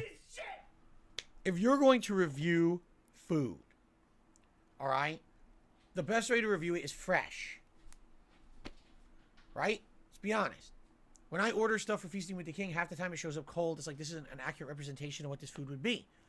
In order to film it fresh, you have to get permission to film in a restaurant. Most restaurants won't let you do that. They don't want that. They're afraid of bad exposure. They're afraid that one bad reviewer will ruin their restaurant. So most people will be like, nah, sorry, not gonna let you film in here. Okay? The only alternative would be eat in your car. No, I don't have the desire to start. Yeah, DSP's home is about to be wrecked by Brit. Brit's gonna be like, hey DSP, my dad just bought me a house that you can move into, and you can sell your current one to pay off your taxes. Just leave your wife and come live with me. Brit's gonna bait DSP and destroy his home life and tear up his family. Start getting food and eat it in my car right outside the restaurant so it's warm. You see? So, honestly, no, I'm not too interested in doing a full-time like channel for reviewing food or anything like that. I just don't think it would make sense. In addition, I don't eat out that often. Once a week, usually with my wife, and it's usually a place we're used to and we know. I don't eat fast food often at all. You know, I've cut that out of my diet because it was so bad. I was, overweight from it. So, no, I've never watched a food challenge video. No, I would not do one. I don't care. George says, it's not true. IRL streamers eat while filming inside the restaurant all the time. Yes, number one, if they don't get permission, that's completely illegal. You are in private property. And if you literally, to open up your phone and take a picture on private property is illegal. Now, no, it is not. Right? A restaurant's not going to give a shit. Oh, here's a selfie of everyone eating dinner. But you're legally bound to get permission to film on private property. So if you go and you film your meal without permission, you're breaking the law. At any time, someone could get that video taken down. The owner of the restaurant could contact YouTube and say, I didn't get permission, take that shit down. And now you're forced to do it. All right? Now, if you get permission, that's different. Wait. That's it. But I'm not going to, every time I go to eat, I'm not going to ask the fucking owner of the restaurant, hey, is the owner home? So I can ask him if I can film. No, stupid. Wrong, Stylist Jones. Completely wrong. He says, that's not true. You can film inside of a restaurant as long as they don't ask you to stop. Yep. Wrong. Brittany Dick Burnell. What a ring that has to it. It's not in your legal right to do so. It's private property. Someone cannot literally walk into my house and just start filming. That's illegal. You can't do that. You have to get permission.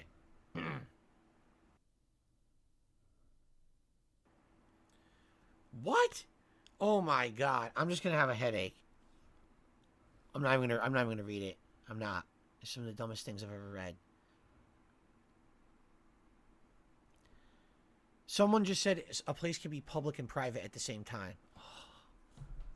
Oh. You guys kill me, man. Some of the stuff you say kills me.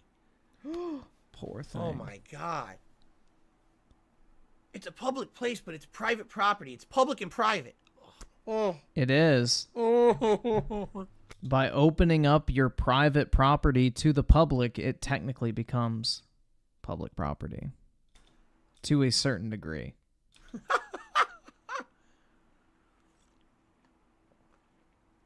Steak sandwiches, take the rest of the day off before your head explodes. Don't worry, we're going to be playing a game soon. Hopefully I won't have to listen to more nonsense soon. I learned about this concept in business law class, actually. There is some truth to that. If you have a publicly open business, under certain circumstances, it qualifies as, like, public property. That's correct. Being open to the public does not mean it's a public place. That's different. Yes, it does. Oh, my God. Anyway. Good Lord. All right, guys, let's end the show. I've had enough. Let's end the show. Thanks for being a good audience. And I hope that you guys will enjoy the streams today. I hope you'll stick around. Good gameplay coming.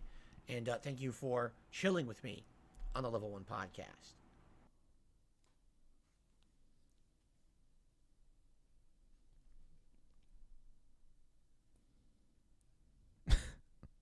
Okay, guys. Let's get started, shall we? All right, we're good? Everything's shut out? Oh, no. Main Negative Super Chats, I Googled it. If restaurants are public places, it says they are. Okay. I don't care about the semantics of what you're going to argue here. He doesn't care about the semantics, a.k.a. the legality. try to prove me wrong, because I swear to God, people just love to try to prove me wrong. Okay? Is a restaurant a public place if the owner of the restaurant allows you to enter the restaurant during certain set hours? Yes. Is a restaurant a public place 24/7? No. It is a privately owned business. It is private property. It is not public property. I'll give you an example of public property. A sidewalk in the street in the middle of a city. That's a public place. That's public property at all times. It's never closed to the public unless they're doing construction. All right? A business is not an open area you can go to at all times of the day. It's ludicrous to say so. I don't care what Google says. You're wrong. That's stupid. Stop trying to contradict me and be dumb. There's no fucking point. Why are you arguing with me? Why are you being stupid? Really? Why? What's the fucking point of trying to argue with me on my stream today? You know what I'm trying to say. Stop trying to use semantics to act like I'm wrong. I'm not. Jesus Christ.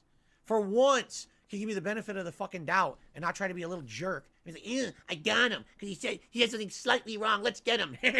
Fuck off. I don't care. Okay. Bruh. Holy shit. Why am I toxic? He's not the king of hate anymore, guys. Admits he's stealing. Oh, we watched that. What is this? Oh, we watched that. That's his like 60-minute rampage about Keem. Would I start a new channel to review different restaurants and fast food? See, here's the thing. Let's watch this real quick. All right, are we ready to start, everyone? Thank you so far for the support. Thank you for the super chat. Thank you for the gifted memberships.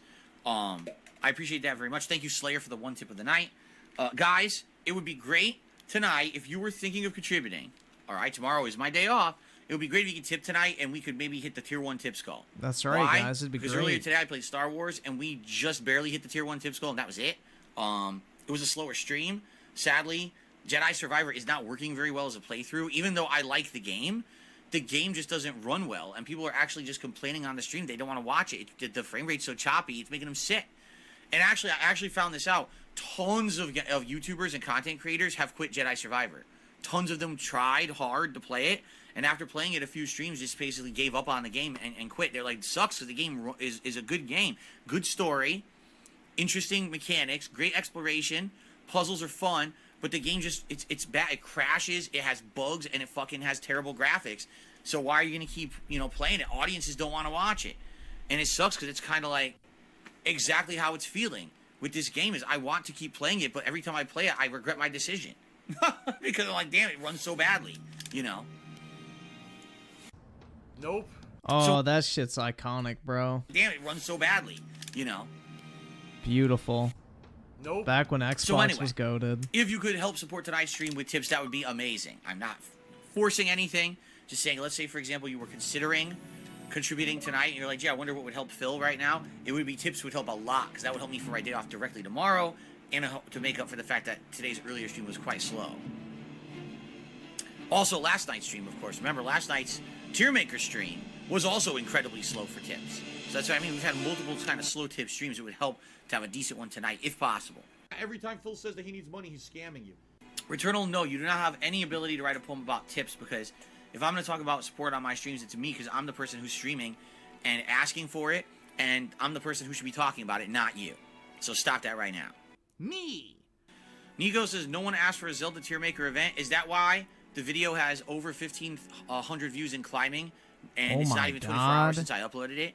It's one of, again, it's trending to be one of the most viewed things that I've done over on the the React channel. 1,500 views. Right. Genius level. Man. Anyway, excuse me. Views. I don't want to be Mr. Views. Ladies and gentlemen, I've just received an incredibly generous tip. I received a whopping, ginormous $50 tip again from Dominic. Dominic, who had already done the $50 super chat, now did a $50 tip. Dominic, you definitely didn't have to do that. But I really, really appreciate that. And he said, thank you for your content. You are welcome. Content. You are very, very welcome. Thank you so much. So let's get Dominic now onto the top of the leaderboard for tips. Thanks for the money, dummies. Because that's exactly what you fucking are. A bunch of fucking empty-headed idiots who paid me money to get absolutely nothing out of it. Thanks. All right. I've gotten a threatening super chat from an idiot. It's amazing because they were banned instantly. Very nice. I love threatening super chats. They show your intelligence level. They really do. How about get the fuck out of here? Okay. Oh! Ooh! Oh, man. Oh. Oh. I don't know why my back is so sore tonight. Oh, jeez. Oh. Ooh. Blue sends you with the 2. DSP goes full retard. What a surprise. I know, man. Shocking. Shocking train of events. Like, wild. Okay. Man, as you get older and you start having back problems, this sucks. Like, you know, as you guys know, when I was young, I had a serious back injury. And every once in a while, it kind of comes back a little bit. And then usually goes away again. What I've been noticing in the last couple of years is that now I start to get upper back pain. And it definitely feels like a disc issue, just like my lower back was. The good news is it doesn't persist. Usually if I have it, it lasts about a week. Like my upper back was actually really bad for about a week there. Remember last week when I wasn't even here on Tuesday because everything was going wrong in my life. And basically I had a lot of stress and my back was all fucked up and everything all at once. It was like everything all at once. It really was. But that's because you just sit around your fucking house all day. You don't exercise. Yeah, so now my upper back is feeling better, and now my lower back hurts again. It's starting to get sore again. It's like, god damn it. Oski Woloski with the 2. Give me money! Give me money! Give me money! Give me money! Down, DSP. Fucking frustrating, man. Anyway, you'll see what I mean when you get older. All right. Roar, roar, roar, roar, roar. Maybe they can help you. Aha! Listen to this. Only Iced Coffee, whose name says on hiatus, has just appeared in the chat for the first time in months. Oh, hold on 1 second, guys. I just want to open something up real quick. I just want to queue up a song in honor of Brit and DSP for when I end tonight. To re-up their membership for 23 months is 2 years and about 6 days or so enjoying your Final Fantasy V vids. I'm glad to hear that. We have not seen Only Iced Coffee literally in months. I couldn't even tell you the last time I saw Only Iced Coffee on a stream. So, he's here. Thank you, Only Iced Coffee, for re-upping your membership. I'm glad you're enjoying Final Fantasy V at your own pace. Sounds good. All right. I love it. I love it. Only Iced Coffee has dropped a 5-member bomb on the channel. Congratulations to Hybrid, Green Goblin, So AC472, Mouth of Madness, and The Stranger. All of you be sure to thank Only Iced Coffee for your gifted memberships. And Only Iced Coffee, the prodigal son has I really returned. appreciate that, and it's good to see you. You didn't have to do that. You know, just swinging by here like that, but I really do appreciate it. Because of that, we have hit 555 members, so we actually made some good progress with memberships today, which is great. Yeah, I'm just going to put an arbitrary 560 here. Remember, we don't do monthly goals anymore. We just do kind of like daily goals. But we've far exceeded what I was hoping to hit today. Thank you guys so very much. And that's fucking sad and pathetic. It really is. Yeah, I don't care about the trolls in chat. Can you guys ignore them? Like, seriously. Yeah, dude. Obviously, I'm trying to play the game. Yes, we all are aware that there's no-life losers who show up in the chat. We know this. Do we have to talk about it every second? Oh, all right, everyone. Let's just stop talking about the asshole. All right. So, I'm going to go ahead and hop off, guys. But first, I thought I would play a song in honor of Brit and her one true love, Dark Side Phil.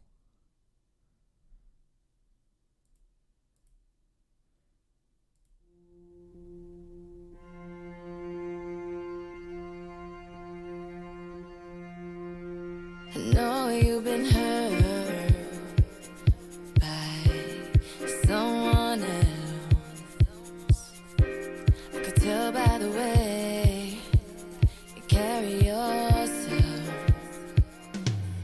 If you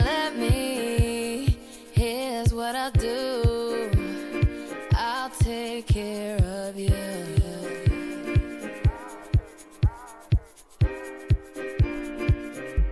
I've loved and I've lost.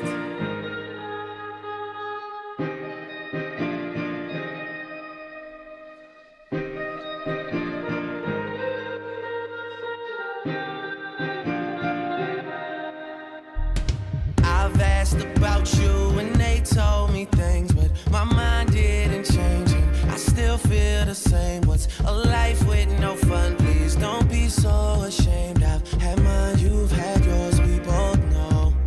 We know they won't get you like I will. My only wish is I die real, cause that truth hurts and those lies heal. And you can't sleep thinking that he lies still, so you cry still, tears all in a pillowcase. Big girls all get a little taste out, pushing me away so I give her space out. Dealing with a heart that I didn't break. I'll be there for you, I would care for you. I keep thinking you just don't know. Trying to run from that, say you're done with that. On your face, girl, it just don't show. When you're ready, just say you're ready. When all the baggage just ain't as heavy and the party's over, just don't forget me. We'll change the pace and we'll just go slow. You won't ever have to worry. You won't ever have to hide. You've seen all my mistakes, so look me in my eyes. Cause if you let me, here's what I'll do. I'll take care of you.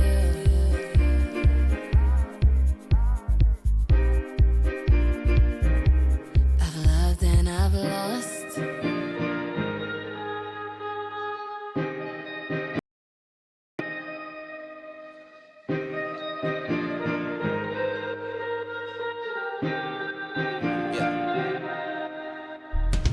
It's my birthday, I get high if I want to. Can't deny that I want you, but I lie if I have to. Cause you don't say you love me to your friends when they ask you, even though we both know that you do, you do. One time, been in love one time, you and all your girls in the club one time. Also convinced that you're following your heart, cause your mind don't control what it does sometimes. We all have our nights though, don't be so ashamed. I've had mine, you've had yours, we both know, we know. You hate being alone when you ain't the only one. You hate the fact that you bought the dream when they sold you one. And you love your friends, but somebody should've told you something to save you. Instead they say, tell me, I don't care if you hurt. I don't tell you, you don't care if you're true. Tell me, I don't care if you hurt. I don't tell you, you don't care if you're true. I know you've been hurt by someone else. I could tell by the way you carry yourself. If you let me, here's what I'll do. I'll take care of you.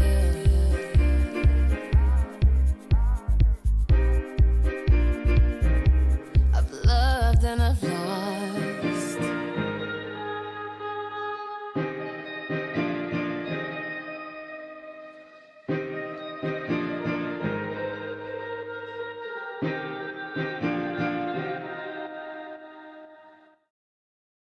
You're broke!